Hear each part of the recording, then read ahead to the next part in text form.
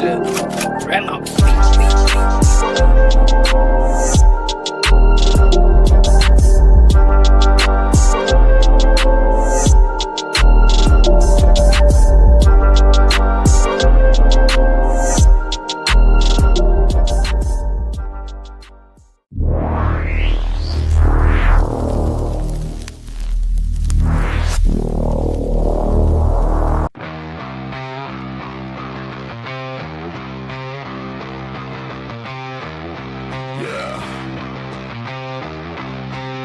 That sounds like a you problem.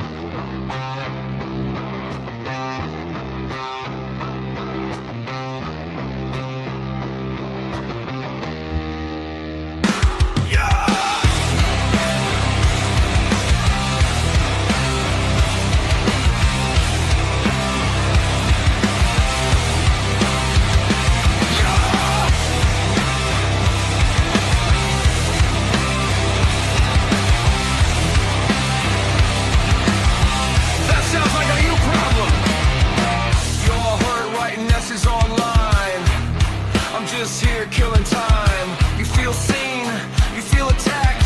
I feel bored, let's get that fact. Every word I say ruins your day. That's not weight I carry, okay?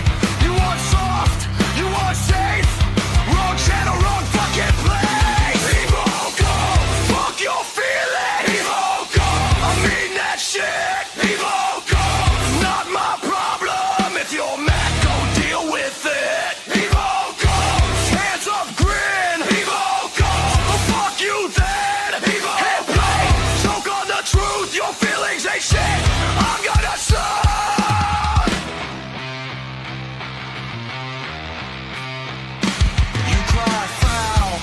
A smile, been living like this for a while.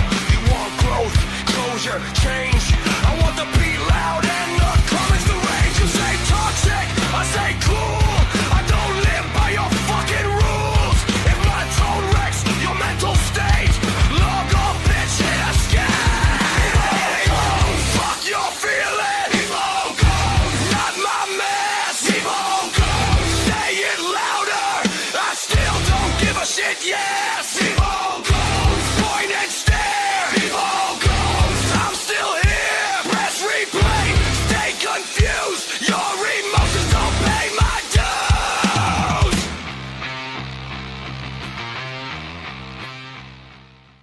Like, subscribe, share.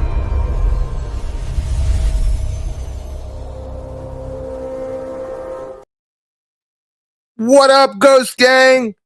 I hope everybody's having a beautiful Sunday. I appreciate each and every one of you for being here.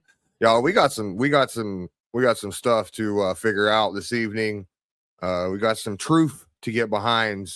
But before we do that, let's get some hellos done, shall we? What up, Flies? Good to see you. JP, as always, a pleasure to have you. A1, hope you're having a beautiful Sunday. R&D, good to see you. Welcome in, R&D. G, as always, I appreciate you for being here, homie. Cinnamon, AVN, as always, I appreciate the both of you so much. Texas Lady, welcome in. Chicky Chick, welcome in, Chicky Chick. It's good to see you. B, as always, I never did remember what I wanted you to make me be, but you never know. I might just randomly pop up like, oh yeah, can you make me this? What up, Lilu? Welcome in, Lilu. I hope you're having a good one. Josie, welcome in. What up, Turn the Page? Good to see you. Sweet Tea, as always. Pleasure to have you, Sweet Tea. What up, Pringles? I seen your question earlier, and you are more than welcome to ask questions in here. That's kind of what the chat is for y'all to do your thing. So y'all do your thing in there. Wheels, thank you for your support last night. Wheels, y'all, can you guys throw Will's link in chat for me, if you could, please? Will's does some really cool. What I'm understanding is Will's is going to do once a month a kind of like a music stream, if you will. And they also do some other stuff too. So go on over there and check out Will's page for me, if you guys could, please. Super cool stream last night. It was a lot of fun. I love the premise behind it. I think a lot more people will get behind it once they know what I'm talking about. But shout out to you, Wills. I appreciate you for doing you and you just being yourself. You know what I'm saying? What up, Lily? Good to see you. Welcome, man. Appreciate you. Anissa, Traders. Appreciate you guys. I hope you guys are having a good Sunday. What up, Miss Snooze You Lose? Welcome in, welcome in. Amazing Grace, good to have you. DJin, as always, appreciate you, brother. Big shout out to DJin. Big shout out to actually Peachy and DJin. Peachy did the intro and DJin did the outro. So that's going to be my new stuff from now on. So shout out to the two of them. I appreciate you two more than you guys know. I really do. Let's see. Well, hey, Nightbot, good to see you. Welcome in. Morris probably running around somewhere. Just haven't seen her. What up, Platform Boots? My top 5 favorite YouTube names of all time. Lily Von Lobotomy. What up, Lily? Welcome in. Pleasure to have you. Hope you're having a good Sunday. General Sows. What up, General Sows? What up, Lady K? Good to have you. Good to have you, Lady K. Welcome in. Welcome in. I appreciate you for being here. Miss January. What up, Miss January? Appreciate you. Appreciate you. Hope you're having a good Sunday as well. Oh, let's see. Let's scroll on up here if I miss somebody. What up, D? I see you up there. Copy that. I see you, girl. I hope you're having a good Sunday as well. I appreciate you. Mr. Nobody, a moment of silence for the Tigers we lost today. Does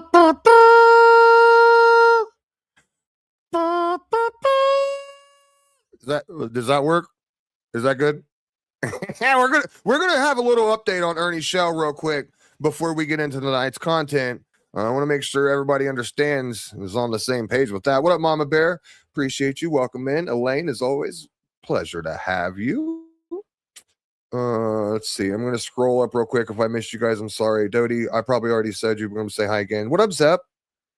Hope you're doing good, Zep. Appreciate you for being here, Zep. Let me see.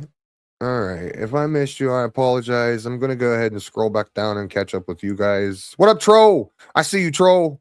What up, Angela? I see you all the way up there. Smiley, I see you up there, girl. Yo, what up, Yankees? Too much, Mom. What up? What up? Welcome in. Welcome in. I hope you're having a beautiful Sunday. Appreciate all you guys for being here and spending time with me this Sunday. So I guess I'll go ahead and give you guys kind of a rundown of how the show is going to go.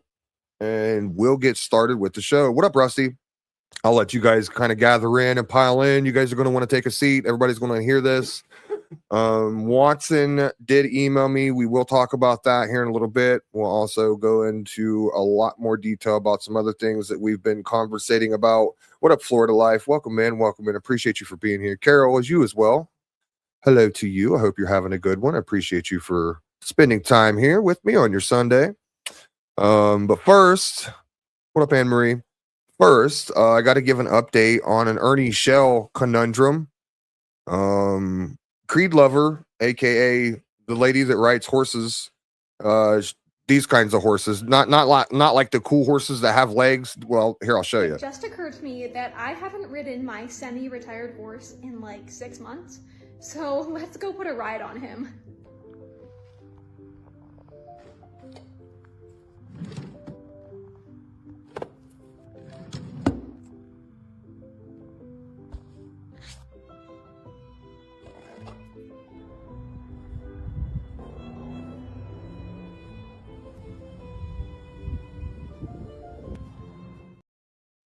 Why, dog? Because you threatened me?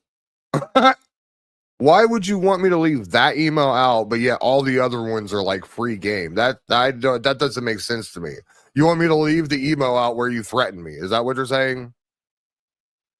Let's leave what out of what?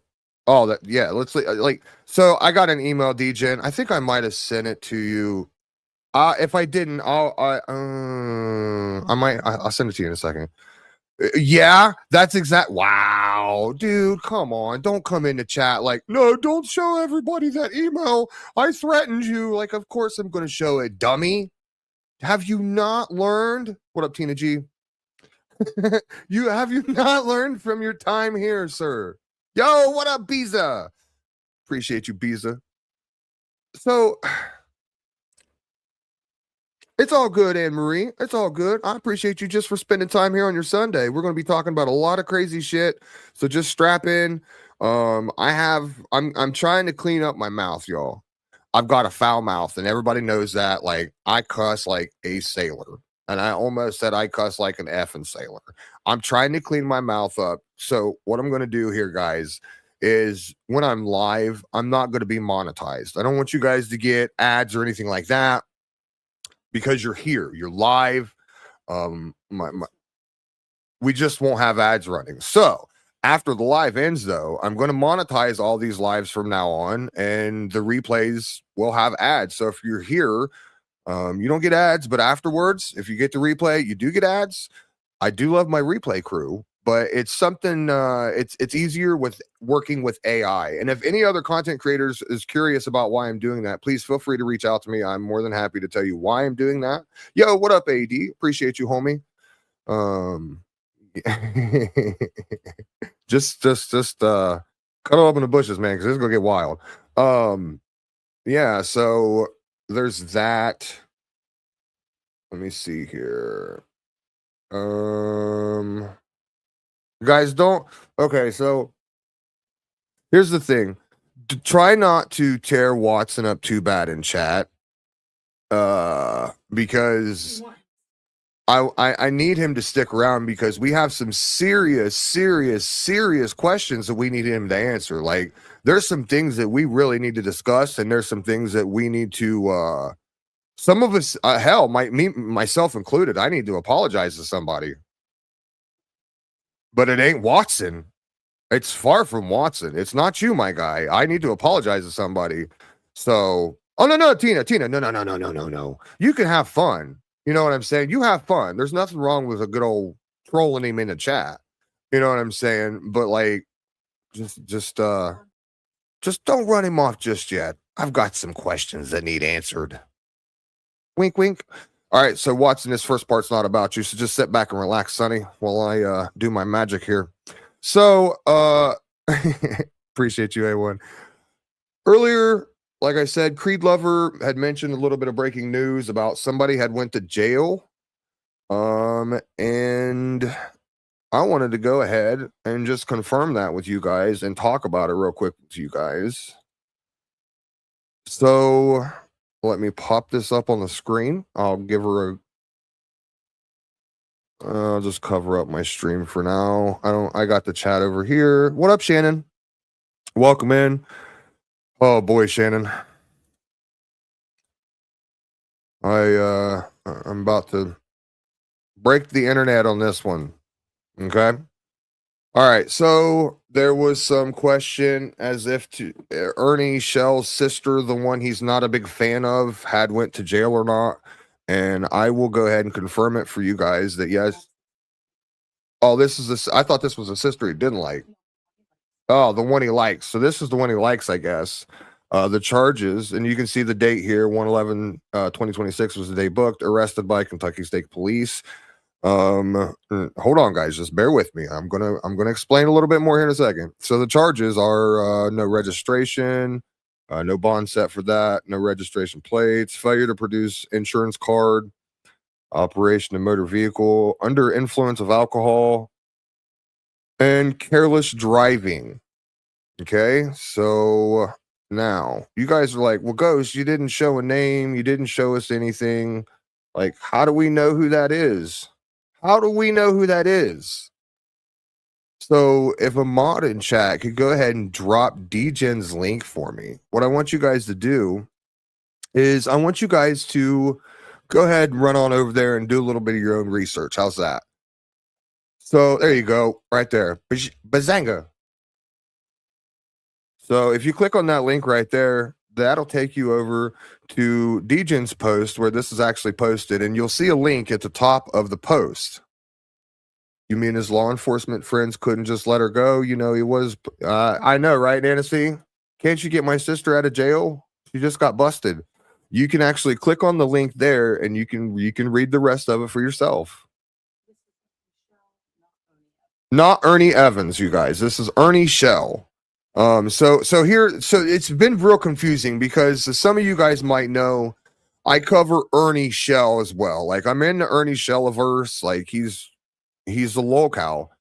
So it got a little confusing because now we're introducing a new well, not even a new person, like, and I don't even want to say introducing. We've been talking about another Ernie, Ernie Evans. So I don't want you guys to get confused. So like Ernie E not HIV. Okay, that's what we're gonna. And everybody that knows Ernie Shell is laughing their ass off right now. As you guys would know, Ernie Shell has HIV. We are not discussing Ernie Evans right now. So let me make that disclaimer right now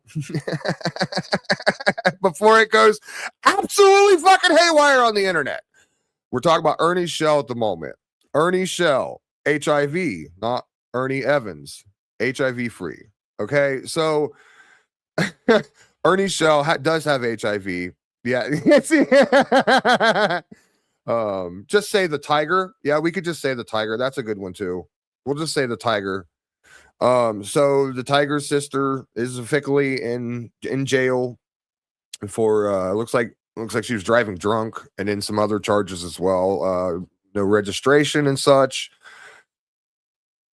So, like I said, if you guys want a little bit more info on that, please feel free to go over, click that link, head on over to DGen's, sub up to DGen's page because DGen, he's got the goodies, y'all. He's got the goodies. So let DGen know I sent you over there.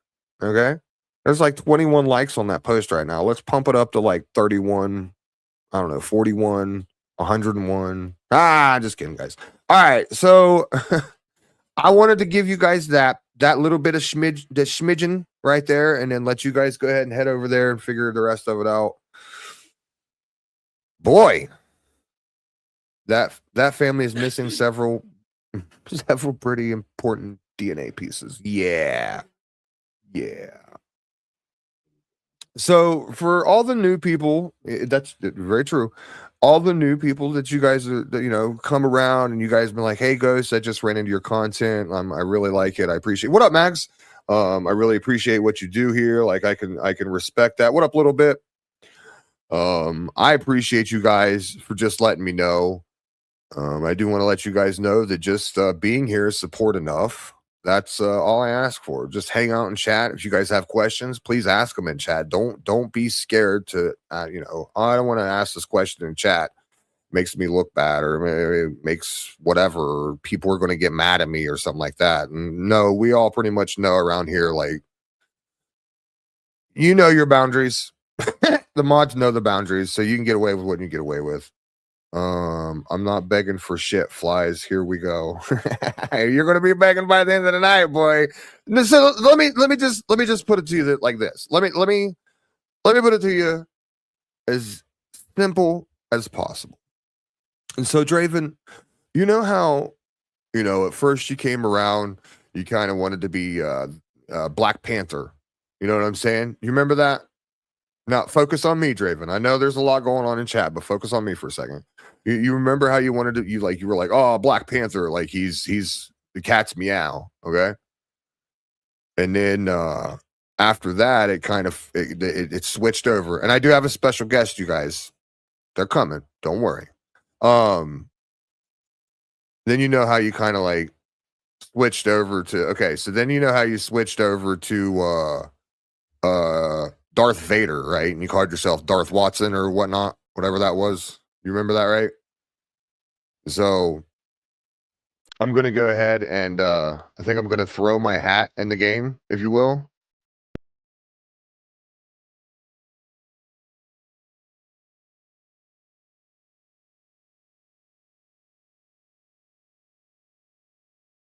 Jeez. Someone's spicy tonight. Why are we so spicy? Why are you so spicy tonight, Watson? Like normally you come in and you're kind of like just joking around and shit, but nah, bro. They don't call me Captain Ghost for nothing. No crying in chat now.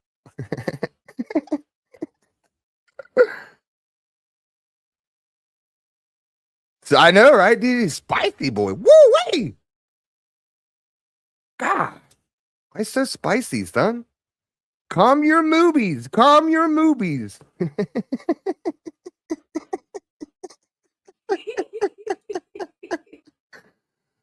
D says for the $2 super chat, phase one, come off as a badass. Complete. I got to give another big shout out to Yankees for Life for that $10 super chat. You're always good at what you do, my friend. Thank you, Yankees. I appreciate that. And I appreciate you, D. Let me see. Let's go ahead and switch on over here to this one right here. There we go. I'm just going to go ahead and be your captain of ghost for this evening. What can I play for you? Well, I can play for you something as soon as they load. Something that's probably along the lines of this.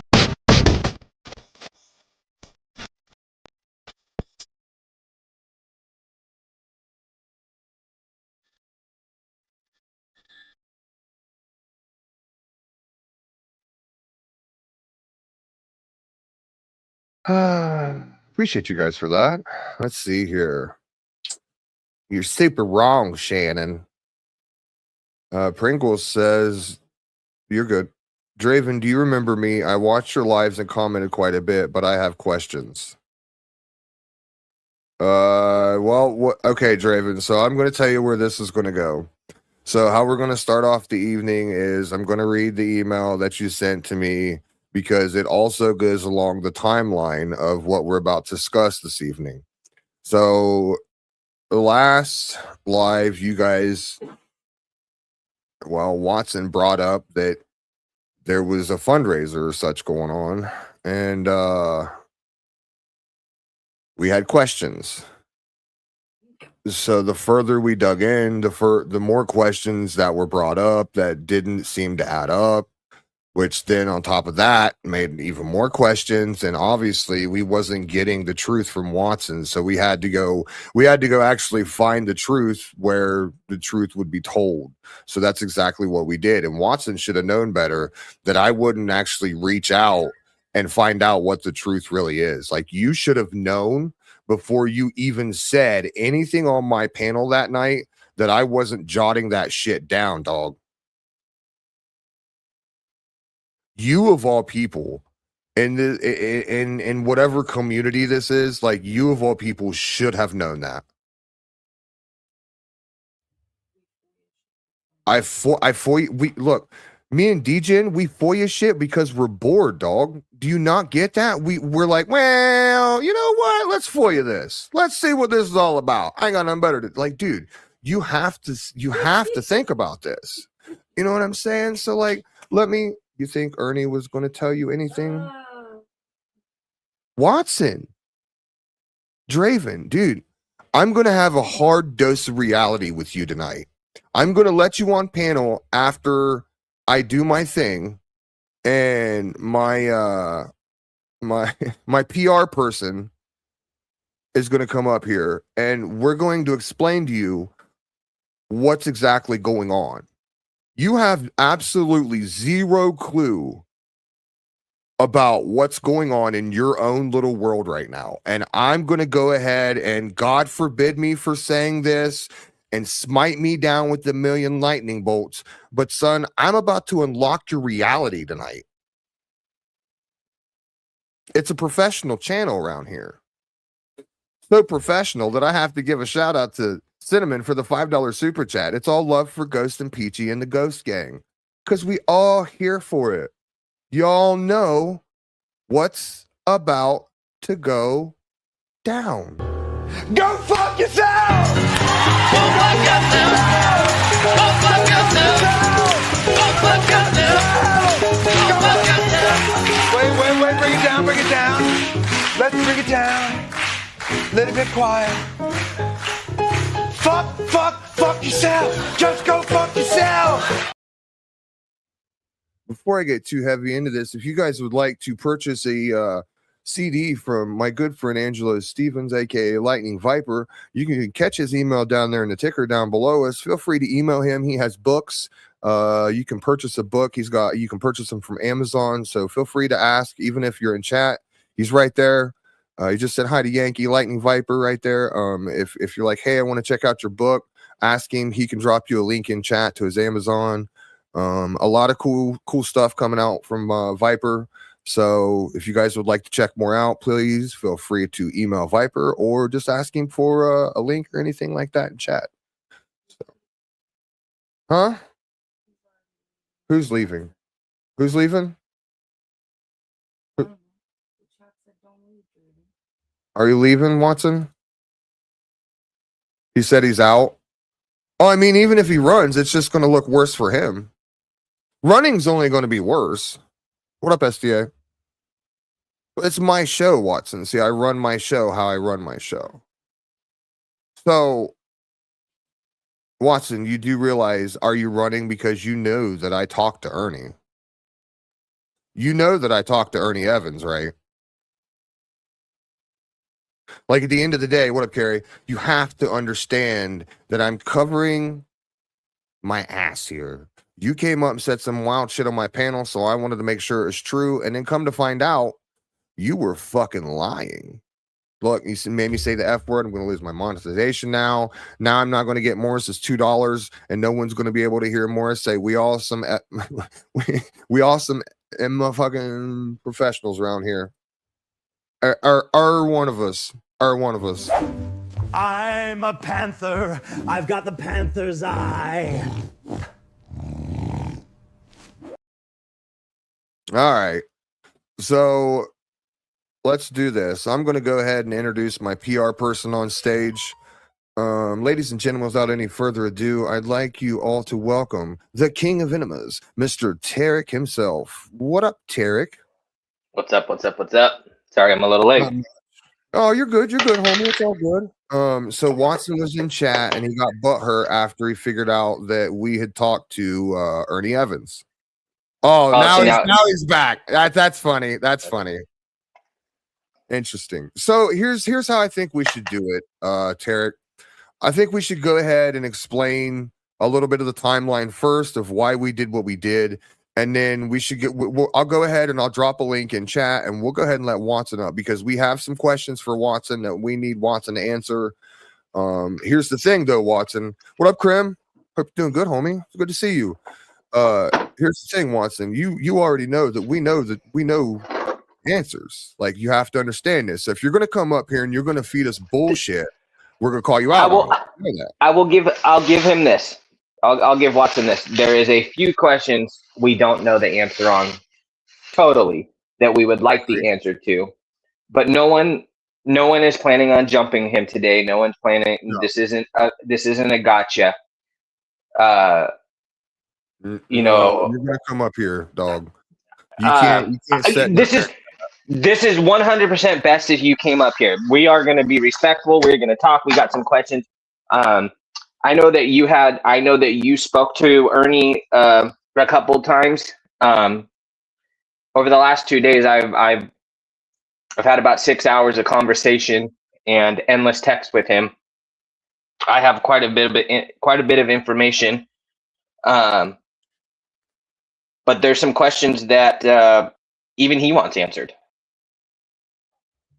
Yeah, like you gotta understand. This isn't anything. This is today. Today is really about clearing Ernie's name. Today is really about clearing Ernie's name, and I'm gonna start off my part by saying you were expressed and explained to me is I came out and said, oh, it sounds like Ernie is a scammer. It sounds like Ernie took money. It sounds like Ernie did this. Ernie did nothing. Ernie, the only thing Ernie is guilty of is helping you. And so I 100% apologize for saying anything negative towards or in a negative fashion towards Ernie, because at the end of the day, he only had Dominic's interest, in his heart. That's all. That's it. He doesn't know you from Adam. You told him a sob story, and he said, I can help you. That's it. And the help he gave you was very little. Mm-hmm.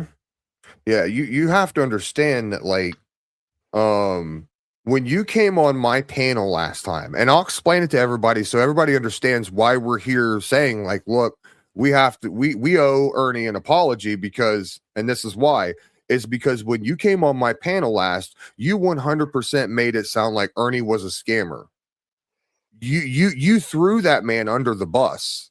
I don't think you realized what you did when you did it, but even to us and people in my chat, we was all looked at like we looked at it that way because you presented it that way.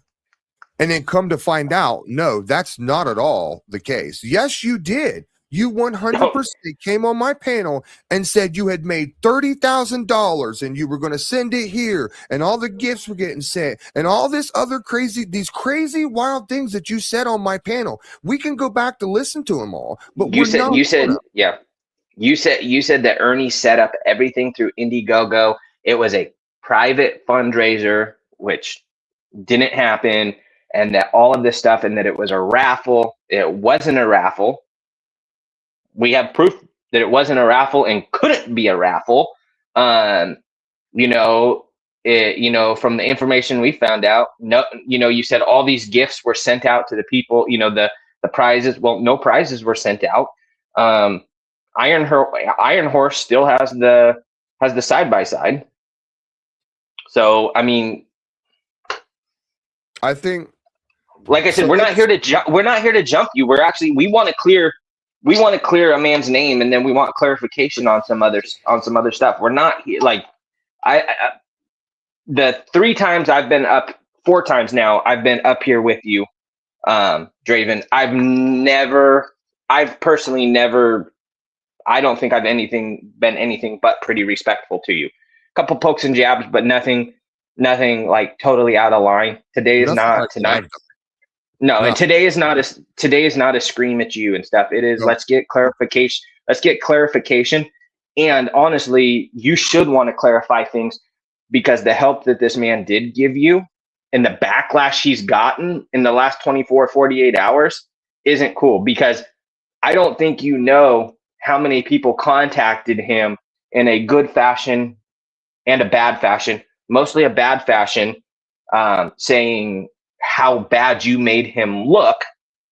And then people also, essentially like, we knew you were a piece of shit.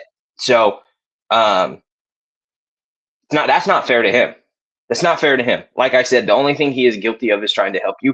So I think we should all 3 of us should take the time, address everything. There's no gotchas. Let's just clarify and clear a man's name. So I can see you're okay.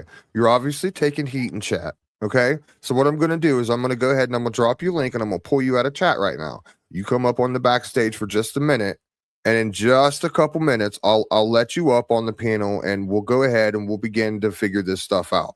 Like Tarek said, I'm going to tone back this evening. I'm going to try and refrain from raising my voice at you. I understand that me and Tarek had a discussion, and I understand it now, and it makes way more sense that way.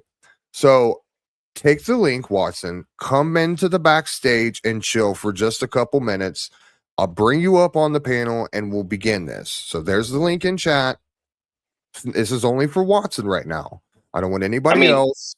Well, Watson, yeah. and if anybody out there is listening and they would like to, you are more than, and you know who I'm talking about. You, sir, are more than welcome to take the link and come up here and ask your own questions. And Watson, I'll be honest, like, I have a reason to be upset with you because, like I've told you from day one, I'm only about the truth. I'm not for the drama and stuff like that. And you made me tell lies on someone, essentially. I don't like that. Not one bit. You made me call someone out as something that they weren't and look a certain way. And they didn't do anything like that. And I even got the whole rundown on the Timmy guitar situation, which the way you described it is nothing like what actually happened. I mean, you did defend him on that, but I understand his point of view on the Timmy guitar situation because, it's a guitar for a one-handed person. His Timmy doesn't have much function, so it's not a standard guitar, and it needs a certain kind of assembly in this, and it comes with lessons so that Timmy can learn to use it. So it's not a $59.99 Fisher Price guitar from Walmart that he's just sending somewhere so that Timmy can, strum a few strings. It's something totally different. So I understand why he didn't just send this guitar to a stranger. Well, I'm sorry to interrupt real quick, but just to put a little bit more validity on what you're saying and seriousness, like you have to think this isn't some type of guitar that you're going to just run down to Guitar Center No, and be like, hey, no. can I pick this up for a couple $100? No, this is a serious like piece of equipment. It's not only a serious piece of equipment. If it's assembled, it's so when it's assembled correctly, it's a stout piece of kit. The problem is unassembled, it's very fragile. The other thing is it's it doesn't even come with IKEA directions, right? You have to know what you're doing. So a layman essentially assembling it will most likely assemble it wrong, and then it's broken, right? Mhm. This isn't a kit. This isn't some piece of equipment that you're just going to run down to Ace Hardware and glue back together. So this is the way people have described this as, oh, I said I have a guitar for this guy, and now I'm withholding it. He's never going to get it. That's not the case. And so, like, again, the only thing that he's done is tried to help people. So, but again, I will just repeat, Watson. No one's here to jump you. No one's here to do anything. We just have some questions. We want to clear Ernie's name 100%. And then we have questions of like what happened and what's going to happen moving forward. So here's the thing. He says, I lied about the whole thing. The Indiegogo didn't launch, and I explained why. But it is going to launch since the corrections were made. Don't you get that? So here's the thing, Watson. You don't get what's going on right now. Like, I need you to stop spurging out in chat because I'm not going to sit like, dude, if I'm going to talk to you, like, you can at least have the common decency to come up here on panel. So that way, like, you can understand exactly what's going on. Like, I'm not going to talk to you from chat this entire time. I'll either A, get upset and just be like, nope, I'm done. Like, if you're just going to sit in chat and be a child about it, then we're going to move on and we're going to go ahead and we're going to show everybody what really is going on here. So, I mean, like, there's your options, dude. Like, I'm not going to do this with you all night. Like, this could be like a part 1, part 2 kind of live, considering like what you decide to do. You know what I'm saying? Yeah, we know the Indiegogo. What Mama Bear is doing. Yeah. Stop concerning yourself with what Mama Bear is saying. Like, Draven, that me and Tarek both know what's going on here and exactly what's going on here. So instead of worrying about what people in chat are saying, if you'd come up here, maybe Watson, I'm not people in chat. You know what I'm saying? Like, I don't even Watson, this is so important to me. I don't even have the live chat on my phone. I'm on my Bluetooth headpiece. I can't even see my phone because I don't want to be interrupted by what other people have to say. That's how important this is to me, that we get the truth out, because Ghost and I both know that the Indiegogo didn't launch. We know it didn't launch for multiple reasons. But the problem is you say that now and you say it from chat, but what does that really mean to everyone else? Because what people heard the other night is that it was successful, that it was private invite only. You sold raffle tickets. People bought these raffle tickets. There were these great prizes. And there was there was around 50,000 collected. Iron Horse directly got a check for 20 grand, 19,999 for the UTV / side by side. And then there was an autism awareness charity that got a check for 30. Lie or not, we know that's not truthful. Let's not even call it a lie. Let's call it non-truthful, right? Let's be respectful. But point being, you put that all on Ernie, right? So you can come here and say, oh, I lied, I did this. But without your voice, what's out there right now and what has been clipped probably 1 million times is Ernie did this, Ernie did that, Ernie did this, Ernie did that. I don't know where the money went. Ernie was in charge of all the Indiegogo. Ernie set up the accounts. Indiegogo sent the money directly to this place or that place. But we know that Indiegogo doesn't handle money. Indiegogo wouldn't disperse funds. Indiegogo would only have one person collect, and it's up to them to disperse and prove how the disbursement was done. Yes, you Like- can do a private Indiegogo, but it's very difficult and it didn't happen. Hold on, I'm looking for something because, like, here's the thing, Watson. Like, you're down there saying things in chat, and like, I'm not gonna show anything I have, and you're gonna. This is gonna piss people off, but I'm gonna say it. I'm not gonna show anything I have until you man up and get up here. Like, this is all. It's honestly like it's a joke at this point. Like, But you did a live trying to correct yourself earlier. Why won't you come up here and speak with us? Right. It does not We- make any sense whatsoever. Why? I do not understand why it's so, like, you're acting like this was the first time that me and you had ran into each other, and you know how the first time ran. So, like, why are we repeating history? Give us now? 20 give us 15 20 minutes, and if we are absolutely shitting on you, walk away. Give us some time to, like, just to get the main points across. But come on, I mean, you came up here what, a couple times in a row now, and you were getting shit on about Gotham and stuff like that, and that's not how today's gonna go. I mean, just give us a chance to talk this out. Like, I think for what Ernie has done for you, I think that he deserves this. Because even with him not having the part in this that you said he did, he still did a lot for you, because he wrote all the verbiage for you for Indiegogo to make sure it was correct. He did all the graphics work, stuff like that. And, you know, like Ernie and I were talking about, we know what our billable hours are. You know, if he billed just for the work of getting you to the point of being able to set up the Indiegogo, that's $1,500 to $2,000 that he did out of his own pocket. And then also the donation of the Bluegrass tickets. Do those tickets cost him $1,000? No, they don't. But that's $1,000 he can't make because those tickets can't be sold on his promotion.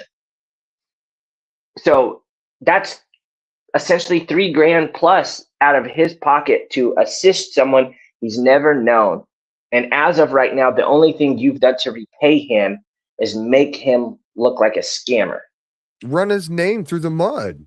You've literally done nothing but run his name through the mud since he's look, this is you have to understand, this man is a stranger to you, Watson, and he wanted to help. That's why it's so upsetting to us why you did what you did, because, dude, Ernie, out of the kindness of his heart, said, you know what, I do not know this man, but his story really touches my heart. I want to do what I can for him. Let's help him out. And instead, you jump up on a panel and you lie about everything that you're trying to do. Not one thing that you came up on this panel was honest. Nothing. How do you think that makes him feel? And then the worst part is you have a conversation with him and you say, ha ha, I got them, didn't I? Like it was a big joke. He didn't think that was funny. He didn't think that was funny. What is so funny about running his name through the mud? He's not a stranger. Y'all really don't know the extent of our relationship. So then come up here and tell us, what's the extent of your relationship? Let's stop doing this from chat.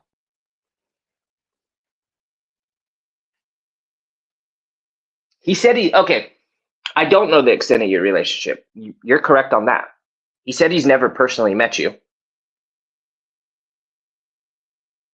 No, he doesn't know your address. He only knows that you live in North Carolina somewhere.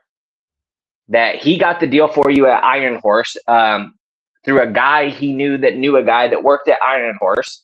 That deal wasn't anything necessarily special that I could call up there and get the same deal because they want to blow out the 2024 to the 2025s. So if any of that's wrong, like, I mean, have you guys gone camping together? You gone hunting together? He sounds like a pretty busy man. The other thing is, he's a small business. I don't think you realize like the detriment that like this could put on him if it got out, like with the people he works with and all of that kind of stuff. If it's getting shown that it looks like he took money for, for a charity and he didn't deliver it, like, do you think these big bands and stuff and these other promoters that are big in the charity world are ever going to want to sign up with him and do stuff? Absolutely not. It looks horrible. It looks horrible on him. It looks horrible on him. And the internet's forever. So, I mean, all we are trying to do today is make some corrections and, and see what's really going on. That's all we're asking you for. And you agreed to come up earlier. I don't know what changed. So here's the thing. I'm going to explain. I can't believe I'm having to do this, but I'm going to explain what his text meant to you. And it's sad that I have to do that, Captain Ghost, and you just can't figure it out yourself. So Draven here says, and he's talking about Ernie Evans. He says, Ernie Evans, his text said, I had everyone bent out of shape. So let me explain to you why he said, why you had everyone bent out of shape. Because you came on a panel in front of people and lied on his name. So therefore, people went to him and said, look, dude, do you see what's going on right now? This man is dragging you through crap. And like an idiot, you thought you did something good. So you went and you thought you were going to kiki it up with Ernie and say, ha ha ha, look what I did. But no, sir, that's not what happened. You drug his name through the mud. We shouldn't have to repeat that to you. When he said you got everyone bent out of shape, it was because you lied on him. He's saying you got everyone bent out of shape, man, because you lied on my name. Like, you have to stop running from this. He watched your last live. Yes, he did. 100%. You're correct. You are. We know he did. Correct on that. I know. I don't know what you're sitting here trying to tell me from chat, dude. Like, any other time you're dying for a link. He was essentially forced to watch it. He has no idea who Ghost is. He was essentially forced to watch it because of all the backlash and people that were calling him, texting him, emailing him, Facebook Messenger about, hey, there's something serious going on. You're being called out as a scammer. You're being called out as you collected all this money or had all this money for this foundation. And, people are asking where it went and, and things like that. And he's like, I have no idea what you're talking about. And he went back, as he said, at first he just kind of skimmed through it and stuff. But he said later when we talked, he said he actually went back and watched most of it that pertained to him, and he was dumbfounded. It wasn't a joke. So when he said you got, when he tells you, yeah, you got them all bent out of shape, he's not talking about Ghost and I. We didn't do it. He's talking about the people that you're saying are harassing you in chat and beyond. It's the people that are contacting me. That's what he's talking about. And he wasn't saying it as like, good for you. You got these assholes. Go get them, Tiger. No, that's not what he's saying. He's saying like, what did you do to me? And I know he's busy because the times I've talked, he's had to take time out of packing the trucks because he's getting ready to go out of town. You probably know that. You know that he's getting ready for a gig out of town, and he's really busy right now. So I think that alone should tell you that it's truthful that I did speak to him. Otherwise, how would I know that he has an upcoming gig and that he'd be spending all weekend packing moving trucks? He's a busy man. Let's just put it that way. He's a busy man. Yeah, and for him to take, I'm not even BSing. For him, yesterday was over 2 hours on the phone, hours, over 2 hours last night on the phone. And then multiple little phone calls, 20, 30 minutes here and there. And then, I have more text with Ernie in the last 24 hours than I do Ghost in the last week. I'll put it that way. I believe it. I believe every bit of it. And it's it's pretty simple as to why, you know what I'm saying? But, you know, Watson doesn't want to come up here so that way we can explain it to him. He just keeps saying, well, when the Indiegogo launches tomorrow, then what's going to be said then? It's going to be said that it's a scam. If you don't come up here and clear this up, everyone's going to call it a scam, dog. Like, I'm sorry. That's at the end of the day. That's the other thing, Watson. Honestly, this is no bullshit. Come up here and clear this all up, because you don't want it. Like, if you're trying to get money for, I don't take the charity out of it.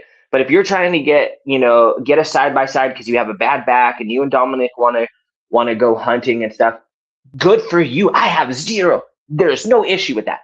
Go get your bread. The issue is you have some stuff. Yeah, you have some stuff that you need to clear up, because I can almost guarantee you when that goes live tomorrow, it won't be live long because it's going to get hit as fraud. Ask Ghost how many GoFundMe's for children, parents, pets, medical bills, death expenses, sending my kid to Nairobi to build houses for a church. How many GoFundMe's and what's the other kind of GoFundMe site? Hey, Gifts and Go. I'm going to interrupt real quick. Here's the thing, Draven, you have to understand he's listening. You don't understand that he's listening. He knows what's going on right now. Like, we're waiting for you. Even Ernie himself is waiting for you. Like, I don't want to play these games with you, dude. And I know what you're doing right now.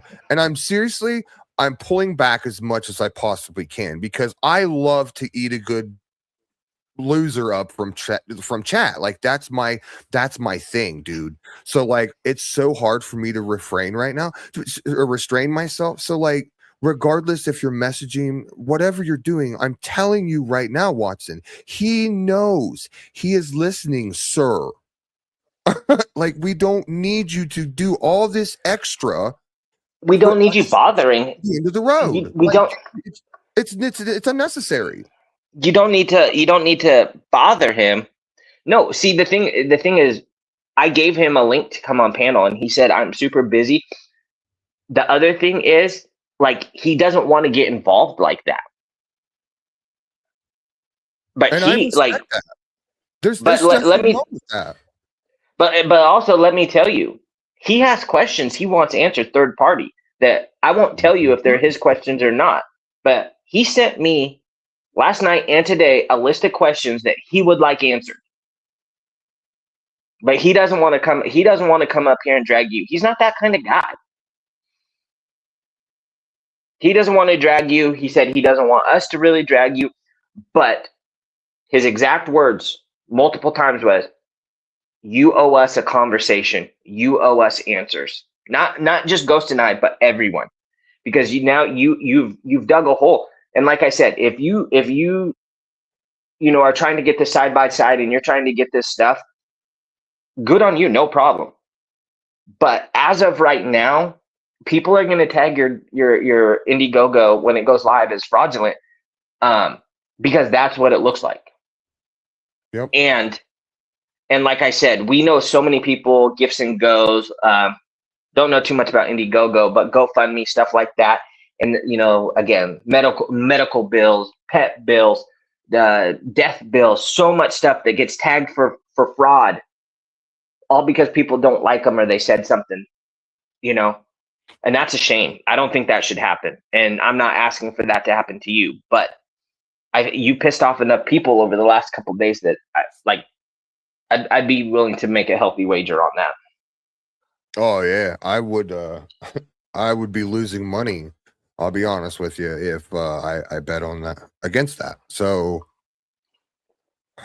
dude, that's not the point here. Well, there's other forums besides Indiegogos. So do what you. Hey, okay, Watson. Like, dude, Maybe Tarek, can you possibly talk some sense into Watson here? Because like I'm trying. I don't get it. I'm trying. I'm should we play the being- good cop, bad cop? Like, should I just unleash the beast on him? Like, I'm confused here. Well- Like, I don't know what to do at this point because, like, this man is standing here and people are literally calling him a scammer. Tons and tons and tons. People from the Whitaker community, people from the drama community, people from communities I don't even know about are calling you a scammer right now, dog. And you're too chicken crapped to come on panel and say, look, that's not how it goes, guys. Like, here's some receipts. Like, I want to show you this. I want to do this, and I want to do this. No, I just. Well, I guess my big question would be a couple hours ago or this morning, I saw a text message, an email, or something that said that yeah, you would participate. You would come up here. I don't know what happened. You don't have to cam up. You don't have to do anything.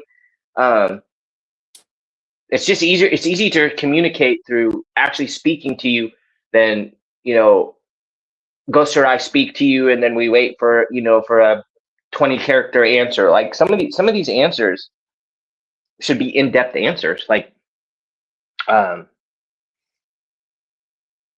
you? I mean, here. Let me ask. Will this help if you come up here so we can do this and stop being idiots right now? If you come do this, I won't read the email that you sent me. How's that? How's that? Because we both know what the email said. How does that? If you come up here so we can figure this crap out and move on with our freaking lives, and I can go back to freaking covering Bob and laughing at Bob getting herpes and stuff like that and black eyes. If we can go on and go ahead and do that right now, Watson, I'd appreciate that. And I won't read the email.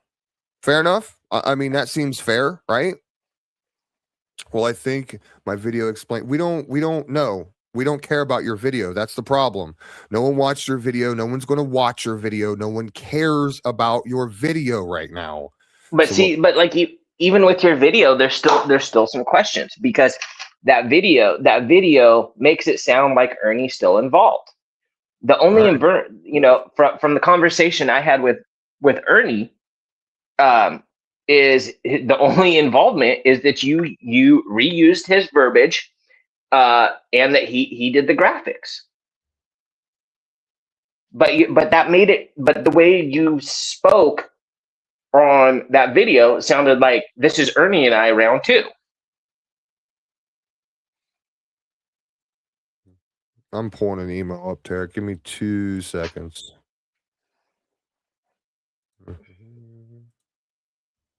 Because the thing of it is with this email is this is real telling right before I start a show, and now he's emailing me while I'm live saying this is a real good way to start a show. Well, if no one cares about the video, then how is look, see, you're answering questions that I asked like 6.5 minutes ago. Like, come on now, man. This is why we're kind of it's getting old, dude, and you're looking more and more like a there you go, like one of them. So since you said go ahead and read it, I will go ahead and read it because this is more damning for you than it is for me. You can see at 3:54 p.m. this evening, Watson emails me and says, yes, I'll take a link. But do you honestly think I owe you or anyone else an explanation? I answer to God and him alone. You're just a small YouTube channel in the drama community. Well, joke's on you. I actually left that community. Other than YouTube, how do you possibly think you matter in life? Reap it. Reap what? Fucking YouTube? You really think I give a rat's ass about some YouTube classification as a locale? That may be part of your drama life, but do I really check? Yes. You have my address, like I'm sure many people do.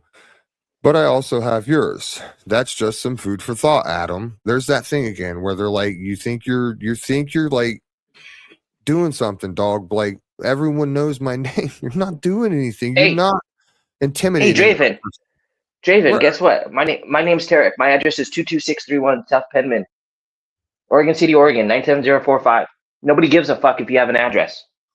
Like, here's the thing, like, you don't get, like, Draven's not even your real name. I know your real name. Like, You sent me medical records, homie. Like, you don't understand how deep you actually fucking went when I said no, I don't want to see shit like that. And you went ahead and did it anyway.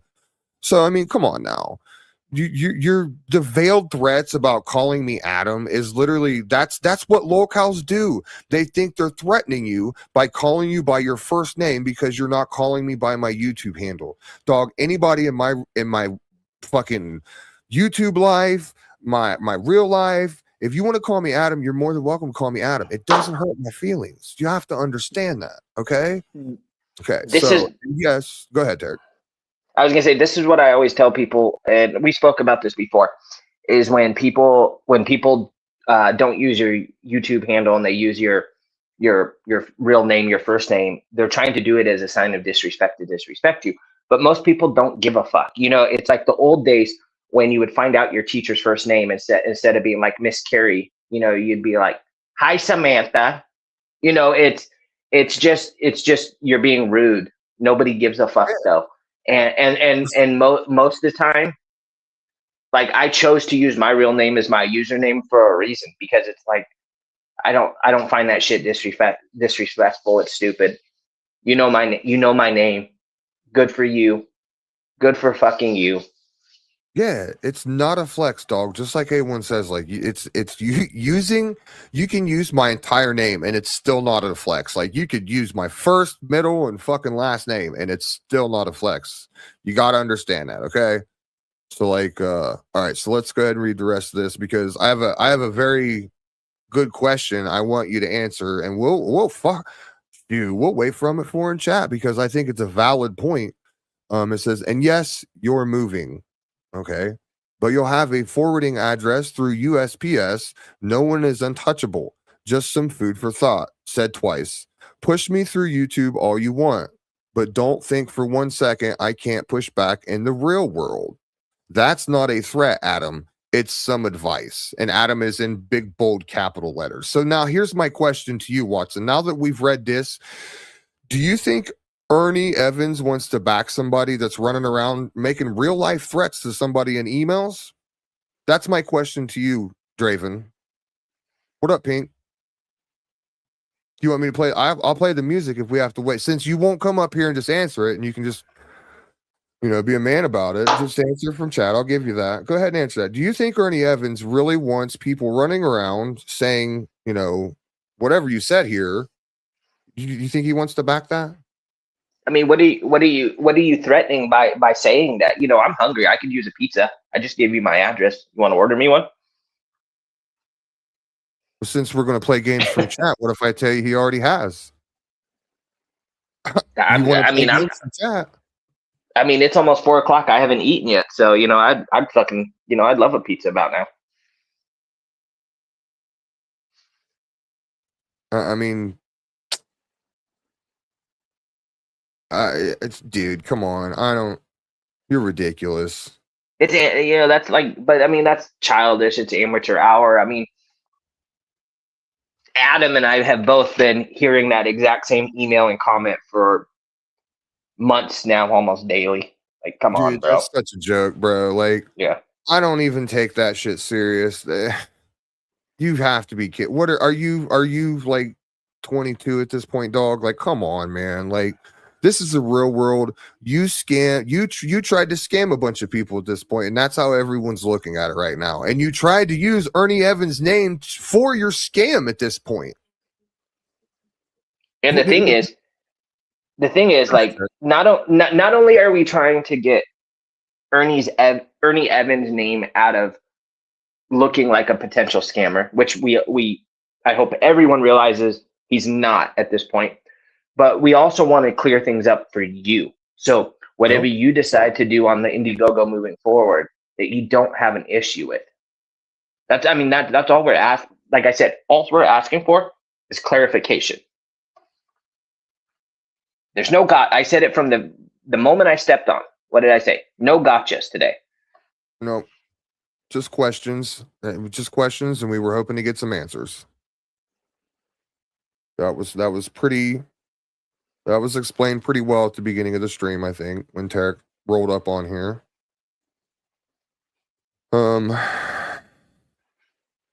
Like I don't even like. There's clips I had to ask you about, Watson. You have to understand. Like I don't want to play those clips and not have you up here, because if I say my piece to those clips, it's going to make you look even worse, because you're not going to be up here to say no. That's not exactly how it meant. That's not what I meant, or that's not how it went. You know what I'm saying? From my viewpoint, I see what's going on here, but maybe I'm wrong. If you're not up here to correct me and say, no, that's not how you should be thinking of this. You should be thinking of this like this. You're never going to correct my way of thinking, right? I'm not going to play them until you come up here. That's the problem. We're all waiting on you at this point. We're all waiting on you to come up here and explain to us why we're here. There. If you want to go that route, that's what we want to know, why we're here. I think pretty much everybody knows why we're here, but we need you to tell us. Trying to be nice here, homie. Like,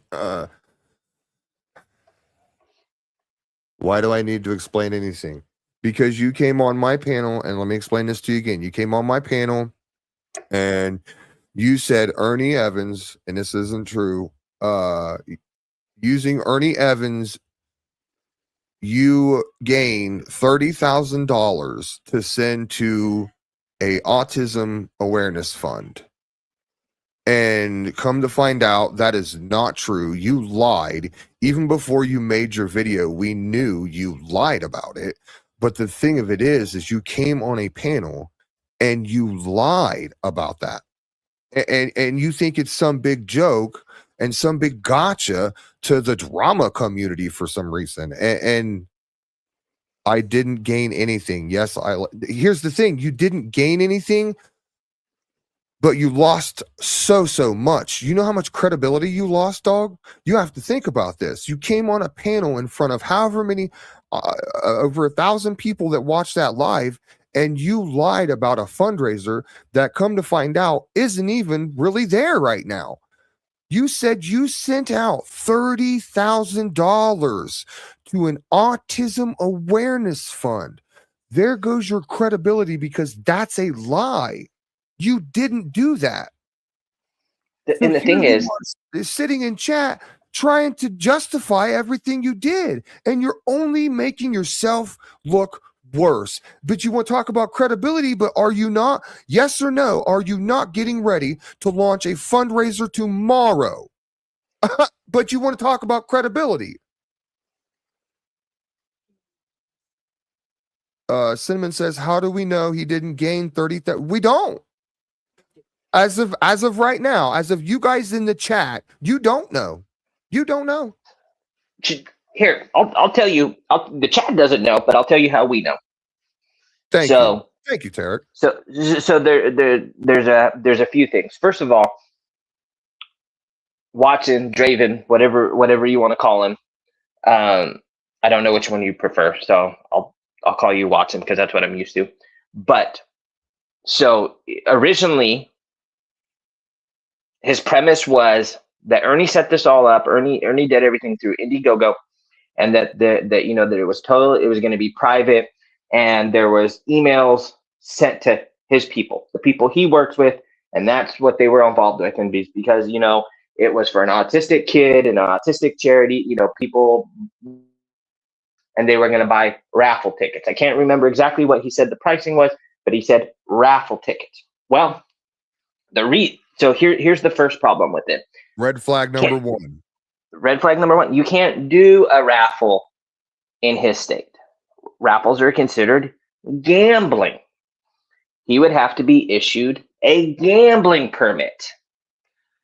Unless you wear a feathered headdress and dance around with moccasins, you're not going to get a gambling permit in North Carolina, any of the Carolinas, as a matter of fact. Shit, most of the U.S., especially for a one-time deal. Mm-hmm. You can't even do raffles and such at like the Lions Club in his state. It's that regulated. You can barely play bingo. like it's a serious thing, dude. Like you Yeah. have to understand, like what you did is serious. It's not a joke. And Like- then red flag number 2, he said it was private, yet the chat said he made a video. This whole thing was supposed to be private, but he said he made a video about it. Well, now you bring it to the public domain. It's no longer private. So you would break the what do you call it? Exclusivity rules. I can't fucking speak today, but basically, basically it's supposed to be exclusive, right? Private Right. only.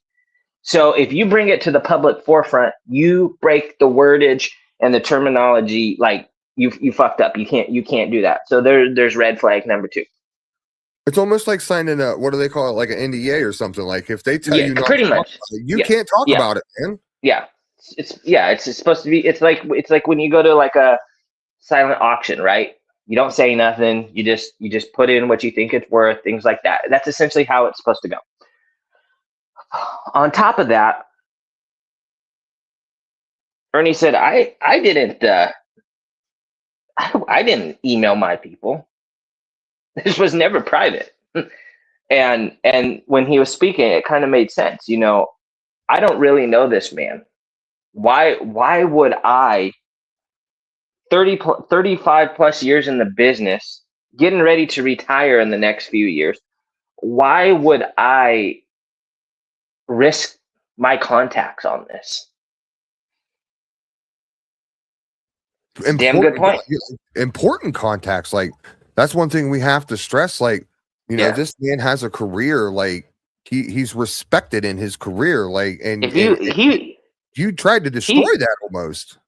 He works with a lot of class acts. That's and see, Watson, that's why this is like, I think, you know, that's why this is like a bigger deal than you think, because you don't like your name destroyed.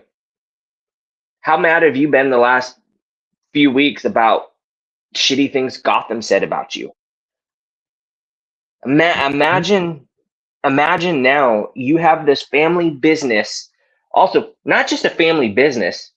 This man also hires adults with special needs,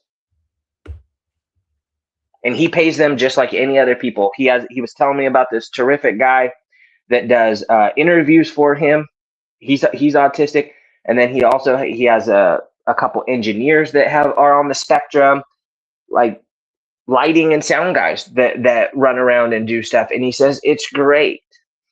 So now the way you portrayed it the other night is like this. Like I said, is you set it up like this guy set up a scam for you, possibly took all this money, and why would, like, now like potentially you could ruin a business that is not only helping the community but also helping, you know, special needs people and stuff like that. I mean, it's so much bigger than you think. I don't think he deserves it. So I think he deserves you Real to come quick, up here and speak to us. I need to give a big shout out to Sweet Tea. Thank you, Sweet Tea, for becoming a member of Oh. the Evil Ghost Gang. I appreciate you, girl. Girl, thank you. And just remember, Man, you are one pathetic loser. see, I wouldn't play stuff like that if you were up here. I'd play something to Ernie or something like that. Sorry. I might disconnect myself. I have to do something very important for us right now. Yeah, you good. I will be back. I will be back if it happens. So You good. I mean, I honestly, like I said, this is why I said it may have to be a part 2, just so, because we know, like, we're not going to stay here all night and wait for fucking Watson. We're not going to wait for you. Like, we're going to give you the chance. I said I'd give you the chance. It's been like, you're looking at almost 20-25 minutes now. We've been waiting on you. Here's the thing, dude. Like, I'll do a part 2 and I'll go ahead and break it all down to everyone else that understands it. And we'll bring Tarek up. Me and Tarek will have a good 2.5 hour, 3.5 hour, however long it takes to actually get through the material we need to get through. And then once we get through that, when you're asking us, okay, I want to do a show now, I'm not going to give you that chance. Like, you're just going to go ahead and it's just going to be out there, and you're going to go on your live and you're going to rebuttal it and you're going to say this and that and you're going to want the back and forth with me. And at this point, you just look like a scammer, and I'm not going to give you the back and forth. I'm going to give you the Ernie shell. That's the HIV tiger treatment. You see what I'm saying? Like, yeah, criminal charges, dog. Like, what are you not understanding about this? He has every right to go after you legally for dude. I'm not going to go into this. Like, if you're not going to come on this panel, I'm not going to go into this. Like, you have to use your head, dude. Like, when I said this wasn't a joke, I meant this wasn't a joke, dude. No. Watson, there are like, this like, it might be a joke and matter to you. This is not like criminally and civilly. There could be repercussions of this. This is no BS. We're not, like I said, no gotchas, nothing like that. We're just trying to talk to you right now, man. Like, we're trying to figure this out. We're trying to get to the bottom of things, clear people's names, and figure out why what was done was done. Like, you know how much slack I get, dude. I get so much crap for even giving you the benefit of the doubt that I'm even giving you right now. And the only reason I'm doing it is because it's as serious as it is.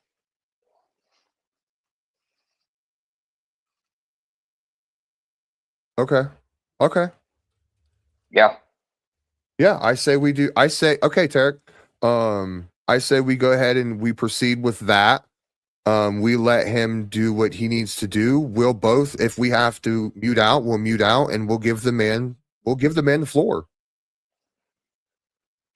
I have no problem giving him my platform to say what he needs to say. You don't even have to cam up if you don't want to. I'm gonna go ahead and let everybody know. Ernie, you can turn your cam off if you want. If you want to, oh, we lost him. He'll be back. So Ernie's going to come on panel. And like I said, what I'm going to go ahead and do is I'm going to give the man, what up, Earth? Appreciate you for stopping by. Keep doing you, girl. I'm going to give him the floor. He's got stuff he wants to say, wants to ask. I don't know, Watson. I feel like you had your time. Like, you had your chance at this point, and I don't know, man. You had your chance. That's how I feel. Like, you had your chance to come up here, and you would. You know what I'm saying? So, ladies and gentlemen, I'd like to introduce to the stage Mr. Ernie. Ernie, like I told you, I didn't know if you heard me last time. You can turn your camera off. You can leave it on. That's completely up to you, sir. I'm going to go ahead and bring you up on stage. Hold on one second. There we go. Let me get back over here. All right. What up, Ernie? Sorry. Hey, How you doing? man, how's it going? How you Just, doing, Ernie? Nice to talk to you again. Can you guys see me? Yeah, you're great. We can hear you great. You sound good. I'm going to turn you up just a smidge so Okay. that way we can hear you all pretty good. And then what I'm going to do, Ernie, is I appreciate you for coming up here. Taking No problem. time. I know you got a lot of busy stuff going on, so I do appreciate you taking time out of your day to come up here and try and explain some stuff for us. But I want to go ahead and give you the floor. I won't interrupt. You say what you need to say, sir. I know you Okay. have questions, and I know you have a lot of things to say. So without any further ado, sir, I'd like to give the floor to you. Well, hey, man, thanks for having me on. I think this whole thing for the last couple of days is the old saying: every time you do something, you learn something, and I've learned quite a bit. When I was listening to the original podcast, I was hearing you guys interviewing Draven, and the questions you were asking were so close to, um, just so close to getting the answers that you wanted. And I know he was joking around, and I told him, but I wanted him to tell you guys what that he was kidding around, that kind of thing. And so I didn't want to I don't know. I didn't want to put the cart before the horse, although, I did give him my word that I would help him. But I do want to clear one thing up is, I heard the story about Dominic and talked to Draven about um, his situation and what this fundraiser was all about. And it hit my heart in a couple different ways. Number one, I have a very big soft spot in my heart for children with special needs. I have a daughter with special needs, and we mentor, when I say we, my company mentors two autistic young gentlemen that we're trying to help prepare for independent life. Their parents, well, they're both single parents, as a matter of fact.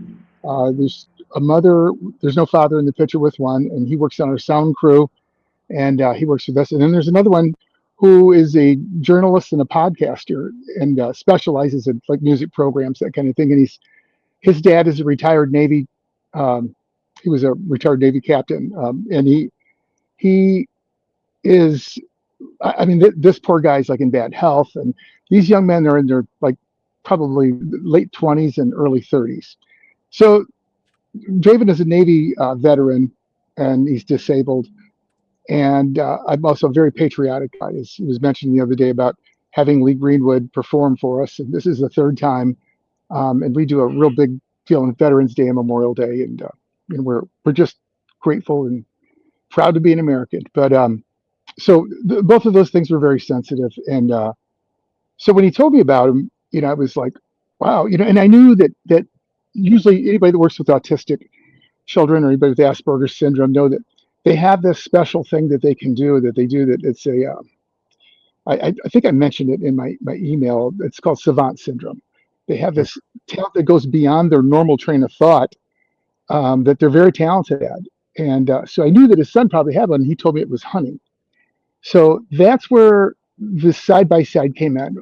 Draven's, he's hunting in rough terrain, and I'm picturing, God, what's he gonna do if he bags a deer? How's he gonna get that back to the truck? And he said a side-by-side would be the thing. And so that's where that whole thing started.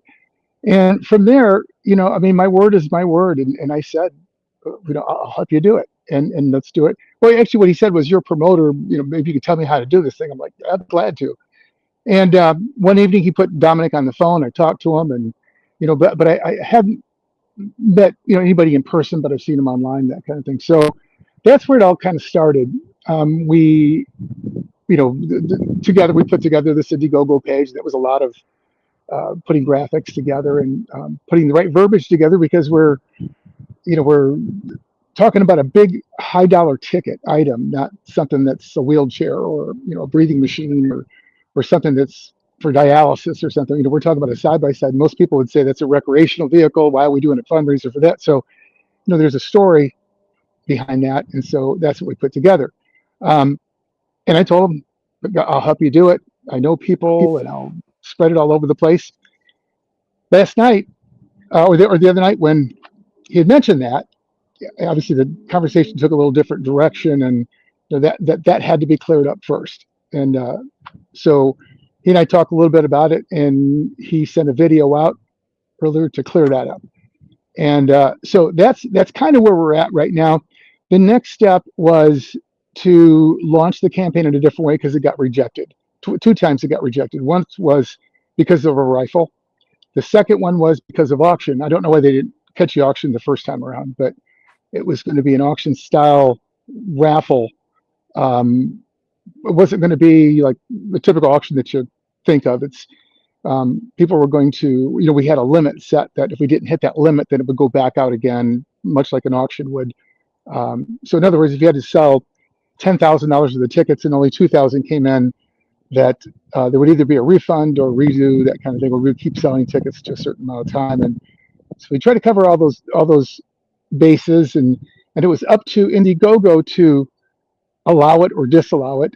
And through the approval process, 2 times they rejected it. So this time it just got stripped down to nothing. It was just a basic, just a few things, like you could give $25 or $50 as many times as you want. I have been talking to him about maybe putting a rewards program together to maybe offer a newsletter for anybody that does the $2,500 one, and maybe take people hunting, or start, change his YouTube channel to a hunting channel, because that's their passion together. And so we had talked about that. But this other one was it's scheduled to launch tomorrow because you have to put a date in there, when you want it to launch. So that's been, like maybe a week in development, but it's really done. It's just there's really nothing there now. It's just kind of like, hey, we're going to buy a side, or he's going to buy one, and that's where it's at right now. So through the discussion, though, in the last couple of days, there's been some concern about what the general public perceives here. And when you look at what's happened with the Whitakers, I mean, there are some very serious concerns here. That the last thing I want to see him do is get this side by side, and then the feds knock on his door. And I don't want to see that happen to him. I certainly don't want to see there's a minor child involved to see anything happen to him either. And I know how people come after me. I've been on the receiving end of this thing before, like Raven feels he is right now. I've been on that end, and it's not fun.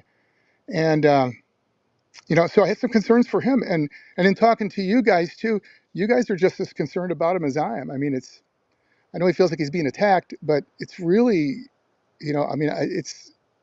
there's just concerns that he gets a second chance. Eric Carroll and Patrick Rourke aren't getting a second chance right now. And I don't want to wind up there, and he doesn't want to wind up there. And I don't want us to all walk off the edge of a cliff together when we're trying to do something good. That's where it's at. So I mean, you've heard it from the man's mouth there. Yeah. No money has ever been made, even though that's what was said on the panel the other night. Thank you for confirming that. Like there was never any no money for autism awareness, sadly. No.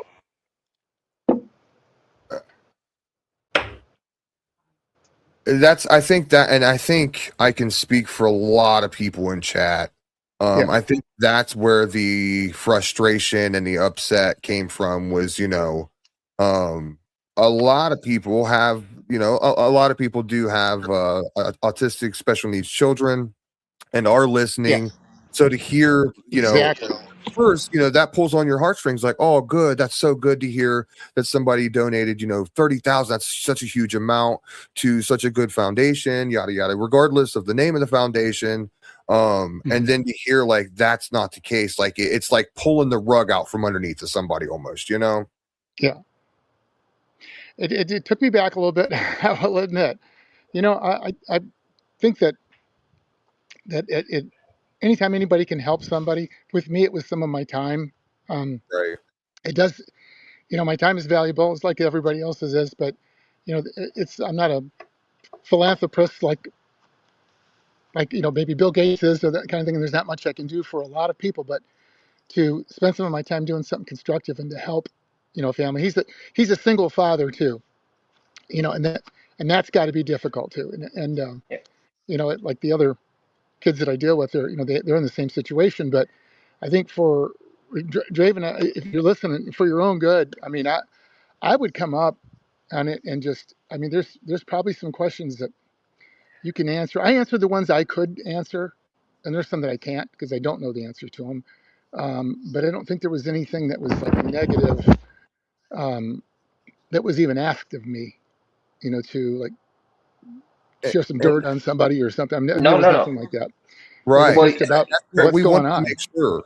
Yes, we wanted to make sure like that was our thought process when coming into this. 100%. Yeah, I mean, I've learned some things. I mean, it's forced me to go back to the drawing board and research some things that, just to cover my bases and that kind of thing, but not just cover mine, it'd be covering Draven's too. And also, protecting Dominic. He's a 13-year-old young man, and this would be a wonderful thing for them to have. I mean, this is a beautiful piece of machinery now. I mean, this is like, I wish I had a picture to send you of this thing. It's a Cadillac, man. I mean, this thing's beautiful. Like we discussed, last night, that like Ghost and our intention is not to get Draven in any trouble, anything taken from him. Nothing like that. We want the truth to come out. We want to correct the story. Obviously we both apologize for thinking that you were scamming and taking money in the name of something that you didn't. Oh, it was about, like, I mean, it could look like that, I mean, you don't even have to be guilty, man. In the court of public opinion, I had people. Exactly. I had 10,000 people cussing me out and calling me a scammer when I went on that live stream on Patrick's channel because I was trying to be a buffer between him and the 10,000 people that were arguing with him. I'm like, well, man, they don't know me. They're, let me handle it. And man, they come after me. I'm like, whoa, okay. And Absolutely. I mean, I've been on the And receiving end. so like I told you from Jump Street, like to our plan today was not supposed to be an attack on Draven. It was let's Yeah, correct the story, but also like we also talked about there's people out there that want to do egregious, disgusting things to people just because. And yeah, if he needs this, side by side as a tool for him and Dominic, we have no yeah, side by side. Take it out of the picture. That wasn't any of our concern because even like I told you last night, even if he got the money for the side by side and yeah, he found out his truck was broken down, he needed new tires, something like that. That's fine. That money was allotted for you, but you mm, made this bold claim that all this money was made for a charity, but then you pass the buck and blame onto someone else that they handled everything, they did everything, and that's yeah, where that was our biggest issue.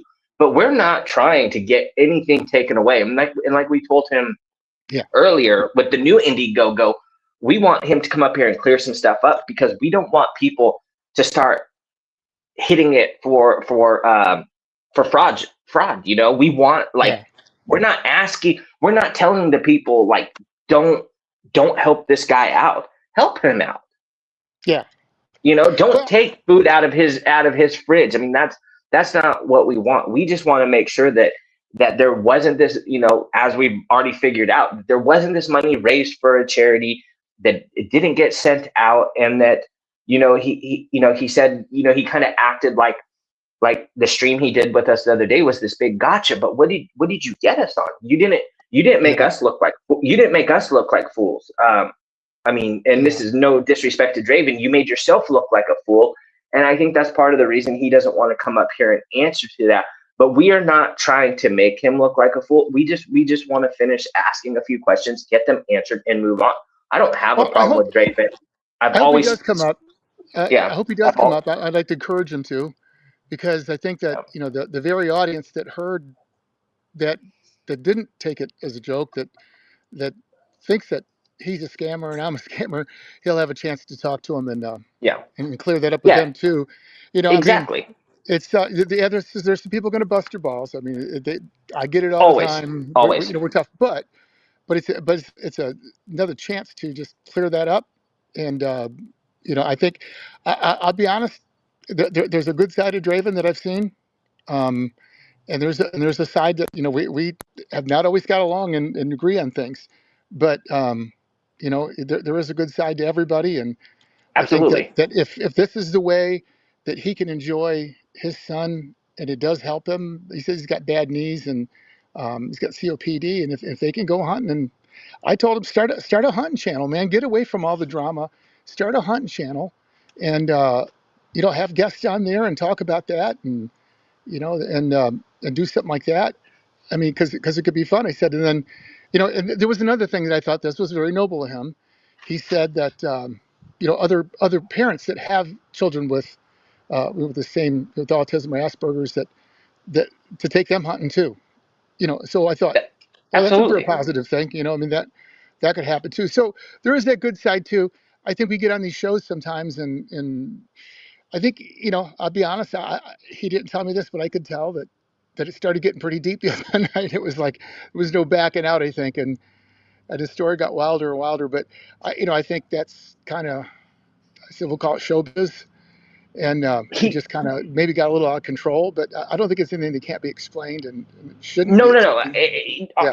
From my point of view, like I told you too, it's just unfortunate Hmm. that in the whole thing, like your name is the one that got tarnished, right? Like because um Yeah. that's not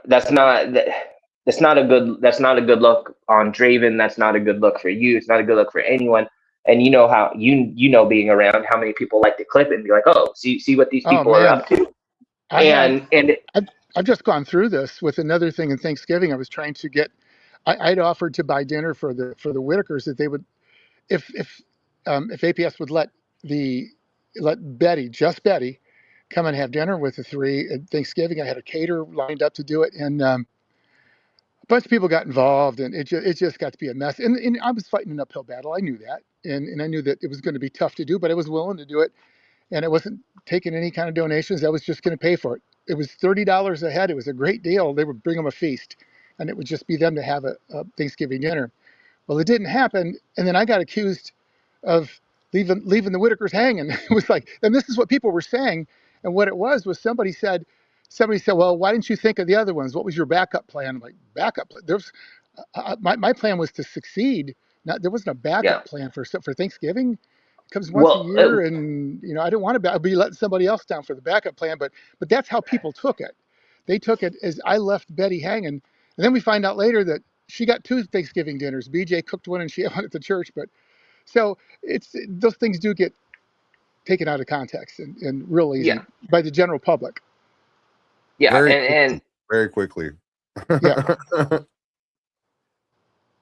Yeah. Do you guys have any other questions or anything? I mean, if anybody does, I'll be glad to. I mean, I'll try to no, answer them. I think that. No. I think you answered everything. I mean, we just Yeah. appreciate you coming up and speaking from your point of view and stuff, and that we know your time is valuable and stuff, and I know that we've spoken. You're busy. You're getting ready to get back on the road and got a lot of stuff Yeah. going on. But I don't know if you but can see this trailer here loaded with speakers. yeah, I was gonna say I didn't know if you were in a cargo. I didn't know if you were in a cargo trailer or a box truck, but it looked like you were No, loading that's just one of them. up. Here's another one that just got loaded. Look at that Oh sucker. boy. Yeah. Yeah. So And I'm a I mom mean, and pop shop. Yeah, we got it. It's a big show that we're doing, and it takes me quite a while. But So I just appreciate you taking the time over the last couple of days and clearing stuff up with me and stuff, and like I said, I've apologized to you multiple times already for thinking that you were a scammer. I apologize in the beginning, and I'll apologize now with you on camera saying the same thing, that I definitely apologize for saying that you I've were a been called scammer worse. or involved with it. I know, but I mean it's I've been just like called worse. I want But to clear I do clear the appreciate you air. I saying want to clear the I air, do. and Yeah. I just like I said, as far as Draven, I have no issues with him and stuff, and I shouldn't have any issues with him. And as far as him and Dominic, I want them to have the best relationship possible, and Yeah. whatever tools that him and his son need to grow, like we're not trying to strip that from him. Actually, if more than anything, like I'm a person that would actually donate to that Indiegogo and Mhm. try and help him get him what he needs. You can ask Ghost how many people in the short time I've been in this little community, how many people I've helped out. I mean, it's in my nature. Yeah. And so so I get all that, and like I told you, I've done a lot of work with younger children with special needs and stuff, and I understand that place they hold on you. Yeah. Oh God, yeah. So I want to make sure that they're taken care of, because there's not, especially when you're a single parent, there's not a lot of help out there, and let's get it. Yeah. Let's get it for them, but at the same time, let's be honest and truthful. And let's just correct some of the errors and move on. The year just started. Let's not hang on to this stuff. That's kind of the way I'm looking at it from right now.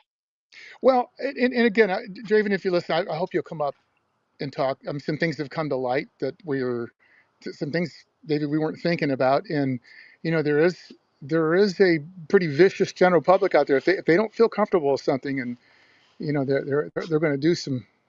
They're going to make some phone calls. Let's think about the Whitakers just for a minute. And as I mentioned before, that the Whitakers didn't press charges against Patrick and Eric. I mean, it was the general public. There was a concern. Some were donors. Most of them weren't donors, because if every donor, or if everybody that called gave $10, they'd have had that $1 million log cabin already. I mean, somebody would have been living in them. And Yeah. but that's what caused it, was so many phone calls, and I don't want to see that happen to me No. or anybody. I mean, I just No. don't want to see that happen. No. There's a way to do it, and just come forward and let's just talk about it, man. Yeah, I mean, these people harass these agencies to no end, to where their hand is forced, and they have to go make a site visit, they have to make a home visit, and then Well, the usually when investigator told that, me. Yeah, the investigator told me that same thing. The one's investigating the Whitaker case. He said, my hardest job is going through all these messages and phone calls to find out which ones are yeah, legitimate, and I've got to track all this stuff down. And he was, I mean, he yeah, but that's what And brought it's that on too, and we don't want that to happen. This is no, no, no, this and should it be a good thing, and go, serve a good purpose, and you just got to absolutely, make sure that's what it all is. and it's truly unfortunate that that's the way the internet works, because Yeah, there are not just children, there's adults too. There's people yeah, there's people of all ages, young and old, that need assistance. And then when these agencies, who are already greatly understaffed, dealing with so much on their own, hmm then they get inundated with phone calls because someone saw something on the internet, or someone doesn't like the way someone acted.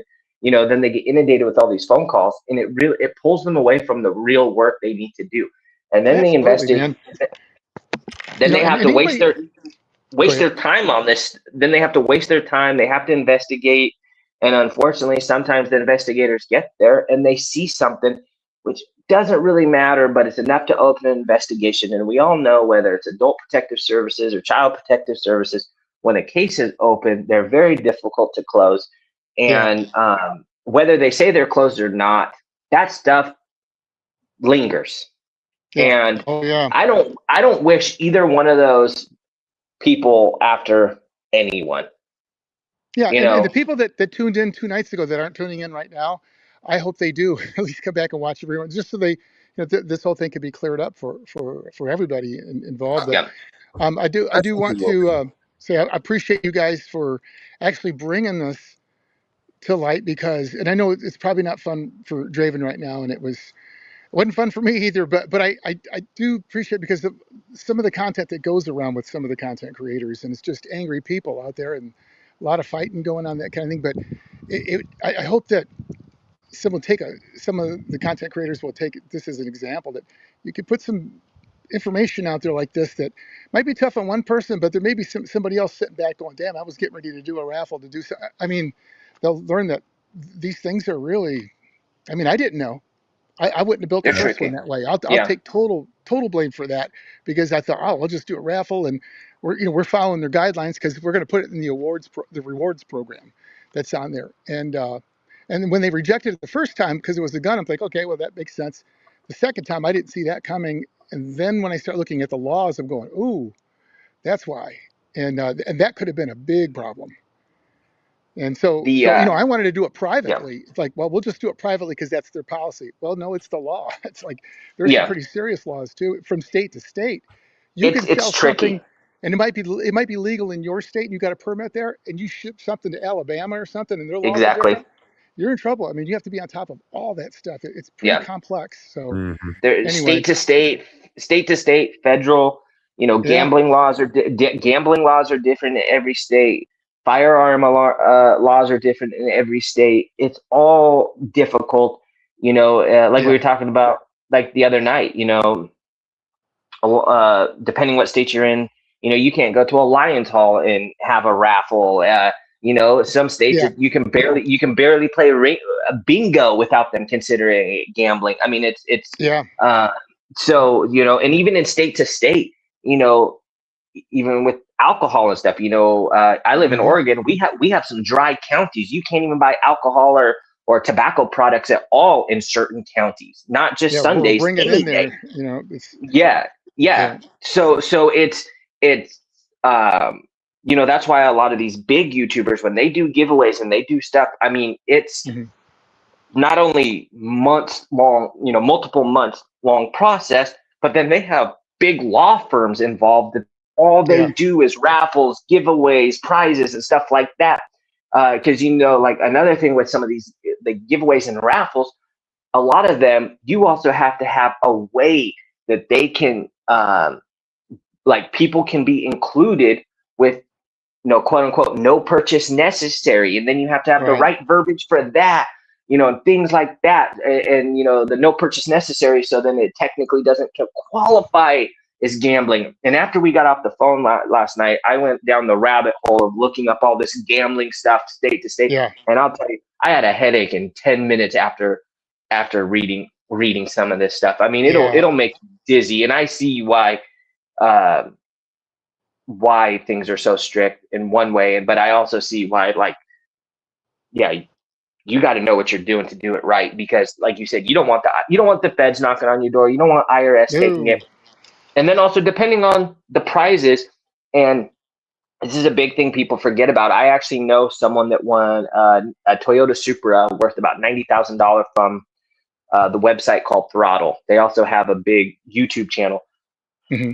but they only won the vehicle, and the guy who won it, he only makes about 38,000 a year. Just got out of college. You think he had the money to pay the taxes on that? That's Oh income. God. Yeah, You that's know, you and fill out another the thing people don't realize is if you give that to somebody, you have to pay the taxes on it. yeah, If you yeah, give Right. it to them, I mean that's a lot of people don't realize that, and yeah. it's there's so So much to research, and that's probably the biggest takeaway from this whole thing is like, yeah, man, you got to really really do the homework, and you might need a CPA and an attorney before it's all over. yeah. But So anyway, so he ended up selling that vehicle because, when he got the state tax bill, and then obviously the feds want a piece too because it's considered income. He's like, I don't have that kind yeah, of money, and so he drove it for a couple months and sold it. But he sold it, and then yeah, he's still liable for those taxes, and right, then the next person had to pay whatever the sales tax on it was. But yeah, I mean it's so I know like back in the day on like Price is Right and stuff when people would own vehicles, you either had a lot of people didn't take the vehicle when they won it because of how expensive it was to pay the California taxes on it. yeah, yeah. So, Well, So, man, anyways, we you guys have a appreciate your good night. time, and Yeah, I'll be yeah, tuning back in again and checking you sounds guys good. out. And so Yeah, and before you yeah, before we let you go, Ernie, I just yeah, wanted to say I do appreciate you for taking time out of your day to come yeah. up here. I needed a break. But I get it. I get it. From my viewpoint, and just be careful because Oh yeah, yeah, it's definitely. crazy out here. You know what I'm saying? Like, Hmm. and I know you've already ran into some of that, but like, so everything's not what we always see on here. And me and Tarek, Yeah, of all people, can tell you, like, you might see this in this hand, but this is what's really going on in this hand. So, like, Draven's catching a lot of slack in chat right now. I will say that, but I think hmm, it's to the point to where people are, like I said, people are upset that he lied about giving to a fundraiser such as autism awareness and such as that, yeah, and just some of the other things that he said. So like he has to understand he's going to catch the slack for the things that he's lied about and he said that has nothing to do with you. So that's Yeah, what yeah, I want everyone to understand. Like what Watson said the other night has absolutely nothing to do with Ernie Evans down below us. Like everyone no, has to understand that regardless of your feeling, how you feel about Ernie, you have to yeah, understand what happened was Watson's doing, not Ernie's. and So we and I'll lost him. say, I appreciate you, oh Ernie. no, he's still there. Oh, he did. Okay. Oh, I'm watching YouTube, so I forget the lag. But Yeah. I'll add this because he's probably still listening. But no, I forgot what the hell I was gonna say. Oh, he premised this as a joke. He came back and said this was a joke. Um, this isn't a joke. I mean, I didn't. I guess I missed the cue to laugh.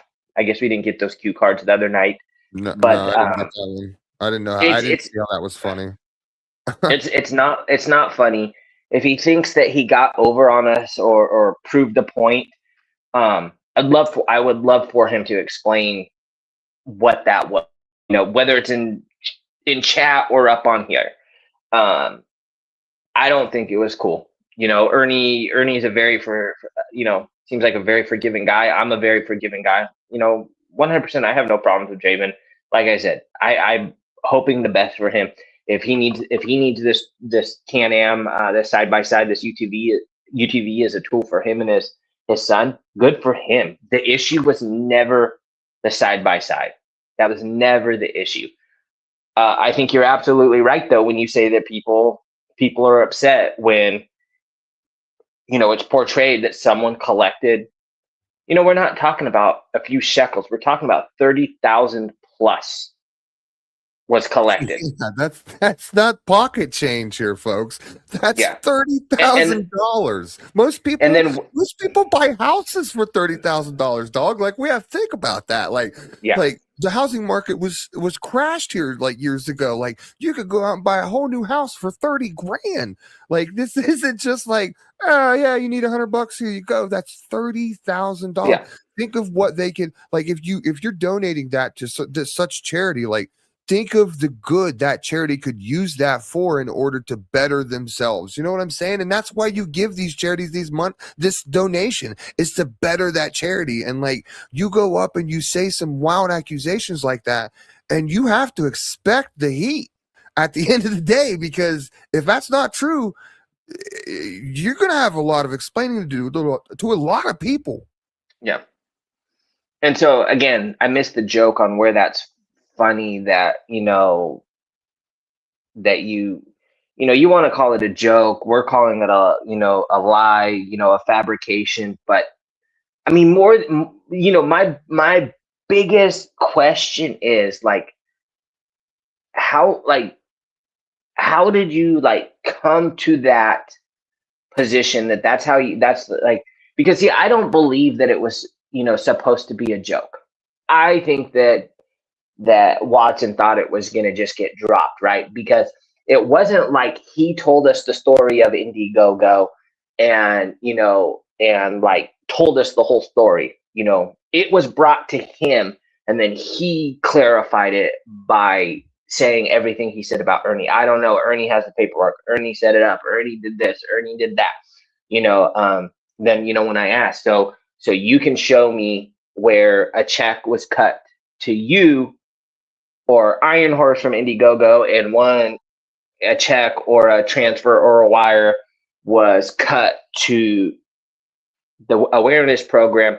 And he said, yes, yep. I don't have that info, but I can get it from Ernie.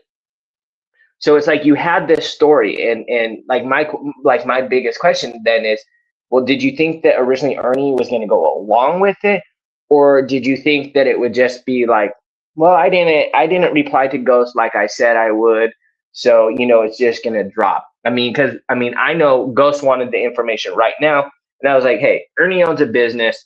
It's Friday. It's late in Florida. So let's, the weekend doesn't really count. A businessman, let's give him 3 business days. And 3 business days, Wednesday evening after hours, he should be able to have the information to us. And Watson replied, oh, I can get it as soon as he answers his phone. And then I get a phone call. Actually, truly is what happened is Ghost got an email randomly from Ernie saying, hey, everyone's blowing me the hell up. Please get, I got some things I'd like to discuss. Please get a hold of me. Ghost has a family to take care of. So wait, what did he say? I said, hey, let me handle this. Sorry, I don't care about the fundraiser. There's not going to be one now. So, dude, like, that's not, but see that, remember the other night, Watson, when I said, like, you love to play the forever victim? That's just exactly this falls right into it. What did I say not 5 minutes ago when Ernie was up here? Right? That if this is a tool you and Dominic need, I would gladly donate to it. But you are making it so. I like you. I think you're funny. I have 0 issues with you, but man, it's like a child throwing a temper tantrum. Like it gets so frustrating. And see, here's where me and Tarek are really good at good cop, bad cop, and this is probably why me and Tarek get along so well, because Tarek knows I disagree with that. As at the end of the day, I think you're a scumbag. I think you tried to fucking scam not only Ernie Evans, but an entire fucking community.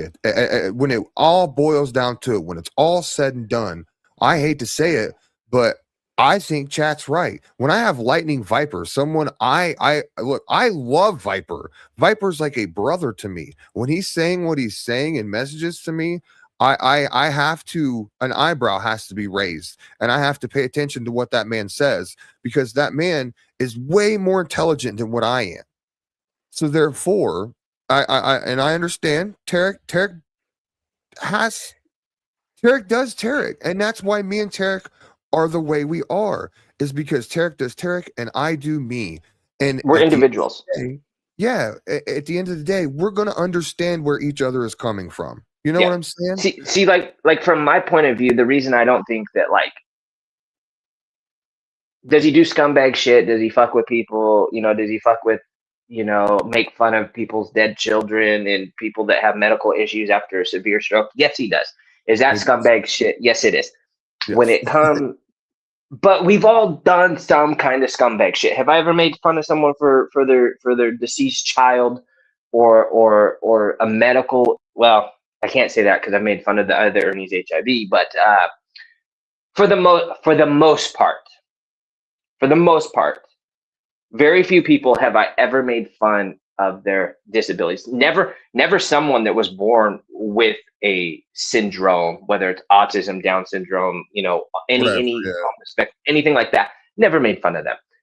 Like I had a conversation when I had the long conversation with Ernie yesterday. One thing I talked about is one thing that, like, makes me so passionate about children and adults with special needs is when I was 9 years old. One of my best friends, his name was Peter, and he was ran over by a drunk driver, and he was mentally retarded after that. I never left his side. To this day, I go see Peter. He bags groceries at an Albertsons, and his father passed away a couple of years ago, and things are really tough for them. And once or twice a week, I have his mom text me his work schedule, and I go take him out to lunch. There's a great little Mexican place that he loves right next door to Albertsons. And then I usually come back and I take him home.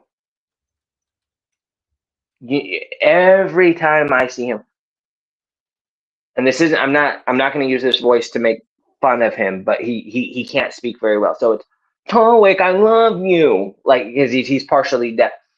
But it's after all these years, I'm one of the few people he remembers, because I've never left him and I never will. Point being, like, I'm my whole point is I wouldn't make fun of certain things. You've got herpes, you got HIV, you're fair game. Just saying.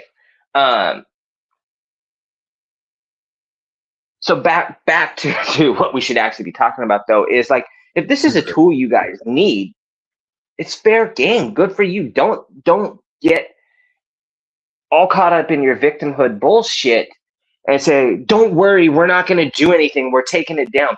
Because now you kind of not, you know, I'm not going to speak for Ernie, but now you're saying, I'm going to take it down, who cares? Like, you know, you guys are all just going to fuck with me. So now you wasted Ernie's time too, right? Because, you know, Ernie invested time into this. Not like I said, you know, if just the time he invested in the verbiage and all the stuff he wrote, and I know that you reused some of it, and then coming up with the graphics, and he said, I'm not the fastest at graphics, but we talked about that. You know, he would have billed a client $1,500 to $2,000 for that time. Don't just throw it all don't throw it all away because you're caught in your feelings right now and you think people are going to screw with you. People aren't going to screw with you. They just want you to answer for what happened the other day. That's it. Well, they might not screw with Can I you. have a few minutes? I mean, we've had nice cop, we've had good cop. I think it's time for psycho cop. I'm hungry. Since nobody sent me a pizza, I'm gonna tap out for a few minutes and go make a sandwich. So I would have sent you a pizza. So for those who know me, they know that, you know, my son is disabled. And for the YouTube stuff, of course, I was in the military, and in the military, I created a foundation called the Andrew Gordon Stevens Foundation. It was a charity. It was a charity to raise money for people with the need of a service animal, because at that time Andrew needed a service animal. And service dogs, seizure alert dogs, they ranged anywhere from $20,000 to $50,000 depending on breed, training, and all that fun jazz. So we didn't have $30,000 to $50,000 at the time, so we started a fundraiser and we raised the money. And part of raising the money was to go to our local businesses and ask for donations. And the only company that donated something was Kia. Kia, they donated a car. They gave us a car to raffle off. And I thought, oh, this is awesome. We're going to raffle off a car. Not so much. See, there's a lot of regulations that even the charity has to go through when you're going to raffle off a car. For example, A, you have to understand how the raffle works, what the raffle tickets are, what the raffle tickets have to say. That costs money, meaning you have to have a lawyer. A lawyer has to go through everything. They have to go through the state. They have to go through the regulations. What do we have to do? What can we say? What we can't say? What can we sell the tickets for? What we can't sell the tickets for? And even if we don't sell all the tickets, do we still have to pick a winner of the car and pay the difference? The answer was yes, yes, yes, yes, yes.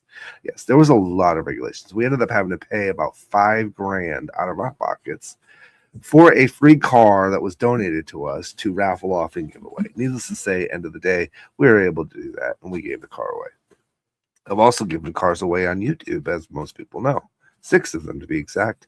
And we still had to pay the taxes ourselves on that, even though they were gifted. And we had to pay the taxes twice, from the state it was in and to the state it was going to. Tariff and all that fun jazz. So the reason why I'm speaking is because, joke or not, Ernie Evans did a lot of work. Joke or not, people were invested in what the fundraiser was for. Joke or not, you are the reason that legitimate charities have a hard time finding people to donate to, and finding people to donate to them. Because for every one person they help, there's 100 Watsons out there trying to scam it and get it the easy way. They want everything handed to them on a platter. So when you sit there and say it's a joke, oh, I'm not going to do the fundraiser anyway, it leads me to question everything you are, the very existence of you and who you are and what you are. All these claims that you make, your veteran stuff, your disability stuff, your autism stuff, all of it comes into question now, which leads people to want to make phone calls. You're the reason why people go real life, because you irritate people and you cause people with good hearts to close their wallets and stop caring, because they think that there's so more of you out there than there are people that need help. And that's not the case. The case is there are hundreds of people out there, thousands of people out there that need help. And you are a drop in the bucket, a drop in the lake of the problems that these charities and these good people have a problem coming to grips with. Because you steal, you take, you steal. That's stealing. You steal, you take, you take, you take, you take. And there's a lot of you fuckers on this platform. Take. You never give.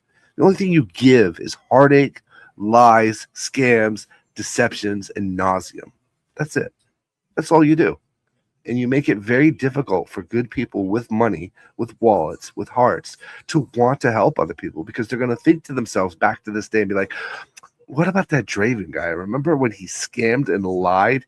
You almost, if this had gone through, you could have seriously hindered Ernie Evans's business. That's not a joke. There's no ha-ha there. There's no funny. You tugged at a man's heartstrings who cared about your cause, and you fucked him over. And in the process of fucking him over, up until the other day, where you were still fucking him over, you fucked over your followers, and you fucked over people trying to get to the bottom of the truth. And then you're going to say and go, well, I'm not going to do the charity anyway, and think that that's where it ends. But that's not where it ends. Because many of these people in this chat, and I know at least one person on this platform, we're going to continue to make phone calls, because now we want more investigation into you. We want to know if you're actually frauding the government now, because you were about to fraud the public. Why wouldn't you fraud the public? Again, Why wouldn't you fraud the government? Why wouldn't you lie? Because lying for you seems to be a very easy thing to do. It comes so naturally and so easily for you that to you it's the truth until somebody comes up and gets the actual truth, and then you come back with, oh, you wanted drama. No, sir, there's a vast difference between drama and fucking with somebody online and drama and outright lies to fuck with somebody online that's not even remotely true. You hurt people. It's so easily to find out. That's the thing. A lot of us have to understand. Like, this is so easy to find out, but yet we still continue to lie about it. Like that. Why? What went through your brain when that happened? I just don't understand. Sorry, Viper. I didn't mean to interrupt. And what I just had to you know what clear hurts? it. You know what hurts the most is he used his kid for it. You used your kid for it. Yeah. Who probably has no clue that his dad is a piece of shit. Because that's what you are. You're a piece of shit.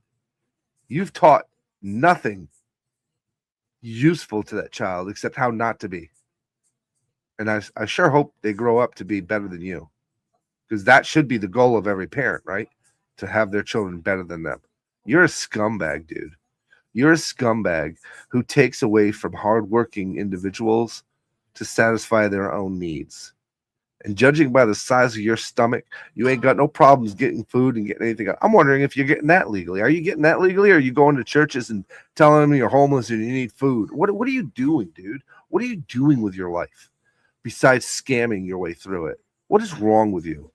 What is wrong with a human being that you have to do that? And yeah, I'm upset because I do run a charity. I give thousands of dollars away. Everybody wants help from Angelo and Angelo's family, and we do our best to do what we can. And we've gotten scammed along the way. We've gotten used along the way. It happens. It just makes me rethink how I help the next person and what more information I have to gain before I can step in and help the next person. But you, sir, are the reason why people stop giving. Because you're a taker. You are a taker. That's all you are, is a taker. And I'm going to make it my mission to make sure that every single phone call I make to investigate you and what you're doing is done legally and ethically, because it is the obligation of every citizen to report fraud and waste. And you, sir, are a fraud, and you, sir, are a waste of skin and water. Have a great day. I hope you're happy with yourself. I mean, I can't disagree with absolutely anything Viper just said there. I mean, you haven't come up here and changed anyone's opinion about anything that you've done, Draven. Absolutely nothing. He probably doesn't feel better for the simple fact that, I mean, what's changed? Why would Viper feel better after saying that? He doesn't feel better at all. As a matter of fact, he's probably thinking about it now, and he's like, Jesus, it's sad that I had to say that, to be honest with you. The Viper doesn't like talking like that. He's not that kind of person. Yeah. Not happy at all, because had this been real and had your son really needed it side by side, I can guarantee you these two people at the top here would have told you I would have bought it for you. Dude, 100%. I don't need a fundraiser, don't need a charity. I make way more money than I know. He would have drove it to you. Viper would have delivered that damn thing himself just to shake your hand and say, thank you for serving our country, yada, yada, yada, and all this other stuff. Like, you don't understand. Like, this man is serious. There's no joke when Viper says, I'm going to do something. He does it. That's what's insane about it. So I would say it's all good, Ernie. It's all good. I appreciate you taking time out of your day just to come up here and just, you know, get some stuff explained. Thanks for watching. Please, and Ernie, please don't stop helping people. Just no. Dive deeper into it and get more information before you go, because we need people like you, dude. Trust me. Yeah. We need people that care, that want to reach out. I think you did it with your heart. And when I'm telling you right now, I used to do that years ago when I first came to this platform. I led with my heart and closed my eyes and ears off, and I missed things. I missed signs, and I got scammed. out of thousands, a $6,000 car, $10,000 car, $4,000 car, $5,000 cash to help people keep their home. I got scammed. It happens, but you can't let it derail your heart. No. There are people out there that are legitimate, that need your help, and if they're legitimate and they need help, they should not be offended when you ask for more information. Yep.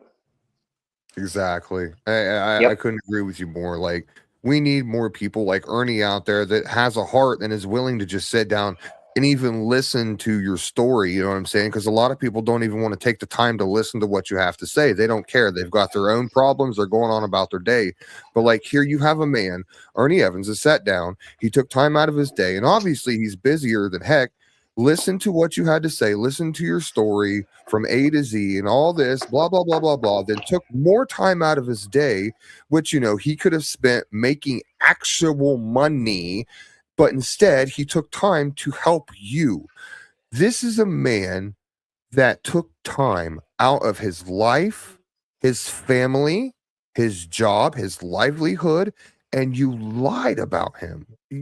And here you just want to make a joke about it and say, ha ha ha, look what I did in the drama community. Well, look at today alone. He's loading up trailers, getting ready to go on the road for a show. Mm-hmm. He took the time to come up here and say what he wanted to say. Never said one bad word about Watson. All he said is I gave him all the help I could, pointed him in the right direction. You know, his story really hit me, you know, shared some of his, you know, his stuff at home, things like that. And then shared a couple stories about the Whitaker, things like that. Anyways, long story short, right? He keeps taking time not to press you, but to make sure that you're good. Yeah. You know, and when it comes to money, since the yearish I've been in this community, I would say Viper and I are probably some of the only two people that if we say we're going to do something with money, we do it. 100%. Yep, I'll agree with that. And sometimes I help people that don't even ask, because some people are stubborn and they don't ask for help. Yep. Some people, I'll throw $1,000 their way, or $2,000, or 500, or depends on what I see them doing. Like, if I see good people struggling and I know they're not going to ask for help, those are the people I'm going to be the first ones to help, because I know they won't ask, and they won't ask because of people like you. They won't ask for help because of people like you, because of how people are going to look at them. Yep. This is so this, I mean, whenever, you know, especially over this last year was hard for a lot of people. And I know around Christmas time, a lot of people emailed me asking for help, and I helped every single one. You know, we even adopted six families for Thanksgiving, Christmas, made sure their you know, meals, presents, all that stuff. Kids were taken care of. Stop it, pup. But point being is, you will never hear me say their names. I will never shame them. And that is like a lot of these people's biggest fear, is that it's going to be used against them. So they don't want to ask for help because they feel like it's going to be flipped back on them. Hey, if you have the balls or the ovaries, if you have the balls or ovaries to come ask me for help, I will never out you for that. Unless you scam me and I find out that, you know, you basically were just taking me for a ride. But even then, it probably wouldn't be public. I'd probably deal with you privately. But yeah, it's a lot of people need help, and if I can help someone, I'm going to. And I've seen you both. I will stand here and say I've seen you both do exactly what you're up on panel saying right now. And I want a lot of people, see, that's the thing, is I want a lot of people in chat to understand that there are people out there willing to help. But at the end of the day, just like they said, Watson, when you turn around and do things like this, people are scared to do that. Like they don't want to. They don't want to reach out, and they don't want to do this. They don't want to do that, because then it feels like you're going to get looked at just like you're getting looked at right now. And for you to not even want to come up on panel and explain, like, and I know I'm going to catch hell for this, but to explain your thought process behind what you were doing and what you were thinking, and just to try and like clear the air for some people, it blows my mind why it makes you look. And I'm telling you this right now, it makes you look so bad to be down in chat being a keyboard warrior and us trying to get actual truth answers. It looks awful for you.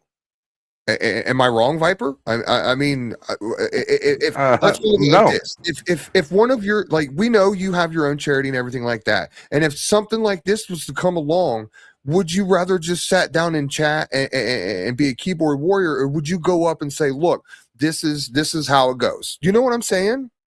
I'll give you a prime example of that. So, one of the cars that we gave away as a family was to a gentleman in Ohio, actually. Because you guys know I have a car lot, right? You know, I like buy and sell cars all day long. I do. So this car, I got it for about $1,000 at the auction. It needed about $3,000, maybe $4,000 worth of work. How I judge the value of work is if it was you, Ghost, that came to me with the car, and I'm going to give you a quote. That's the price that I quote for the car repair. What it cost me is a percentage of that. So if I say it cost me $4,000 to repair the car, it really cost me $1,500 in parts. The labor is the more intensive cost because, you know, I'm $150 an hour to work on cars. So we had to do a head gasket, which is about 8 hours. We had to do fuel lines, which was about 2 hours. We had to do a fuel tank, windshield, and we had to do some wiring issues. So the car was all fixed up, ready to go. My foster dad was here from Guam. At the time, the ship was still a thing. Shannon would remember this. The ship was still a thing. And I had to get the car from New York to Ohio. Well, I still had to run my lot, so I couldn't drive it the whole way. So my dad basically volunteered to drive the car. I think we drove it to like West Virginia or something like that. And then Pirate and her sister Rainbow met up there with another friend of ours, and they drove it from there back over to Ohio and dropped it off to the guy. Okay. The very next day, the guy calls and says, the radio's not working. Well, because whenever you disconnect the battery to work on a car, some of these radios have security codes, and you can only get it from the manufacturer. Oh, yeah. So I had to get a manufacturer for a car over there that sold, this brand. And I got an appointment. It's another $300. All right, got you the appointment. Drive it over there. They'll unload the radio, unlock it, and give you the code and all that fun jazz. Well, he never showed up for that appointment. A couple of days later, I get another call. The car's leaking gas. There's gas all over the place. So I'm like, okay, well, let's get it to a repair shop. Give me the hold of the mechanic. I'll call the mechanic. We'll talk it out. We'll figure out what's going to cost, and I'll pay to have it fixed. This is all additional cost after giving him a free car, by the way. So the mechanic gives me a call. He goes, I don't know what's going on. He goes, these fuel lines look brand new, but they have a bunch of holes in them. I'm like, well, the fuel lines are brand new because I installed them myself. He goes, this looks like it's being sabotaged. And the guy says it has a blown head gasket. I'm like, the car was driven 988 miles. If it had a blown head gasket, it wouldn't have made it 988 miles. So long story short, what it was is this guy actually wanted somebody else's car that was online, and their car was $6,000, and he was going to sell this car that I gave him for free, which I didn't care. Once I give something away, whatever the person does with it, it is what it is. But don't lie about me.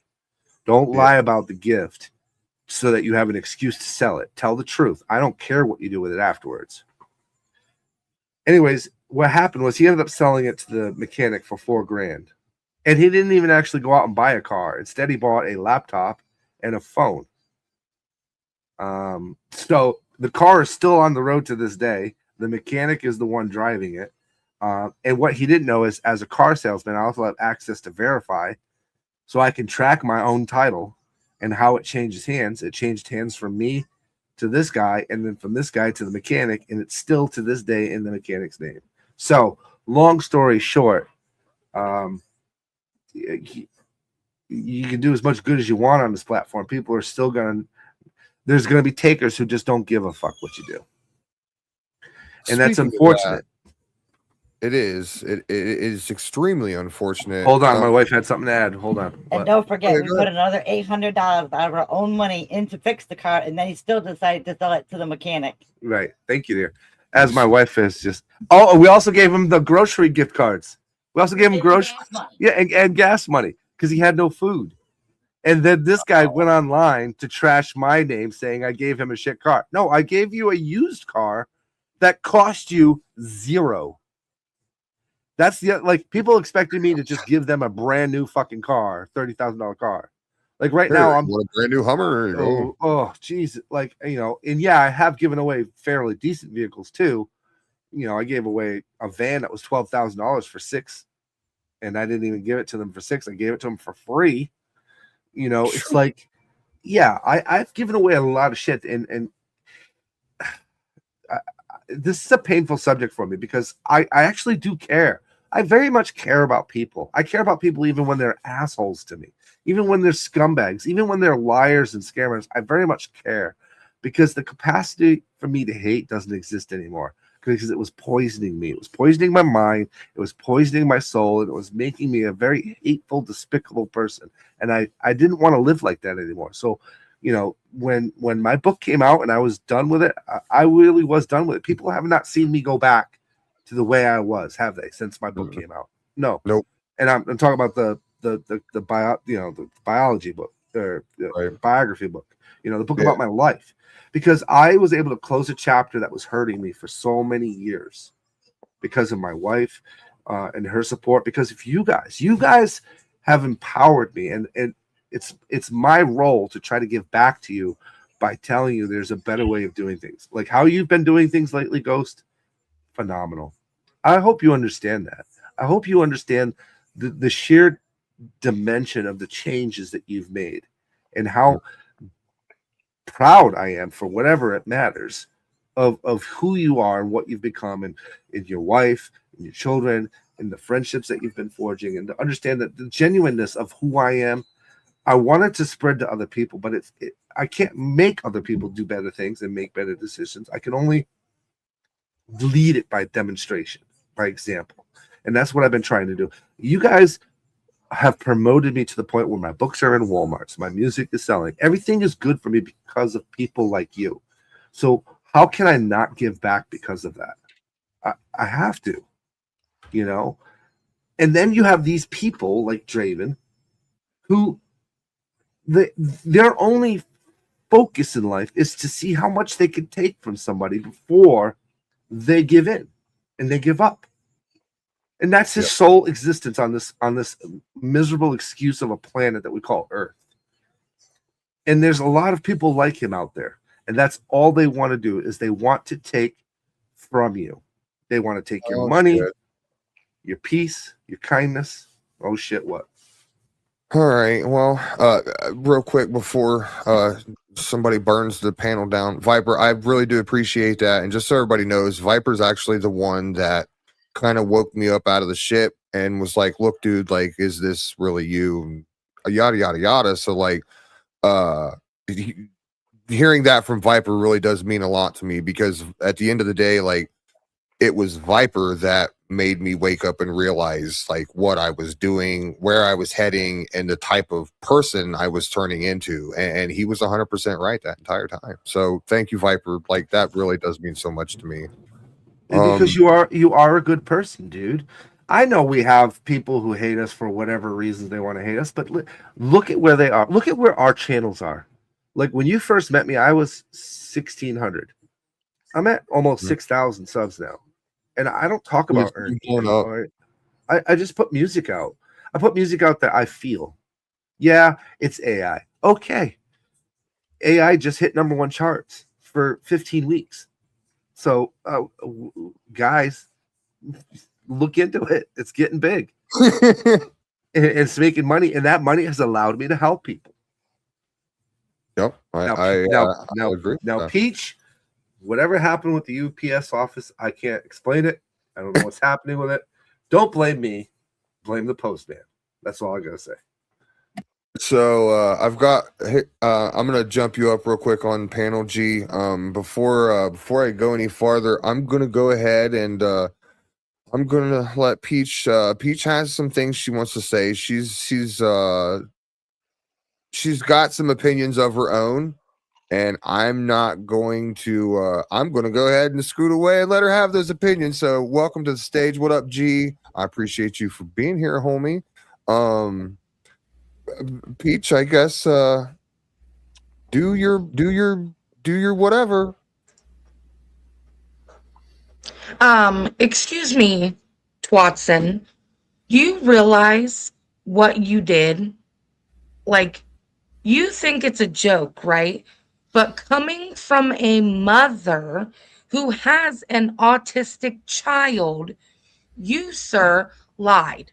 You said a huge donation went to help children with autism, and you fucking lied. You are a piece of shit. All of us see it, all of us know it, and just because they're being nice to you, I refuse. Go fuck yourself. From every parent out there who has a child with autism or disabilities or special needs, go fuck yourself.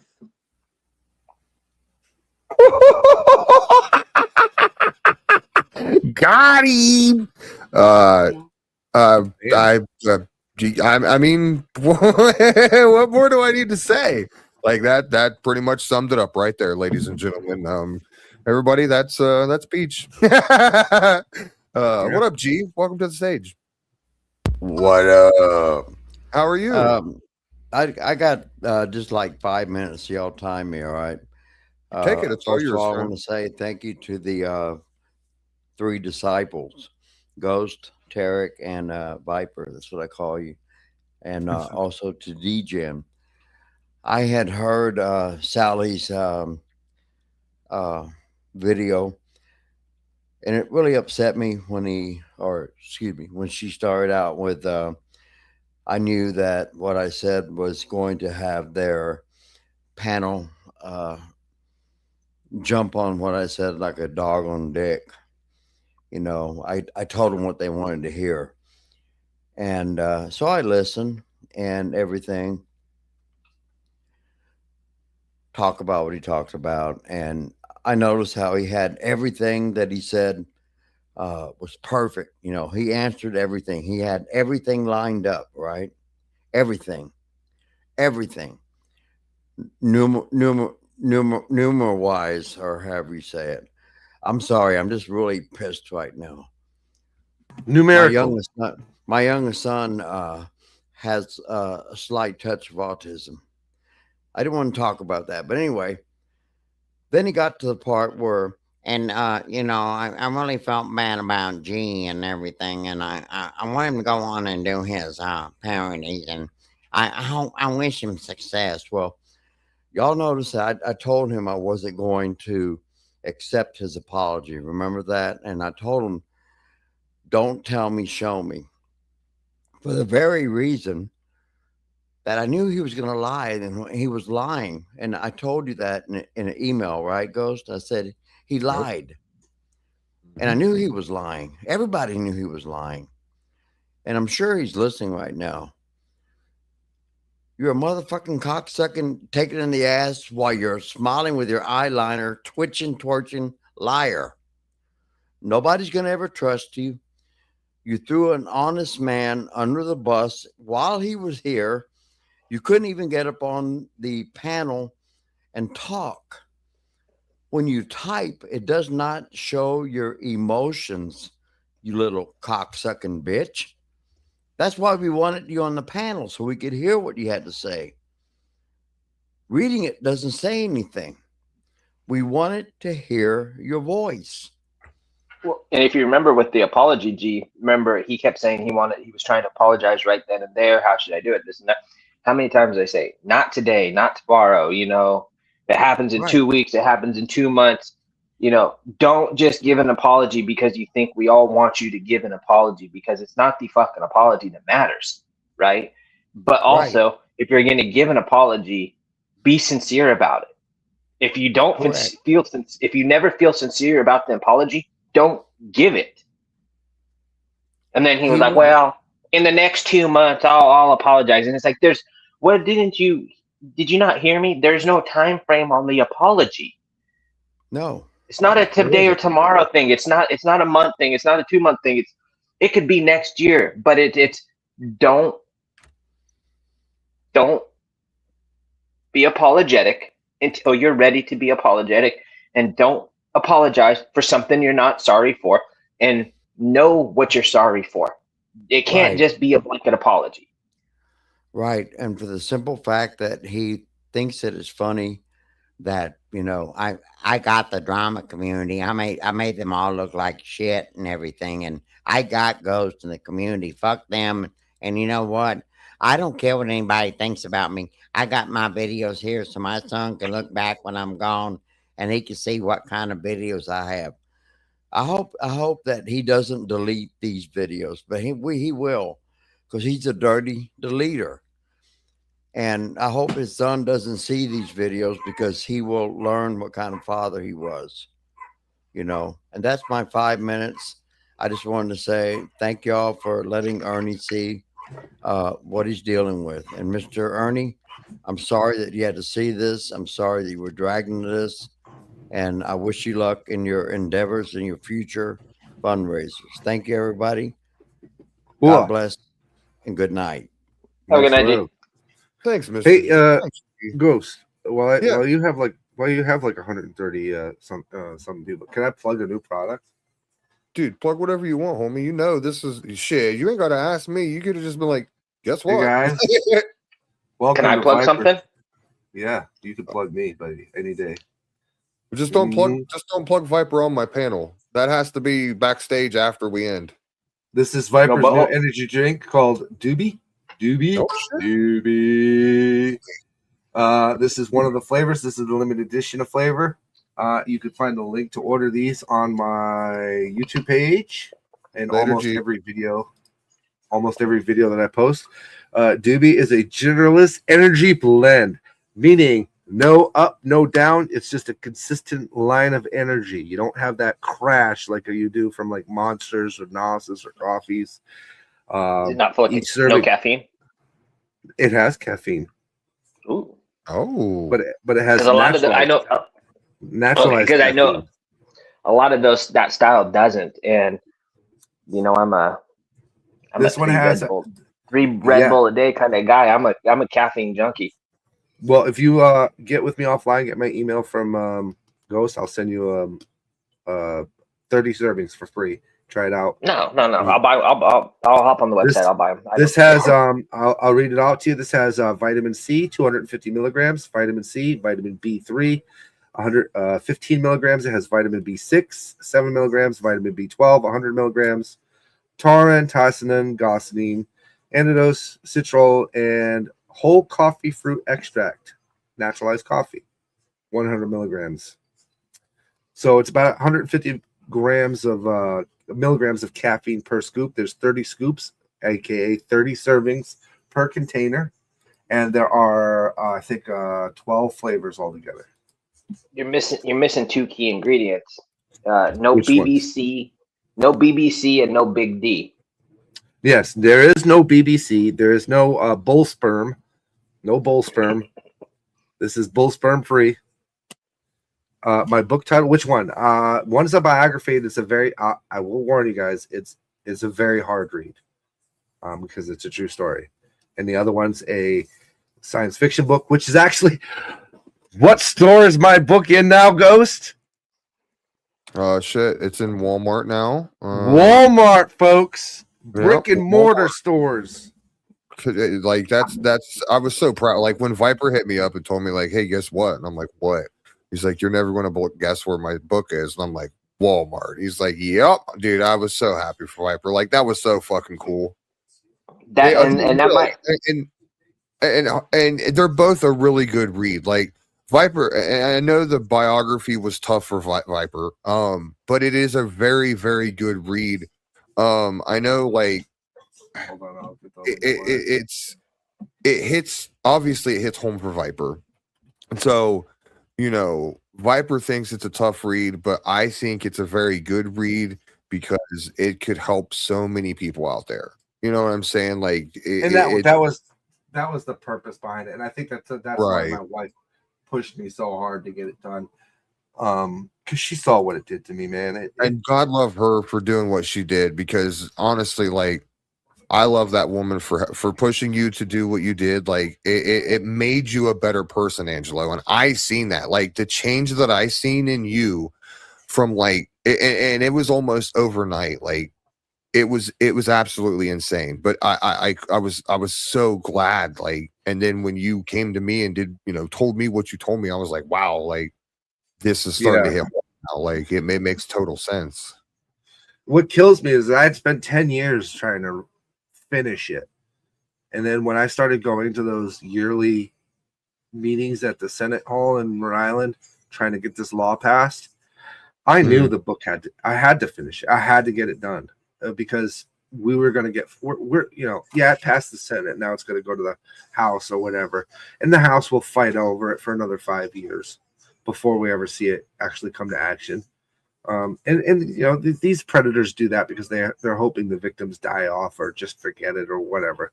So I knew the book had to be done. It had to be done, not just because my pain needed a chapter to close, but because there are other people like me out there that they didn't get to have their voices heard. They're either dead or they're in jail. They've become predators themselves.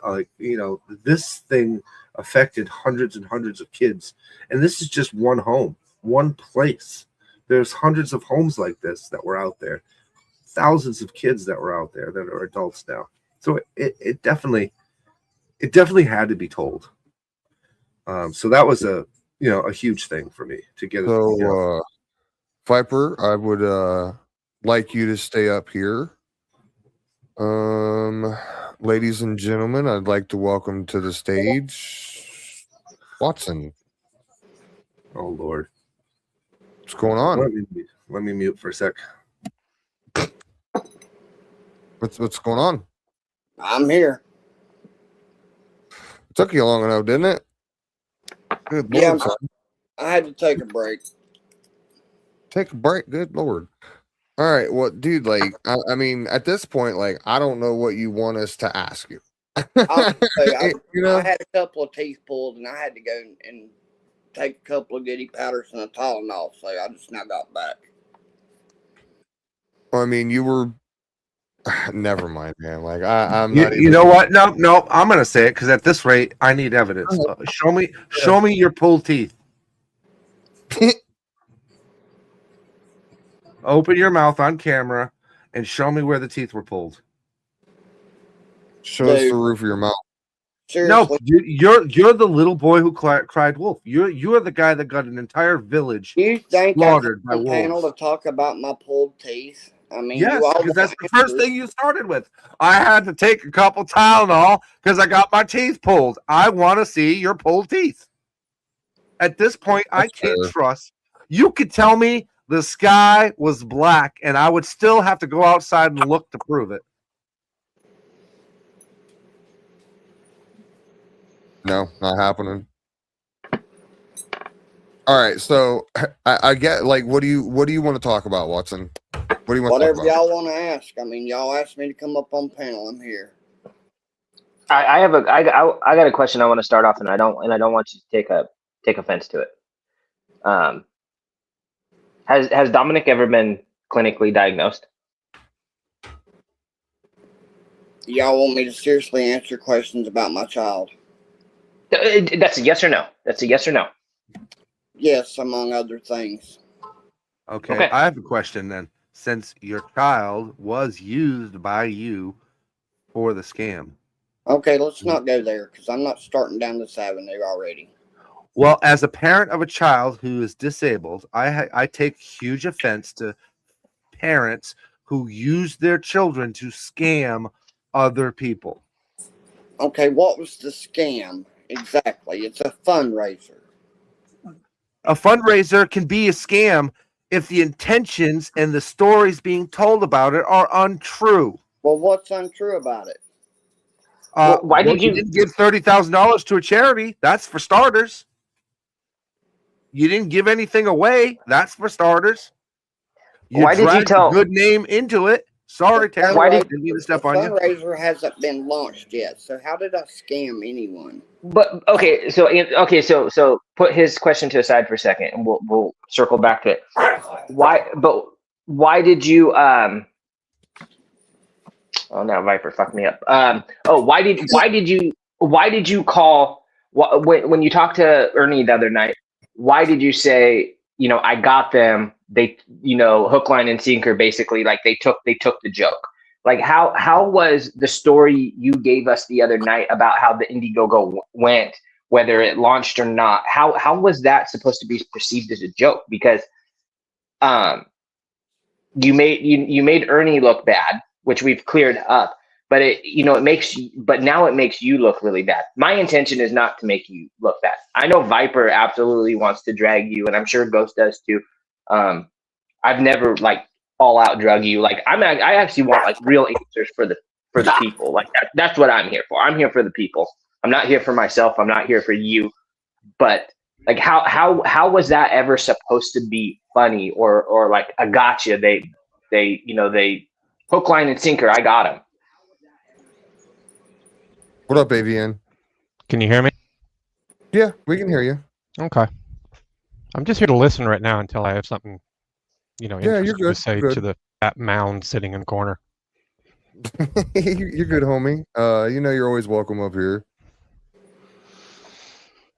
So, Watson? Well, No answer. not to out Ernie. I'm sure he's still on here, but I'll go back to Saturday at 12:40 a.m. from Ernie. Hey, got a bunch of messages tonight from people asking me about the fundraiser. They asked if we were working on it together. Apparently, they were on Evil Ghost channel. I tried to answer a few questions, but thought I would go watch it. Damn, you had those guys going. LOL. Damn, you had these guys going. They were freaking out. Ha ha. Oh my God, they were ready to short circuit. You need to tell them how you wanted to see how far they would go with it. And then he said they went right to scamming. People did. The one guy said, I come off scammy. I thought they would see cross-eyed trying to figure this all out. So, that's the messages that come from Ernie. Prove them. What? I just sit here and fucking read them. I can read the dictionary too. Right. Show it. The thing of it is, Watson, is and this is what I was talking about with Wait a minute, there's more. They were doing math in their head and couldn't figure it out. All kinds of shit trying to figure stuff out. Fucking Lady K was running her mouth on me. I'm pretty close to letting her have a piece of my fucking mind. When I start, she ain't gonna like it. So let me talk real quick because Lady K is being brought up. Lady K is not actually up here to defend herself, but I do want to state that I am in contact with Lady K, and Lady K is a close personal friend of mine. We've talked about Ernie, and I can say Lady K doesn't have any hate towards Ernie. There's nothing like that. I don't know exactly what is there between the two of them, but I can't tell you I think there's bad blood between Ernie and Lady K that Ernie sees, but I don't think there's so much as what Lady K. I know there was some videos made. Lady K said she pulled him down. She'd made him private because she doesn't want to, necessarily drag somebody that doesn't need drugs. So I will speak for her on that. As far as it comes to that, everything else, if Lady K wants to address that, she's more than welcome to address that. But as far as what I have been told, I do know that she has said that there was some videos that were made. She pulled them down and privated them because she felt that it was her something she needed to do. She didn't feel like necessarily someone needed drugs. So I can't tell you that. Well, Ghost, not to interrupt, but you remember your last live when Lady K addressed the whole thing about Ernie and what her opinion was on him? I'm sure you remember that. So, yeah, there's some animosity there coming from Lady K. Okay. Well, so you have all these great things from Ernie. Like, so here's here's a little something that that we spoke about. This is him to me. Where does the money go when someone buys or donates? You have to attach banking info to Indiegogo or they will not activate the campaign. I thought about the autism angle. He has to be prepared to answer what type of it is and has it been clinically diagnosed, because people might ask. If he can't answer it, he will have a lot that will backfire. I think it's appropriate to ask him that, how he would answer that question. Are you familiar with Indiegogo? Because we were right up to the point of launching it, and they never asked any questions about that. And they also no. This has nothing to do with it.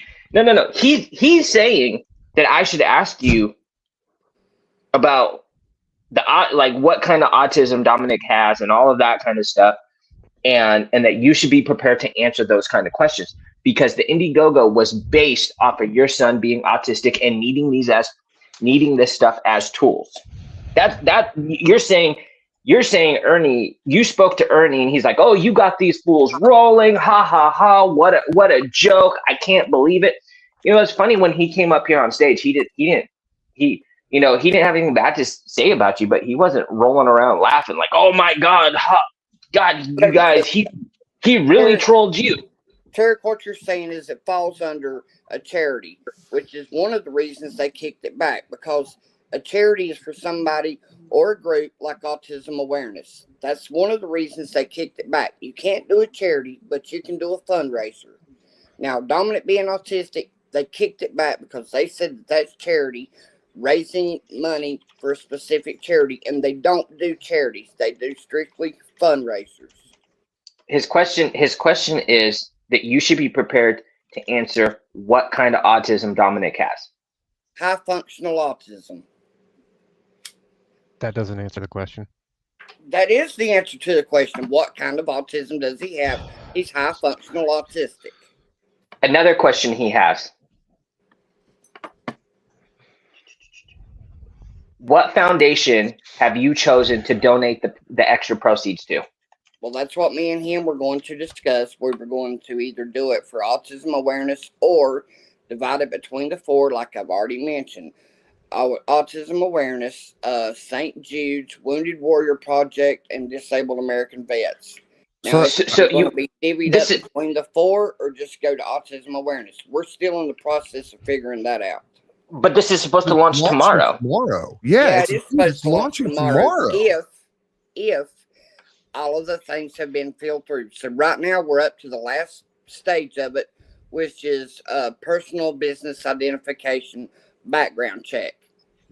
So basically they're verifying everything else and my personal information. And once that's done, then it'll launch. If it's not completed by tomorrow, then they boost it up a week to where they change the launch date. You can verify that through Ernie.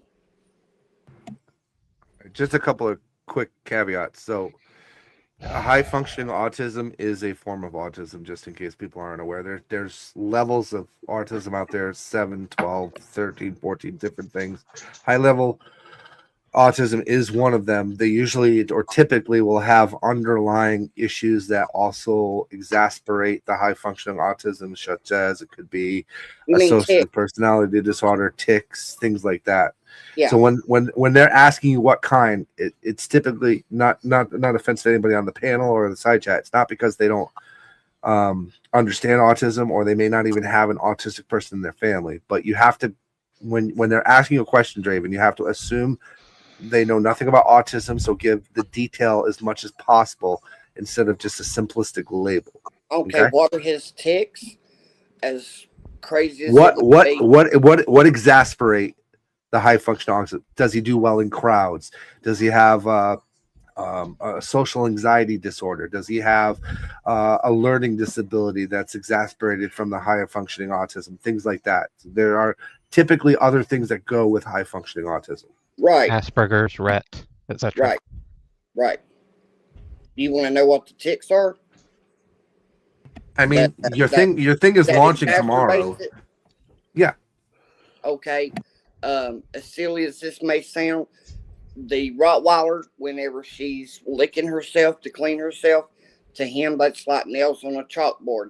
He doesn't like loud sounds, cars going by with loud exhaust. That sets him off.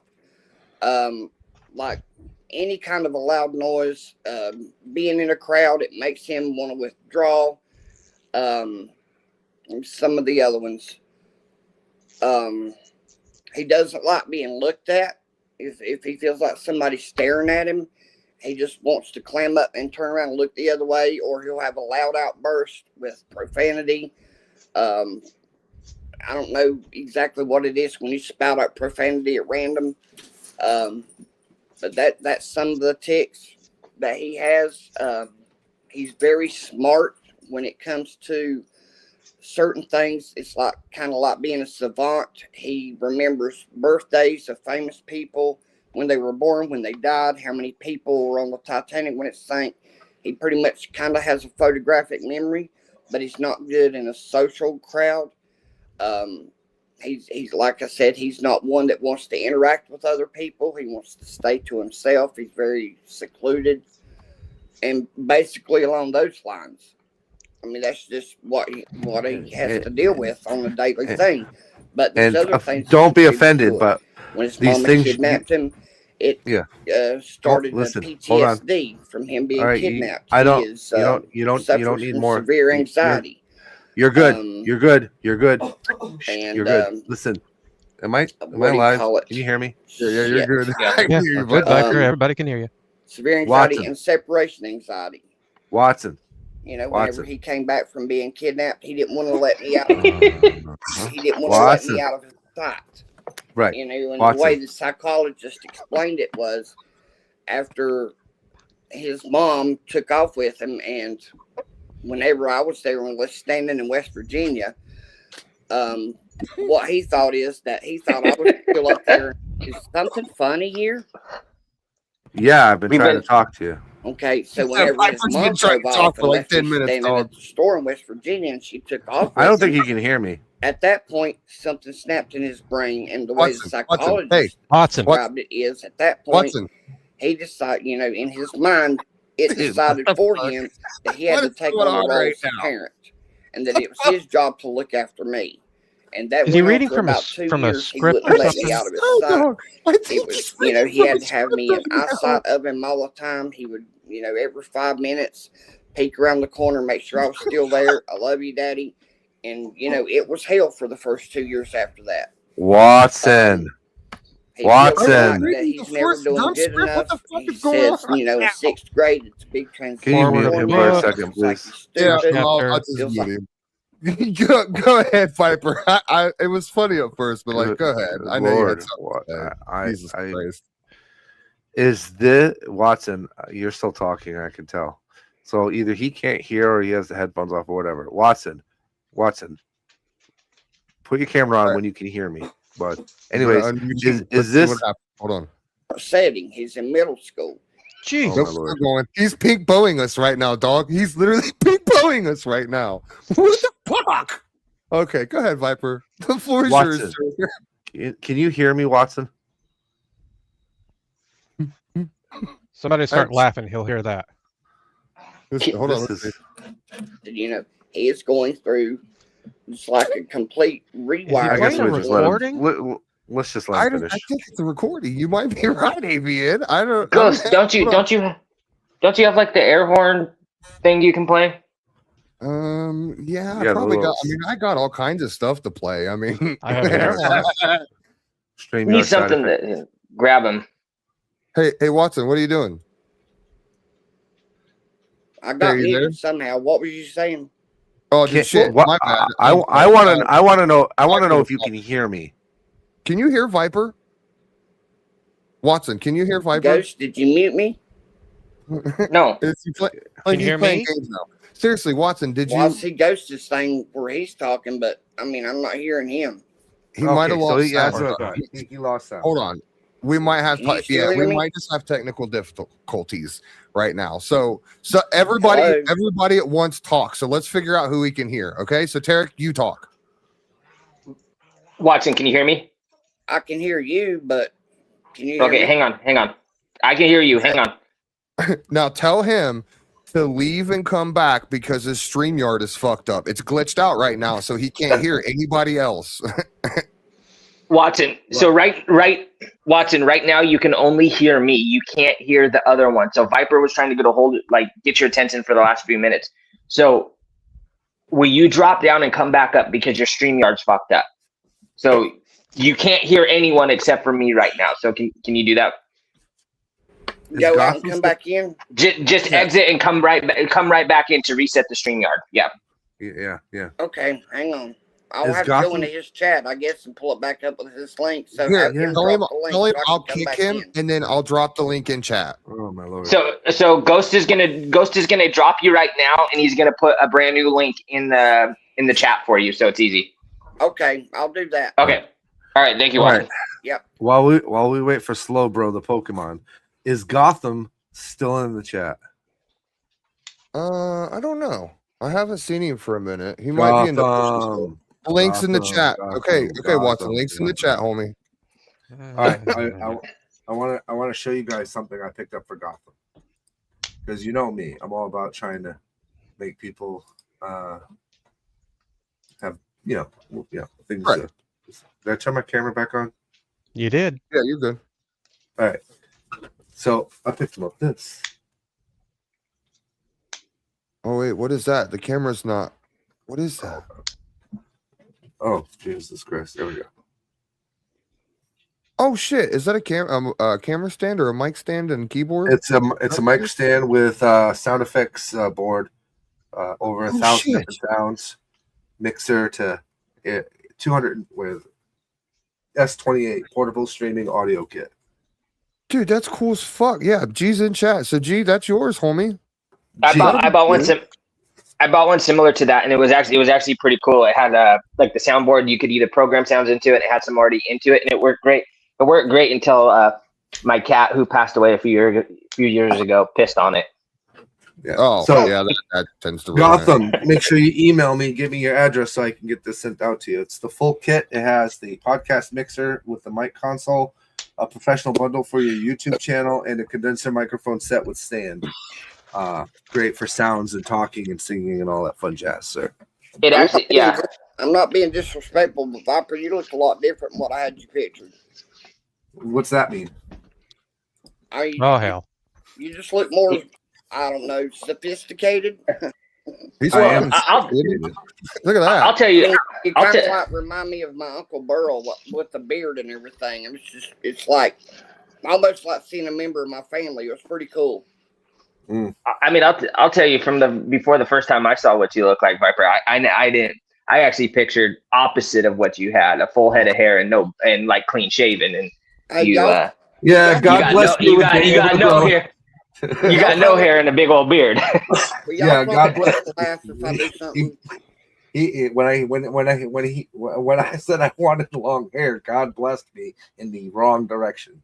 Right. You know what's funny is my brother and my dad are both balding. They've both been balding since their 30s. I'm 41 in a couple of weeks. I have long, luscious hair to my ass. I can grow a beard for days. I grow a shitty mustache. But the weird thing is they wore hats. I've never worn a hat. I mean, occasionally here and there, but they wear them all the time. And I know a lot of people say, oh, that's an old wives' tale. That's an old wives' tale. But I wonder if it really is an old wives' tale, because they wear them quite a bit. I never have, but their hair is very similar, where mine's like totally different from theirs. Yeah, I started going bald when I was like, I don't know, I think the wife will tell you around 20-ish. 20-ish. I used to have very long hair. I had hair down to my butt. I rode a motorcycle. I had hair down my butt. Yep. Loving life, and then I started making fun of bald people, and I have to like I tell her bun, because if you do something, you might wipe with the wrong thing if your hair's down while you're taking a shit. Yeah. I always had to toss it to my side. Can I ask y'all a favor? Can I do something if y'all promise not to fucking laugh?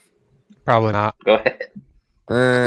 Well, y'all wanted, proof that I don't always lie. I'm gonna come up and I'm gonna show you something, okay? Is it going to be the missing teeth? Yep. You're gonna show us your wiener? No, not my I want wiener. to see that. Don't show us your wiener. Okay. But it's kind of embarrassing because, I'm not going to promise not to laugh. You told my wife to basically, fuck off, I'm so I got a little bit of an 55. issue with you. I'm 55 and I had to have some jaw teeth pulled. So there was just so many of my jaw teeth missing. To be perfectly honest, I had to have all my fucking top teeth pulled. Are you going to get dentures or are you going to get dentures?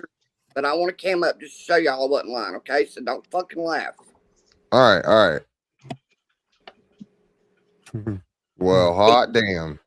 So I wasn't that does not look like it feels good having all your teeth ripped out. I will say that. Oh my God, Lieutenant Dan, you ain't got no teeth. They pulled 9 teeth. And honestly, that's why I didn't want to come up, because my fucking mouth. But that was come on, that was funny though. It does. That was funny though. That means you're going to be on a diet of like creamed corn and beans and stuff for the next 6 weeks. Yeah. Like gravy. They already take the mold? Yogurt.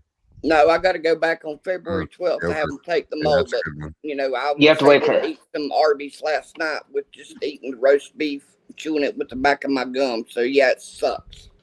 You got to wait for usually you got to wait for like the swelling to go down and stuff before they can take them, Yeah, it all has to heal, and the holes where my teeth will have to, basically skin over before they can take the mold. Yeah, that makes sense. Listen, I think when you're doing that in the next 6 weeks, though, you should ask them for 2 vampire teeth, because the world is a vampire, and it'll fit with the persona. Did you tell them you want the 2 at the top, left and right? Incisors, just where the lip starts to, or the canine. Yeah. Well, Dom's solution was to put in the fake vampire teeth he had for Halloween last year, and he thought, that would solve the problem. Are you is the VA taking care of that for you, or? No, my Medicare is. I have to pay. Well, I had $2,500 in dental insurance when the open enrollment started in January, and just pulling the teeth eat up $1,800 of it. So I still have to pay $500 when I go back to finish out getting the plate, and then they got to put a parcel in the bottom. No, Mama Bear. No, only does the VA only not? Veterans with 100.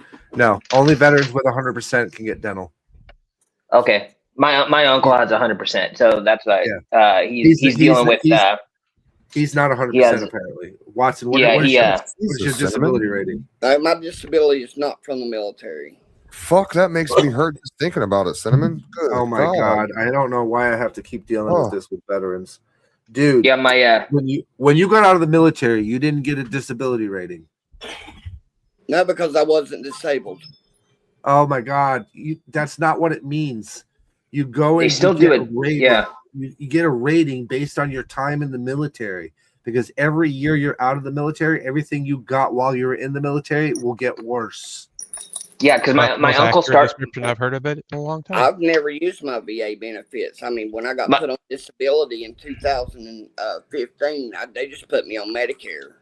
Oh my God! I have to do this because he's a vet. I have to get you AVN. I'm sorry, I have to say this.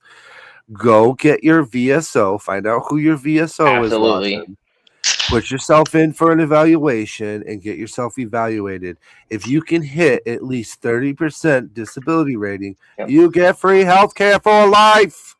Yeah. And every 3 years, you go get reevaluated until you hit the 50% or more mark. Okay. And then eventually everything will be taken care of, including dental. And you'll get VA loans. You won't have to come on here. Pardon my French.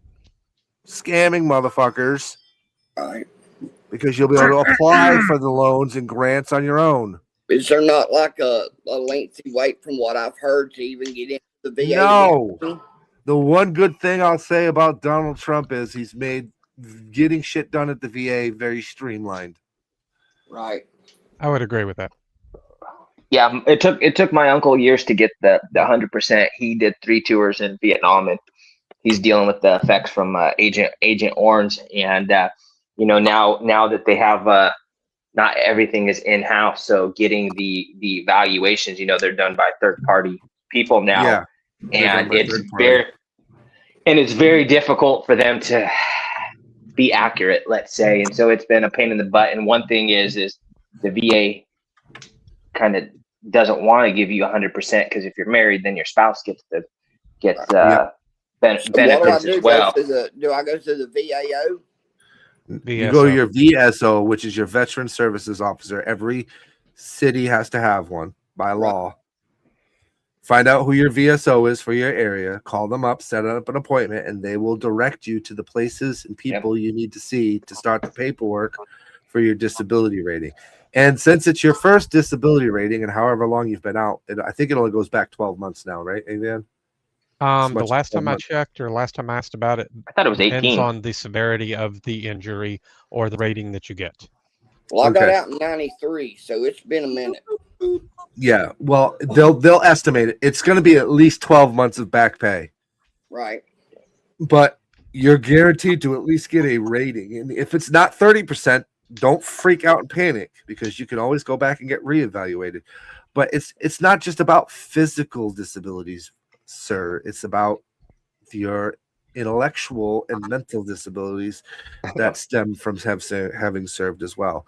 Because believe it or not, being yelled at constantly 24 hours a day, 7 days a week by people can have some trauma. Shit. It's not the years, it's the Well, mind. that ought to cover boot camp. I mean, if my job in the military was to clean out the fucking porta potties, I'd have some PSD just from dealing with other people's shit 8 hours a day. Or the dude that was out in the desert that had to burn people's shit. I mean, there's a lot of things that can be traumatic, and like if you served, you just do yourself a favor and go get your evaluation. And I say that just because I'm angry with you, but at the same time, you're still a veteran. And Charlie knows. I mean, the VA VA that on my disability that I already have from 2015. I'm not mad at Charlie anymore, though. Disability. It doesn't matter. You can have both disabilities. I'm 100% disabled from the military. I had a heart attack. Oh shit. Okay. So I'm 100% disabled. Oh shit. Yeah. I used to weigh 300 pounds, my friend. How young were you when you had it? I don't know, 46, 44. Damn. The VA just paid. I also had a lot of shit going on in my life. So at the time, wasn't exactly in the best place. I was eating my feelings. I weighed 300 pounds. I was the most unhealthy motherfucker in a uniform. And I had to do a PT point, test. but not here. Right. And I had to do a PT test. And right after doing the PT test, I had a stroke. I didn't even know I had a stroke or a heart attack or whatever you want to call it. I woke up in the hospital with IVs and laser surgery going through my arm to bust up blood clots. And I lost a lot of weight. Now I'm down to 225 now. So that's what I was saying. You look good now. It took work. The VA just paid for an elevator for my uncle. Yes, I have an honorable discharge. Yes, very honorable. Like I was on track for being sergeant major. Like my NCOERs were stellar. I could even send those to AVN, and he'll tell you I was on track to be a sergeant major. I was already fast tracked. It was 6 years in and a staff sergeant. 6 years in and a staff sergeant. Let that. Your papers aren't as good as Ernie's. Come on now. No, nothing is as good as Ernie's. Nothing is good. Let me. I'm gonna reel something back in here real quick because there are some questions that I had to ask. So like, I'm sure Draven, you can figure all this out, off my panel. You know what I'm saying? But I have a question for you, sir. Okay. So can you answer me? And there's a lot of people that's asked this in chat as well. Can you answer me what the fundraiser is exactly for? The fundraiser is exactly for Dominic was wanting to get a side-by-side because where we hunt, the lease is expiring this year and they're going to develop it. So the second place that we have to go hunting is probably about 3/4 of a mile back into the woods. And because of the injury to my hands, I can't ride the four-wheeler anymore and the arthritis in my knees. So Dominic, he had seen these YouTube videos because he watches David Ellis Yacht, where they've got a side-by-side that was donated to him from his viewers. And he said, Dad, that would make things so much easier if we was to get a side-by-side. So that's where he came up with the idea of getting one. And when me and Ernie was talking about it, he said, well, you know, I could probably steer you in the right direction of getting one, which I knew nothing about fundraisers or anything. So that's kind of where it all got started. So I got a question. What about, so some people today and the other night said that there's video floating around, or people saw some commentary on a video where your son said he's not even really into hunting. That's more of your thing, not his. Right. But he said he's not really into hunting as far as going out there and being in the cold and sitting still for an extended amount of time. But the main thing about it is really just the temperature of it. He likes to hunt, but he don't like sitting out in the cold. So that's one of the biggest things. When the temperature drops, he's really not interested in going. But September, October, before it starts getting really cold, yeah, he likes to go, but he just can't stand the damn cold weather. So here's my thing, man. The cold weather is hard on me too because of the arthritis in my knees. It's just really hard for me to be mobile. And my COPD, I can't walk very far at all without getting winded. So here's my thing, man, is when you first came along, you said this was for him. Right. You know what I'm saying? And now come to find out, this isn't for him. It's actually for you. So that's where a lot of people are struggling, like, is because you wasn't honest from the get-go with this. Like you were saying it was for a whole different purpose, and now you're coming saying, no, it's actually for me because I'm fucked up. Like, sorry for my language and to say it the way it is, but it's just the easier way to say it. And I think for a lot of people that are watching, that's where in turn the issue lies. And that's why they're saying this wasn't for this. This was for this. And you have to understand that. Right. I understand that too. But I mean, if we're in the side-by-side together and he's driving and we're going hunting together, you know, does it really matter if he's driving or I'm driving when the sole purpose is the same thing? Is to get I got that. I got that. Okay, go ahead. Yes, it matters. Very much so. Okay, if you don't mind, please explain. Because I mean, okay, so let me explain. So when I had to raise $35,000 for my son's service dog, the dog was solely for my son. Right. Okay. No matter how friendly she was and how great she was and how much I wanted to love on her and to pet her and do things with her, I couldn't because it was not for me. See what I'm saying? Yeah, it's a dog. It's not a side-by-side. I get that. But it's still the intentional purpose of the fundraiser is to acquire an item that is in most necessity for the person with the disability, which by your description seems more like you versus your son. So would it be the wording and just say side-by-side for us? That'd be honest. But the thing is, but if you say it's for us, then you can't really say that it's like you kind of got to take out the fact that your son's autistic and stuff like that. It's more, it would have to be more of just like we you know, father-son duo that loves hunting, and we're trying to raise money for this side-by-side. And the reason I say it like that is because like the way you're portraying it right now is that Dominic saw that this other creator got a side-by-side donated, and he's saying, wouldn't that be great? We could do this, we could do that. But you're saying it as it's a tool for you, right? You never once said how Dominic could use this side-by-side. You said that you can't ride the four-wheeler because of your arthritis, I saw somewhere that you have back issues, stuff like that. You can't hike because of the COPD, things like that. But you've only spoken about the benefits to you. So if you're gonna do it, be completely honest, and there's nothing wrong with that. Like, right? Like again, if a father-son duo you know, if you guys love hunting, if you guys love hunting together, or you enjoy it during the warmer months, there's nothing wrong with that. Go get the side by side. Great. It's the delivery of, it sounds scammy when you're saying that, like, you're using your son and his needs as a way to benefit from it, right? And I think, you know, everyone up here would agree that that's probably not the best way to go about things, because you're pulling at people's heartstrings for the fact that your son has a disability. But the thing is, it's not like you live somewhere where you need the side by side for your son to get to school, get around, things like that. You know what I mean? It's not. Yeah. So you know, it's not like your car broke down and you're raising money for a new car to get you to Dom's appointments and stuff like that. So I think more than anything, is people's like, be accountable even with your words, so that when you lay this out, that people get the full picture, because you know, people don't forget stuff.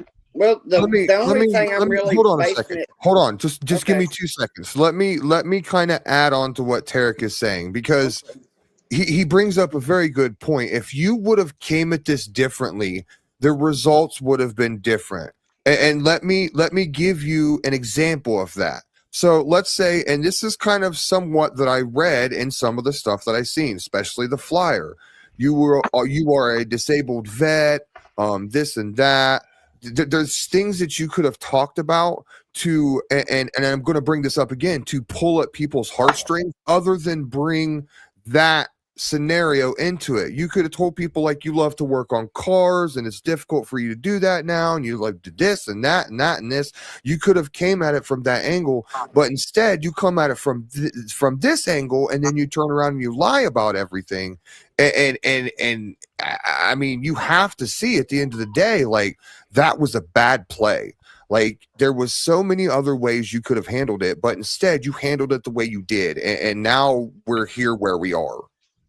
I mean, being disabled and being a vet alone pulls a lot of weight. Like, you don't, like, you for the most part, I don't think you need to go beyond that, right? And you know, you put the time in. You deserve that status. Like, nobody's taking that away from you.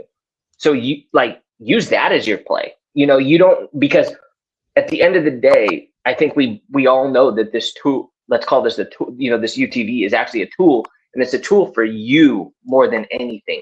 So you should be what you've done in your past, the fact that you've served, you know, you've put your time in, you are disabled, whether it's from the military or not.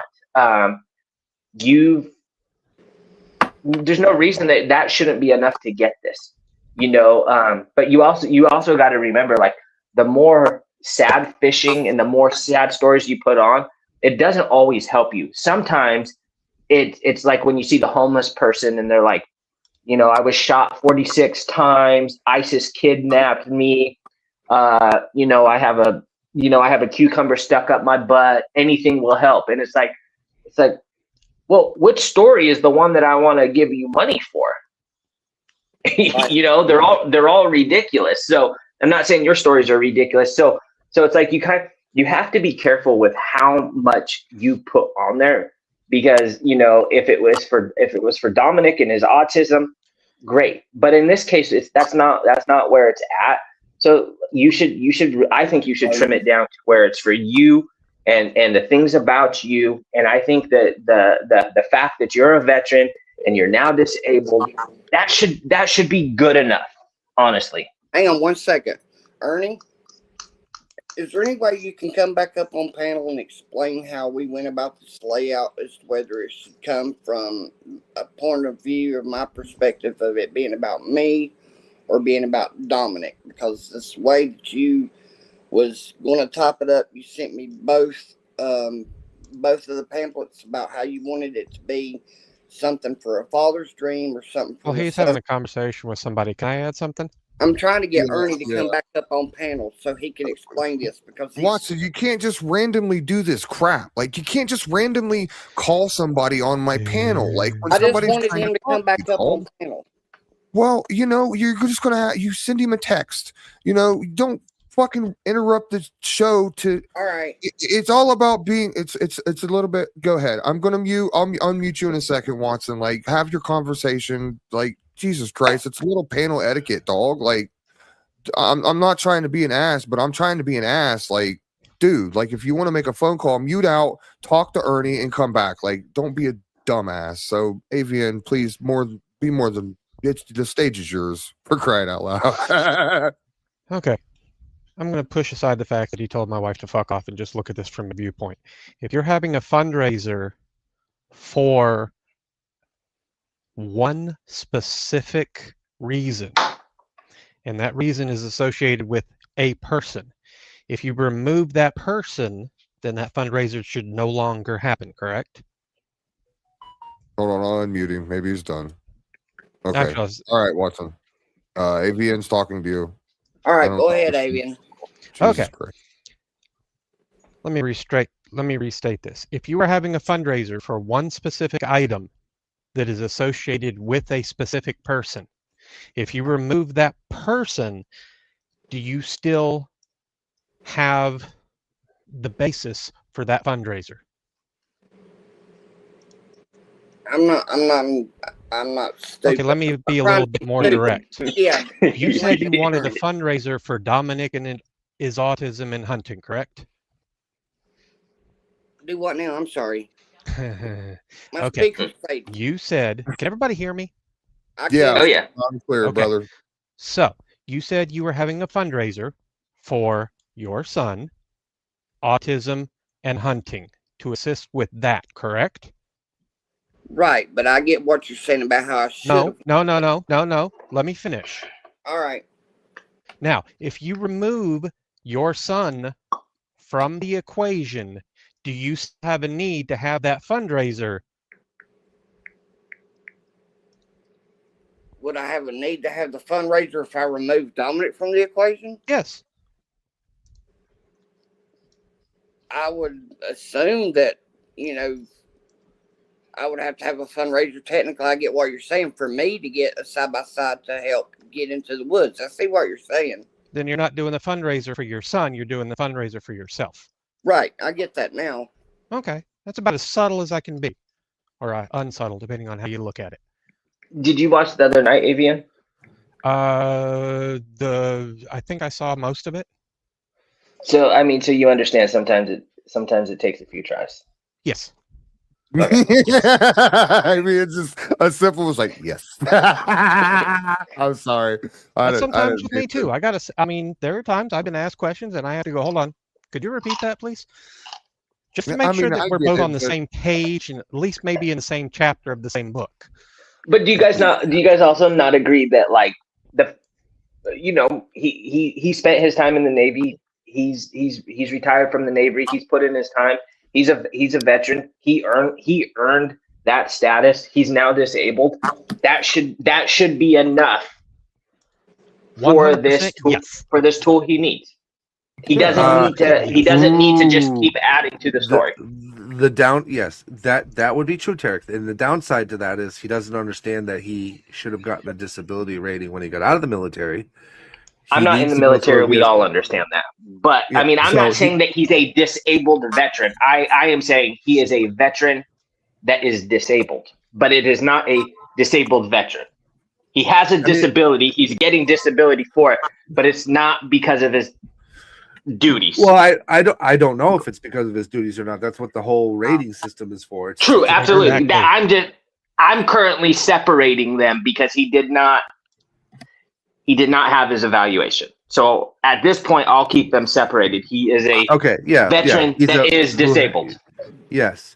He's a veteran that is disabled, and there are organizations that help veterans who are disabled. Yes. Just like there's organizations out there that help disabled veterans. And I use the two terms loosely like you do. More so when he has his rating and he has that paper that says, you know, you're rated at this, and this is your percentage, and he's going to get a check. Like I've helped numerous veterans. My wife will tell you, we just helped a veteran this year or last year actually, who had been out for 50 years, who had never received a paycheck from the military after he got out. They never did a rating, and he had ailments dating back from when we dealt with Agent Orange, and that he didn't know he qualified for. So he went through the whole process. The guy gets like $1,500 a month now that he never got before.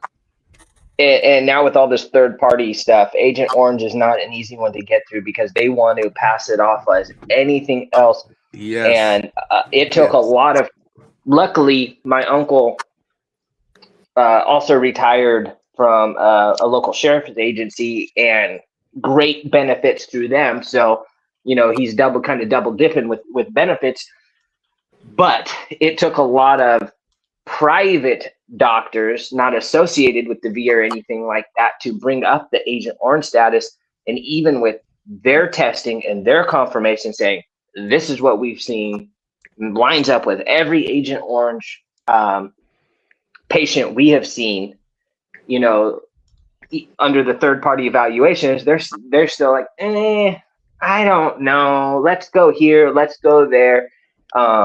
Because it's, you know, it's costing them so much money. They don't want to deal with it. And it's, you know, you're essentially guaranteed your 100% disability.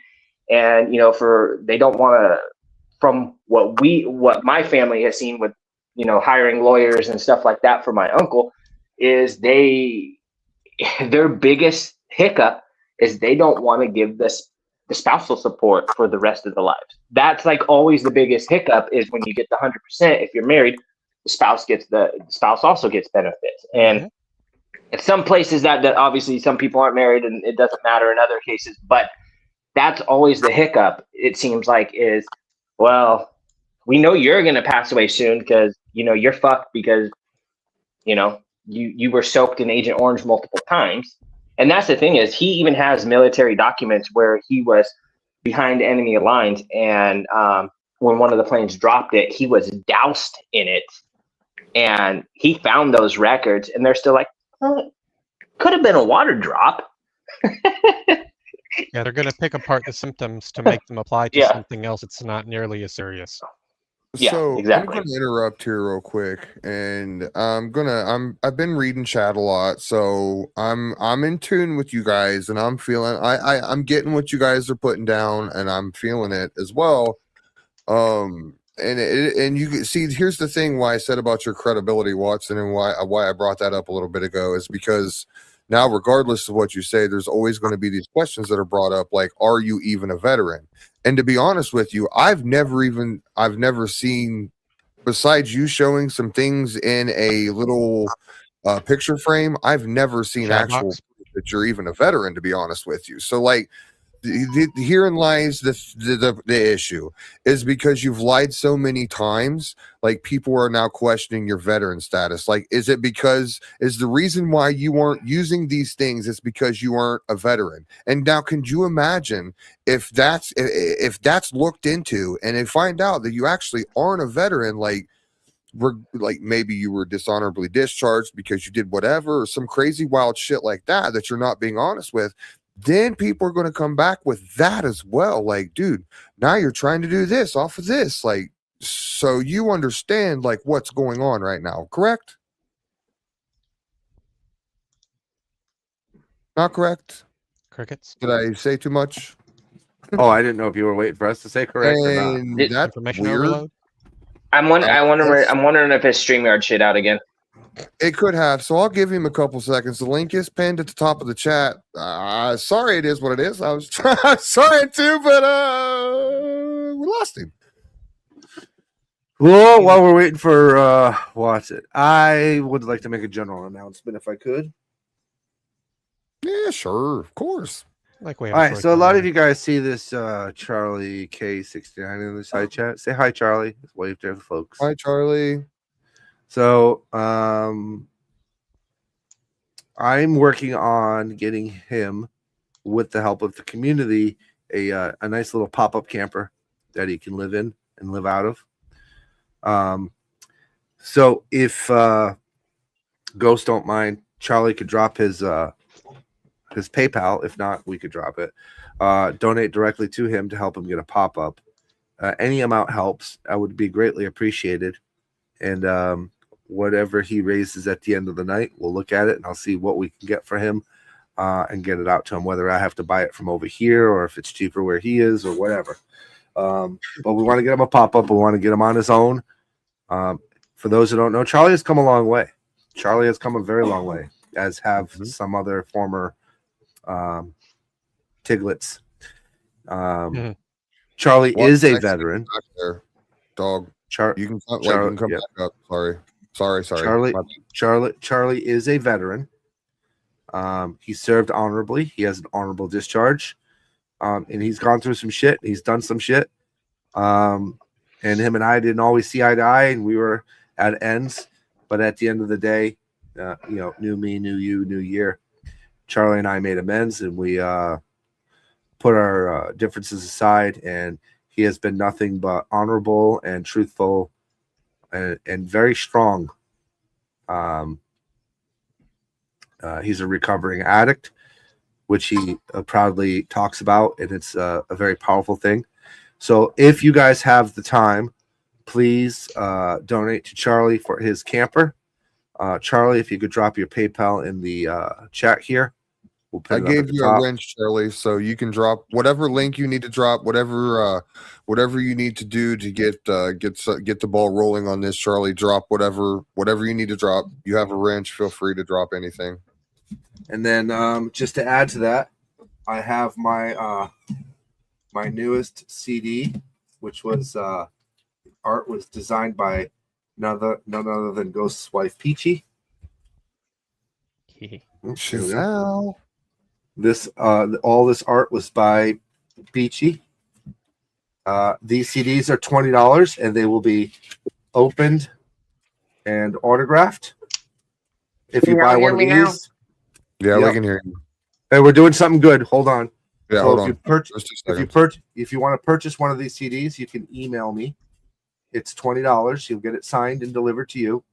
No extra fees included. And for every CD I sell, from now until the end of January, $1 of it will go towards the camper for Charlie. Nice. Awesome. You can find Angelo's email at the bottom of the stream right now in the ticker. If you'd like to purchase that CD, feel free to hit Angelo up. And it would be greatly appreciated. Thank you very much. Yep. So hey, now Watson, if you get the money for the side by side, you get enough money for the side by side. How long is your Indiegogo running? How long is it going to run for? Do you know, Watson? I think it's supposed to run. I think it's supposed to run for 30 days. 30 days? Yeah. You're a veteran. What do you think about doing something good for a veteran? If you raise enough money, if you raise enough money for the side by side, what about you donating your Shasta camper to Charlie, another veteran in need that has no housing or nothing like that? That's his PayPal there, Ghost, if you want to pin it. Yep, I got it pinned. Thank you, sir. Not a problem. Happy to do it.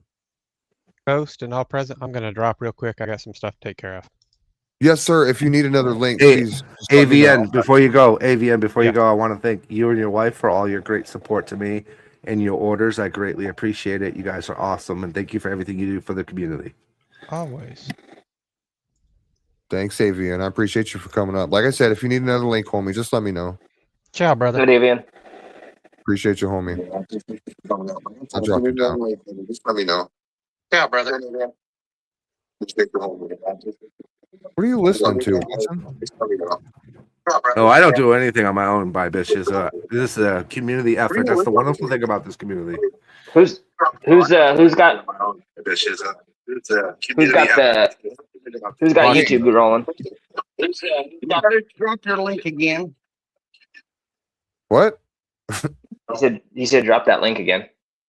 Why? He's already in here. He said drop that link again. Why? He's already in here. I'm on my phone. I'm having to go back to my iPad. Wait, I'm on my phone. I'm having to go back to my iPad. we're getting well. You can't do that because then we're getting like delayed feedback. No, I think he wants to go back to his iPad, so he wants you to Okay. Well, drop I'll the just link again. There we go. Here, get out of here. I don't know why that one's there. I'll just kick. I don't know if he wanted me to kick that one or not, but I'm just going to kick that one, I guess. Well, did you guys hear what I presented to him? Yeah, yeah, I did. I doubt he will, but that is pretty good, don't you think? I agree. I think that's very fair. I mean, I don't know. Maybe other veterans can answer. I've never understood why, like, if you're a veteran, why you wouldn't just show your DD-214. It's not hard to black out some basic information so that you're not like doxing yourself and stuff. But other than that, like everything else is like, why not just show it? Like, I have a lot of military in my family, and I mean they'll show it as freely as a debit card or license. You know, I mean it's you know, a lot of places now, like Home Depot and Lowe's, to get their discounts, you got to sign up for it, and like Lowe's, you have to sign up and show your show your DD-214 and stuff to get on their discount. Home Depot, you just have to show your military license or your DD-214. But yeah, it's just I would think as retired military, especially dealing with the VA and all the other agencies and stuff, that you guys would show it quite a bit. That it's like, if someone is second guessing you, like, why wouldn't you just say, here you go? Hell yeah. Like when Home Depot was like, we'll give you 15% off your purchase if you're a veteran. I was like, yeah. Here you go. It used to be great, but you know, a few people ruin it for everyone, because then what would happen. Are you Watson? You got it. I'm here now. Go ahead. All right. But is what would happen. Go ahead. So I was just going to finish up what I was telling Viper. So Lowe's and Home Depot, though, they put a cap on what your discount can be every year now, because there was a bunch of, and like I said, it's the few that ruin it for all, because there were some veterans that, you know, after their military careers, they became contractors, house flippers, stuff like that. And they're just running their entire business through their military discount. And, you know, at the end of the year, they're getting 50, 60, 70,000 plus off in discounts. And Home Depot was finally like, no, you now only get a discount on certain items. And I think it's a maximum of $500 or $600 a year, which is low. I think it's bullshit. I think it should be $1,500, $2,000, because, you know, shit. Let's say you do even if you do a bathroom remodel, a cheapo depot bathroom remodel on your own, on average, that's $5,000 to $6,000. So if you get $500 off, that's 10%. Meh. You know, and then you can't do any project. Then you can't get a discount on any of the projects the rest of the year, which kind of sucks. But at the same time, too, I also understand Home Depot and Lowe's from a business perspective, where they say, "Hey, we're giving our veterans something. In all reality, we are a private business. We owe them nothing. So the little bit of gratitude we should show them should be good enough."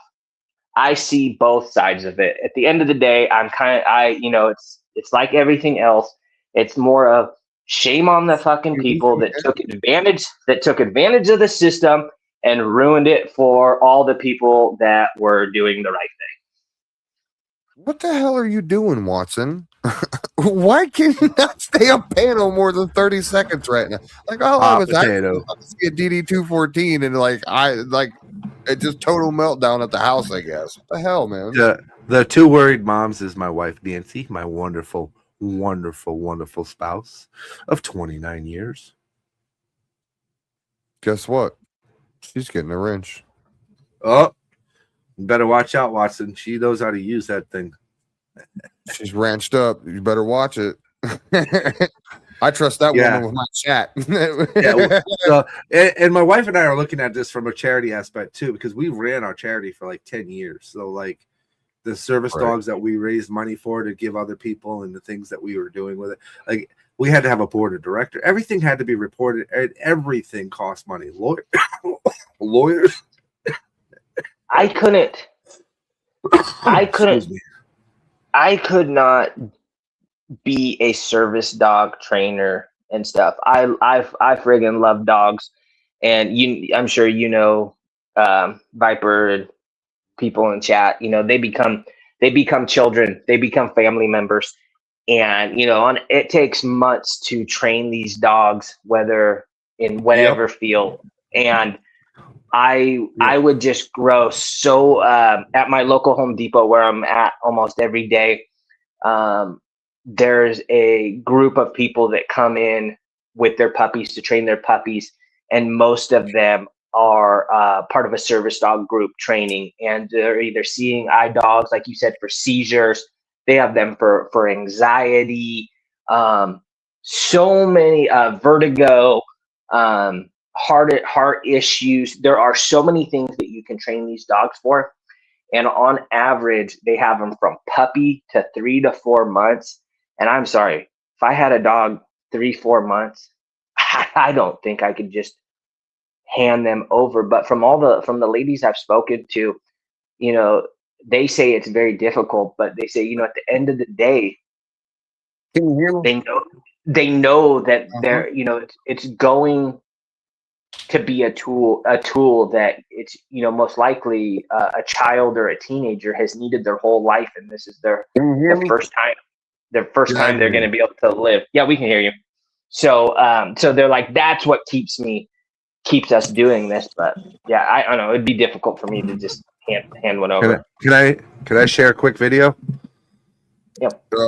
Before Watson's thing messes up, I just got a quick question. Watson, are you able to provide a DD214 if asked?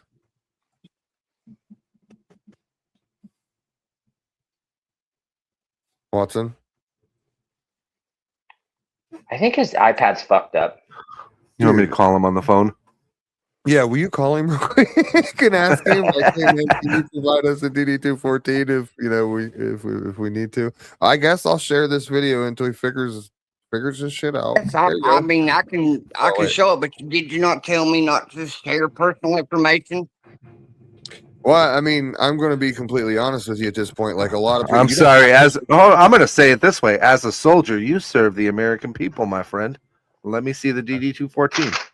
There you go. If Viper's asking, I'd probably listen, man. Like that's not me asking. You know what I'm saying? Like it's what's gonna hurt you showing it. If Viper's asking, the answer should be yes, Staff Sergeant.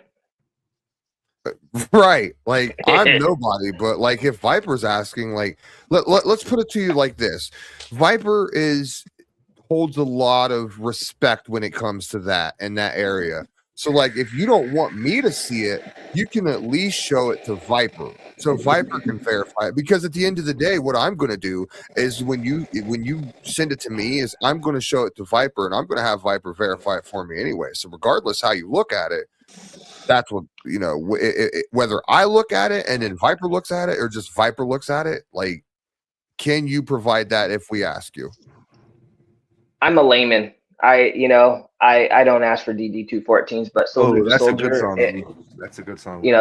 Soldier to soldier. If they're asking for evidence, I think that it should be obliged. So this video, Watson, by the way, is what happens when you do a fundraiser for a child that needs medical equipment, whether it's a dog or a side-by-side or a wheelchair or whatever. This video is an open book of my life and my son's life, and my son, cutie patootie that he was. I think he was like 10 or 11 in that video. This is what we had to do. We had to. He is 26 now.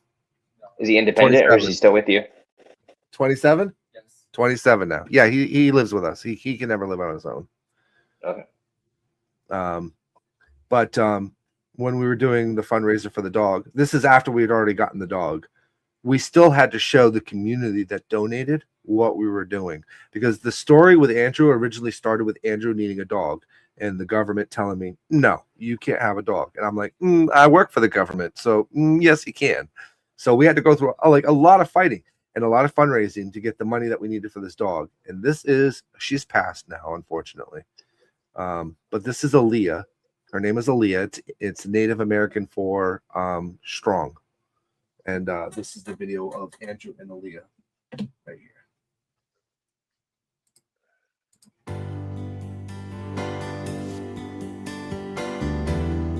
We're here because the Stevens family, their son Andrew here with me, he has a service dog because of his epilepsy. And Andrew wants to be able to attend school and bring his service dog Aaliyah with him. Fairfax County initially said that he could not bring his service dog with him, which the Epilepsy Foundation believes is in clear violation of the Americans with Disabilities Act and other federal laws. Right now, the family has been able to negotiate with the school board for Andrew to be able to attend school during a trial period with some conditions, that his parents go with him and ride the school bus and actually interact with the school. We think this is a wonderful first step. However, there's still much more that needs to be done. And we would like to see Fairfax County understand what the requirements of the Americans with Disabilities Act are, and to be able to fully accommodate Andrew and other children like him. I think part of our journey with this was to show people that you can use moral sense and speak up and be polite. Be forceful at the same time and make people listen. I was a big motherfucker back then. Too many people are afraid to come forward. This, one story, Andrew and his dog, started small. You look much different without the beard. National, phenomenon. The Epilepsy Foundation has been fundamental in getting up the resources, the people, and gathering us together and forming a very, very strong bond that, without it, may have taken us months and months and months to get where we are today. And by no means is this a victory yet. It is not a victory yet until not only Virginia, but all states understand that the Americans with Disability Act does in fact apply to them, that we do have rights, and that one by one we're going to start standing up and speaking about it. And if this one cause helps another family stand up for themselves, dust themselves off, and say, no, I'm not going to take it anymore, that's a victory. Then it's a victory.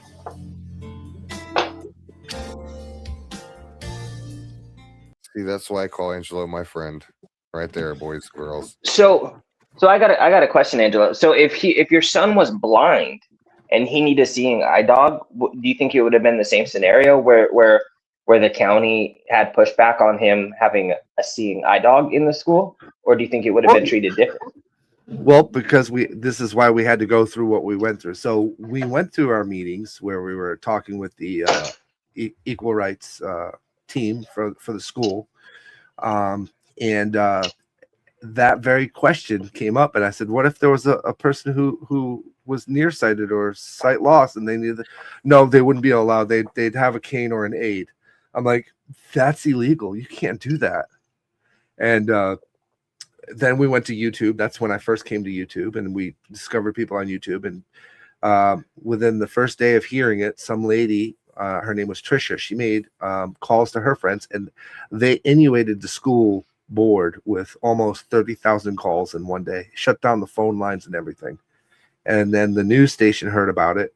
At that time, Matt Lawler was still a reporter. So my wife and my son traveled down to New York to meet with Matt Lawler, One Rockefeller Plaza with Aaliyah, and they did an interview. What's that? Say that again, hon? I didn't hear what she said. Anyways, long story short, they ended up meeting with us, and they started to allow the dog for 2 weeks on a trial basis. And by the way, it wasn't the school itself that was not allowing the dog. They were 100% for it. Okay. It was the school board.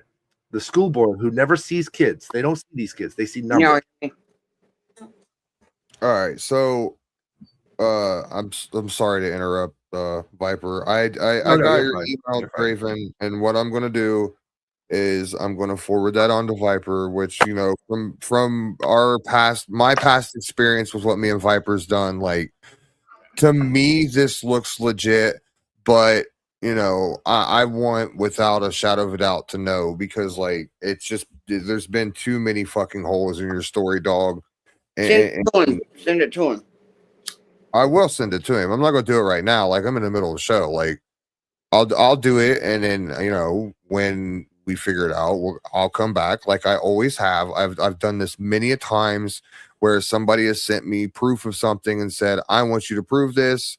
I've either proved it to be false or proved it to be true, and then come back and done a show and been like, okay, like this is the outcome of this. Like Viper can attest that I've done that many of times.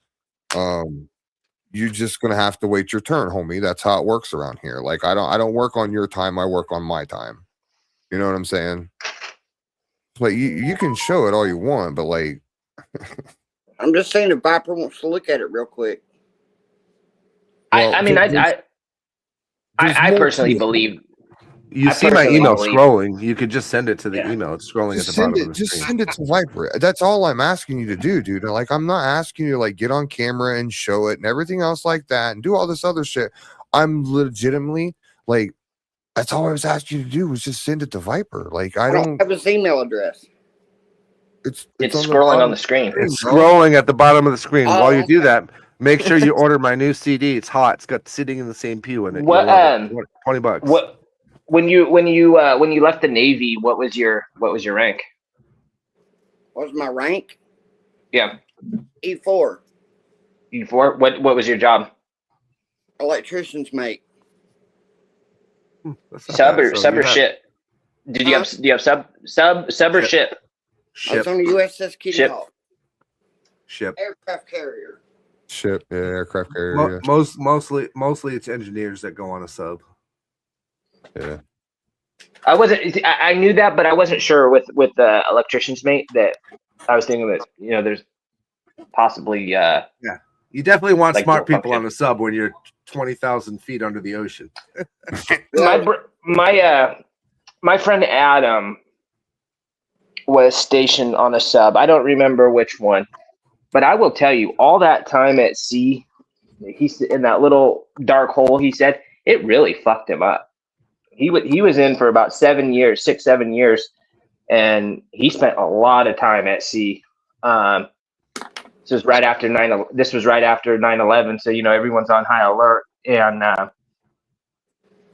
but that time, I mean, he came back a very, very dark man, and he's always said that the time on the sub fucked him up. Yeah, you got nowhere to go. You know, you can't escape your thoughts. You can't do nothing. Yeah. Days without surfacing. You know.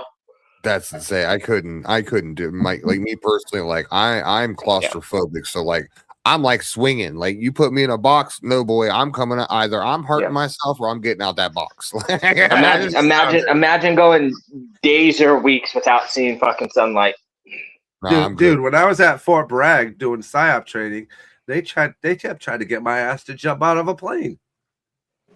I was like, why? What? I was like, what? Yeah, it's home of the airborne people. They're like, oh, it's great. It's auxiliary. It's this and that. I'm like, who packs the chutes? They're like, oh, you know, typically people on restriction pack the chutes. I'm like, case in point. Yeah, you got the fuck up packing chutes, like you know, pass. Yeah, all right. My iPad battery's like trying to take a shit, but I just sent that to you, Viper. All right, so like guys, so if you got that done, that's good. We're getting ready to roll up on 4 hours. Like we got another the end of this thing before I lose my thing. Go ahead. We'll do some final thoughts. I'll give you some final thoughts, Watson, and then we're going to carry on with the show. So go ahead with your final thoughts. Uh-oh. I think it's shit died. I think it's shit to bed. Because I thought I heard it go dum. I thought that too, but I wasn't sure. So, yeah, we'll just bullshit for a second until he drops off panel, and then you know, like I said, we'll probably wrap the show up. I still have a few questions for him, but the last hour and a half has got so derailed. I don't even know what the fuck they are anymore. And I think that's why I was kind of like, okay, like we're gonna wrap the show up because, like, at this point, like pause. Yeah, go ahead. Sorry, go ahead, Watson. You have SGLI. He can't hear you. His shit died. His iPad died. He's done. Oh, yeah, Jesus. he just booted. He has SGLI. Cash in your SGLI, dude. What is that? What is that? I don't know what that is.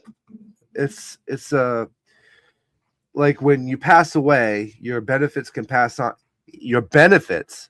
So he's eligible for benefits, but he hasn't gotten them. He has never gone through the process of getting them. So he's eligible for benefits he doesn't have. Yeah, he has SGLI, which is that's one main benefit, which is when you pass away, your pay and your benefit, your medical benefits pass on to your next living relative, spouse, or firstborn. Don't So, you like, when you he so has when you that. have that, don't you get paid less when you have that? Well, yeah, you get a percentage of whatever your grade was. No. I mean, I thought like my one of my uncles has that, but I thought there was I thought your monthly pay is reduced if you pass those benefits along. No. No. Okay. No. Your benefits itself, like I get $6,000 a month, which is 70% of what I would get if I was 60, what is the retirement age? 60 something, 70 something. Whatever I would normally get at, now. Whatever I normally would get at the retirement age, I get 70% of it now. Okay. If I live to the retirement age, I get the full benefit. Okay. And then when I die, 70% of that goes to my spouse or my firstborn. Okay. And you pay for that through your service. As you're serving every month when you get a paycheck, a portion of your paycheck comes out of it into that program. Gotcha. Okay. That makes sense. Yeah. For some reason, I was thinking like that happens a lot of like on pensions and stuff. Like if you have it so it'll roll over to a spouse or firstborn, Yeah, that your monthly your monthly payout is a little bit less. Avian corrected me. VGL. I don't know what it's called then, or I call it SGV or whatever it's called. Whatever it's called, I know I have it, and he has it. It's written right there on his document. So that means he qualified for benefits. He completed at least one contract of a service, which means he qualifies for the education bill. He qualifies for, and he could pass that education bill on to his children. 6 years. He should have finished the contract. Well, I mean, yeah, so true. I just got an email from Draven that states, I think Tarek asked if I would donate. Oh shit! Hold on, my phone. Yeah, the life insurance, VGLI. Thank you.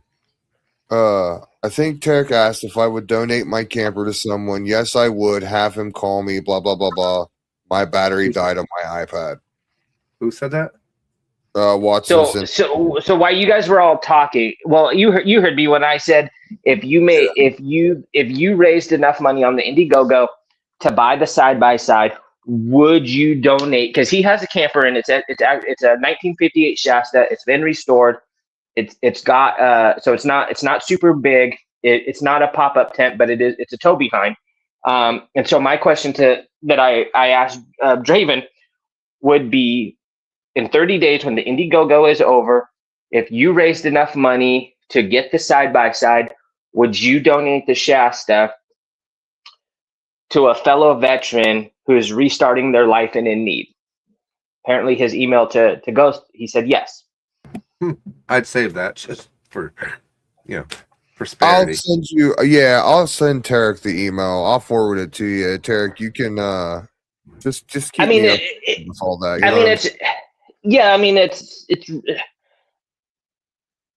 It's really fair. him and Nothing wrong really with him and Charlie should talk, because Charlie's the one that's in need, and if Indiegogo can get I mean, my thought is, originally Draven was willing to give up as a prize this camper. So what would be different now, right? So if he could raise enough money to get the side by side, which was his original intention, then why wouldn't he, donate this to a fellow veteran in need? That's the way I looked at it. I mean, I think that's a brilliant. Like, I have no issues with that if he'd actually follow through with it. Yeah, I think that's therein lies like we've all seen, and here I'm going to play devil's advocate, and I'm going to play good guy, bad guy. I won't hold my breath. I will not hold my breath. Yeah, You know? y'all know what I'm about to say. Like, we've all seen this follow through. So, like, yeah, of course. No, SDA, please, SDA, go grab the links to those videos and drop them in chat, girl. You know, Yeah. I please, by all means, share it up. Everybody, once we're done here, you guys are gonna go watch SDA's videos. So, and then you're gonna go over to DGens. I gotta show DGen, and I gotta make a video for Viper how to turn on the redirect. Don't Yeah, forget, you I have a mean, song so that Mama T wants you to play too, I think. so yeah, I'm not going to like I said, I'm not going to hold my breath, but I mean that would be something I would love to see something that come about where, you know, and then any money that, you know, was potentially collected. I mean, you know, don't go spend any money assuming that you're going to get a camper give it to you. You know what I mean? But it would be great that if, you know, if everything did work out where, you know, Draven did follow through, he got a side by side for him, not Dominic, for him, and you know, then he followed through, got a camper to Charlie, and then Charlie had a little cash in his pocket to get some clothes, necessity, stay warm over the winter. Maybe a few months at a park, you know, because Yeah. lot fees aren't free. So, you know, it would be incredible all the way around. Great start to the year. Veterans helping veterans. And, you know, I'll do what I can to try and make sure that gets arranged, you know? And I don't think, you know, anybody would be against that, you know, going forward. So Viper, I'm going to give you the floor, sir. The floor is yours. Any final thoughts about tonight and anything you'd like to promote before you go? You know, obviously I'd love people to continue to buy my books and my music and my new energy drink and my coffee, because it allows me to help other people. Something I enjoy greatly. Please continue if you can to donate to Charlie, because I can't count on Draven to do anything follow through wise unless he benefits from it. So my goal is to get Charlie as independent as we can. Try to keep your logic ahead of your anger and hate. I know it's easy to be angry and hate people on this platform, but it will blind you sometimes. And unfortunately, I don't want to see you guys blinded. I want to see people successful and happy. I thank every one of you guys that have been promoting my stuff, because without you promoting it, I would not be where I'm at today. I owe a great debt of gratitude to you all. It's greatly appreciated. I live to help people as best as I can. Even through all the times I've been scammed and used, doesn't stop me from trying to be a better human being. Because while this world is slowly tearing itself apart, what's the harm in trying to put a little bit of back together again, right? But much love to you all. And remember, old campers cannot go into most of the new age campgrounds these days. They have to be at least 10 years or newer. So that's another reason why we should continue to donate to Charlie, so that we can get him as new a camper as possible, to make him as independent as possible. Much love to y'all. Thank you, as always, Tarek and Ghost and Peach and the side chat, for all of your assistance and allowing me to spew some words. Always, brother. You know, you're always more than welcome up on this panel. All right, Tarek. Any final words from you this evening, sir? I know we didn't exactly get done what we wanted to get done. Well, I mean, we did get some answers, and I think what we we got some. we wanted to accomplish here was we wanted In to around- make sure that Ernie's name was clear, correct? Yes, in a roundabout way, we got Ernie's name cleared. We didn't get all our question answered from Watson. Watson, I will say that I appreciate you for the time you did come up. Unfortunately, your stuff died, so we couldn't finish. But you know, even shoot, what are 4+ hours up here almost. So, I mean, I think we at least the people got to enjoy the time we had up here and stuff. I like that, there wasn't too much. I know some people don't like it when everyone's just screaming at one another. So, Yeah, we try. I do detect that. It is hard to do that sometimes, It but is. like I try and keep a little bit of composure on panel. I'm not the best sometimes, but like I do. It gets frustrating when when you're trying to, when you have to repeat yourself or you have to re-explain something 22 times. I mean, it gets frustrating. Like I said, like I said earlier, like, oh, it's like I'm talking to a child. It gets difficult. So I understand all of that.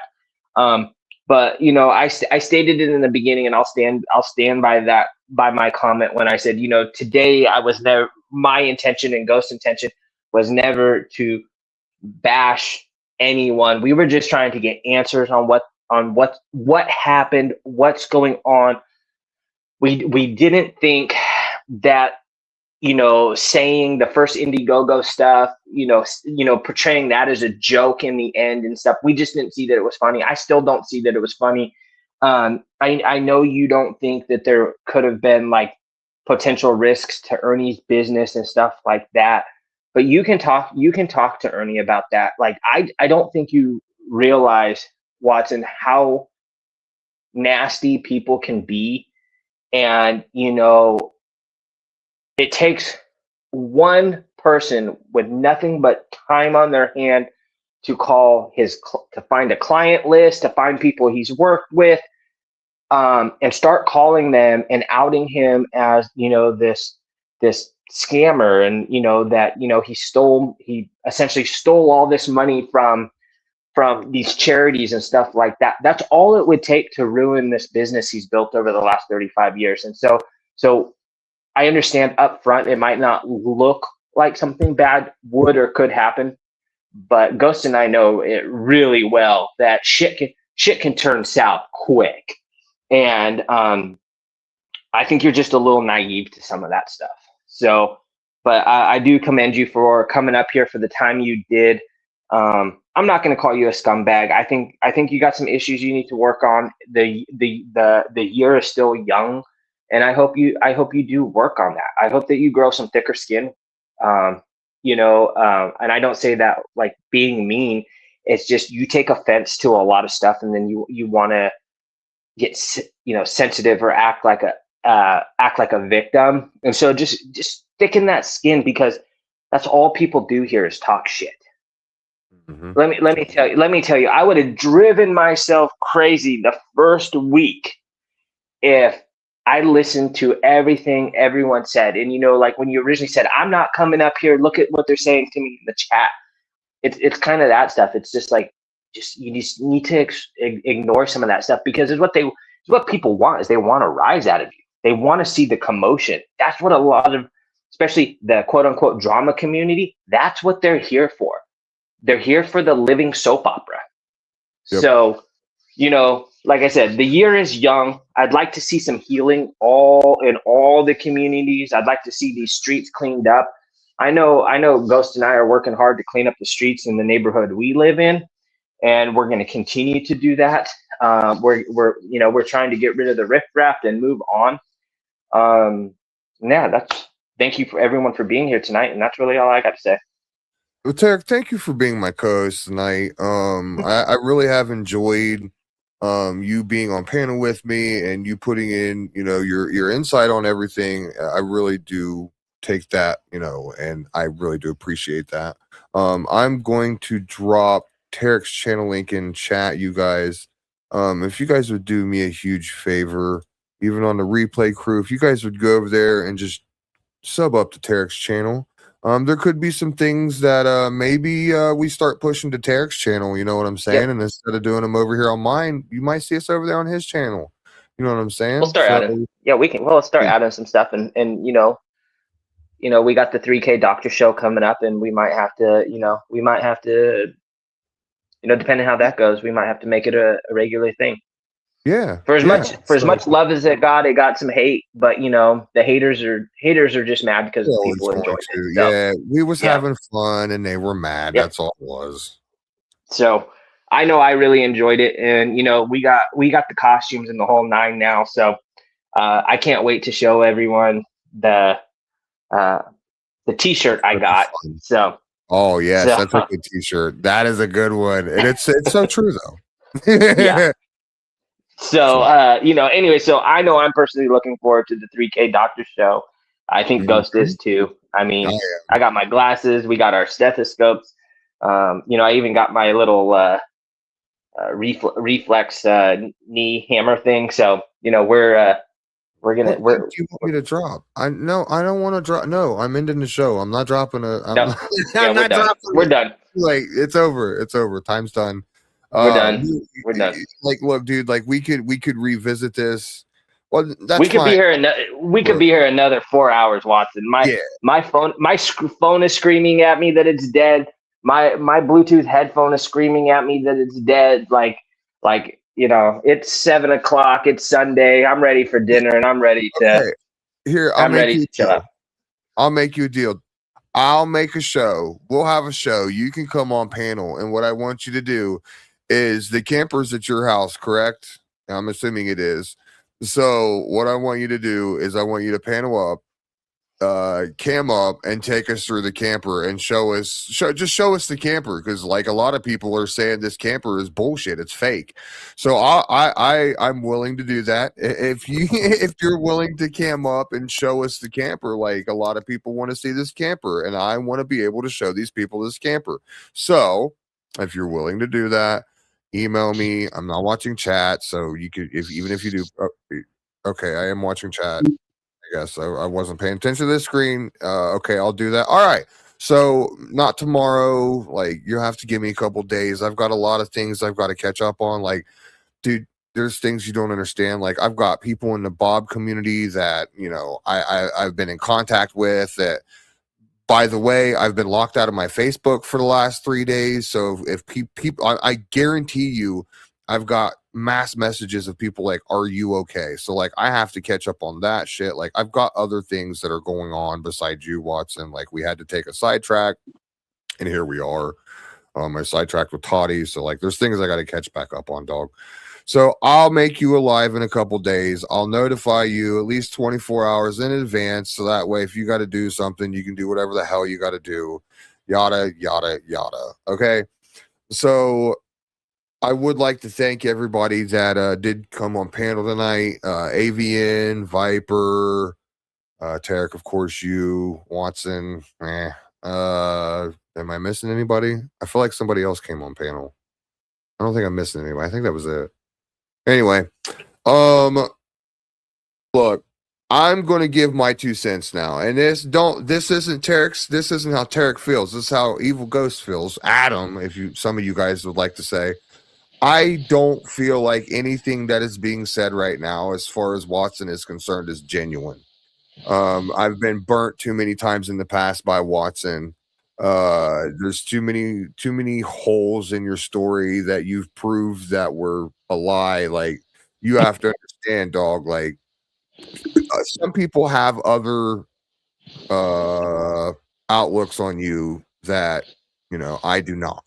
And that's just the bottom line. I don't trust you. I don't trust anything about your word. I don't feel like you're genuine about a freaking thing, bruh. And I'm going to continue to feel like that. I'm sorry. Like, you've screwed things up too many times in the past for me to be like, yeah, he's all right. You know what I'm saying? So like, you've got a lot of proving to do in the community as far as like credibility. Like I said, you have zero credibility right now. None. So you might be 100 a vet, but my point being is, like, you've lied about so much, and you've even lied to the point of that. Like, we don't have to get into it, but like, dude, I'm not going to stop. You have to understand that this isn't going to stop. Like, until you can prove that you're not a total fucking lolcow, which as of right now, everyone in chat and probably 98.6% of the replay is seeing you as a lolcow. And I'm not going to change their mind because I see it too.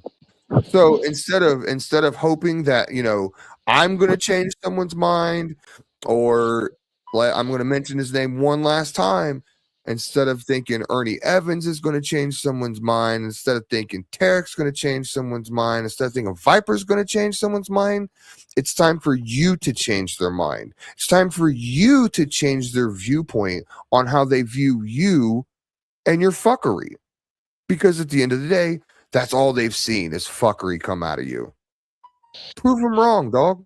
We've been through this before. There ain't not a freaking thing you can do right now to make me think any differently of you. And that's not going to change my mind. I'm sorry. Like, what's done is done, and that's it. So, like, you know, you just have to live with it. Other than that, thank you everybody for paneling up today. I appreciate each and every one of you. Thank you everybody that donated. Yankees, appreciate you. D, as always. Cinnamon, Morris, Sweet Tea, thank you for becoming a new member. Mama Bear, appreciate that super chat. Krim, thank you for becoming a new member. Pat, as always, thank you for that super chat. And Morris, thank you. So I had a request to play a song before I got out of here. So we're gonna go ahead and I'm gonna play that song. I'm getting the hell out of here. And then yeah, we'll get some things done, and I'm sure I'll be back in a couple days. If not, who knows? Maybe I'll be back tomorrow. Who knows? Anyway, y'all, I appreciate each and every one of y'all. It's been fun. Once a lolcow, always a lolcow. Yes, troll. As a matter of fact, you are correct. Thank you all. I appreciate y'all, and we out. I won't scream at this time, you know. Try and keep it nice, whatever. Screw you, YouTube AI. Tiger in the dark, breath held, claws on the mark, but it stays back scared of the hell they bring. Whiskers shake, I shine but the spine might break, too scared to face real one standing right here in its place. We got Viper, Ghosty Gen, Avian 2, names that bite harder than anything you do. We got Viper, Ghosty Gen, Avian crew. You hide in the shadows, we walk straight through.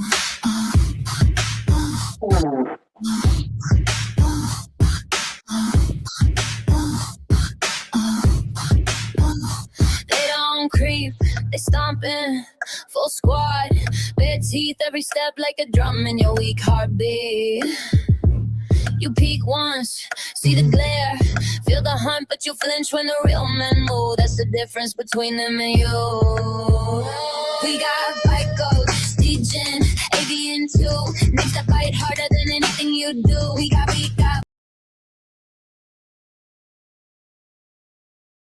shadows, we walk straight through.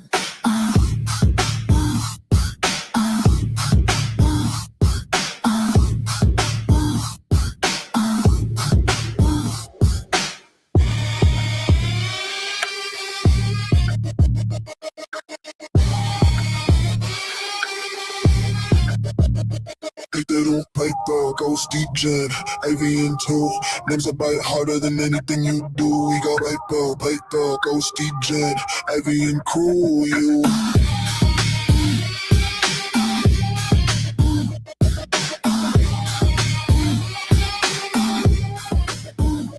We gotta fight those.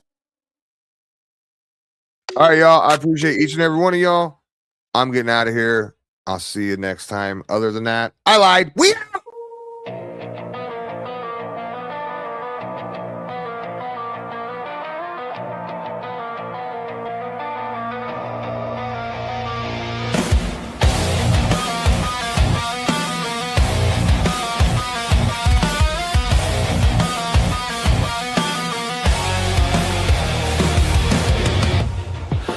Cold breath on your neck, you feel it when you lie. Teeth in every secret, claws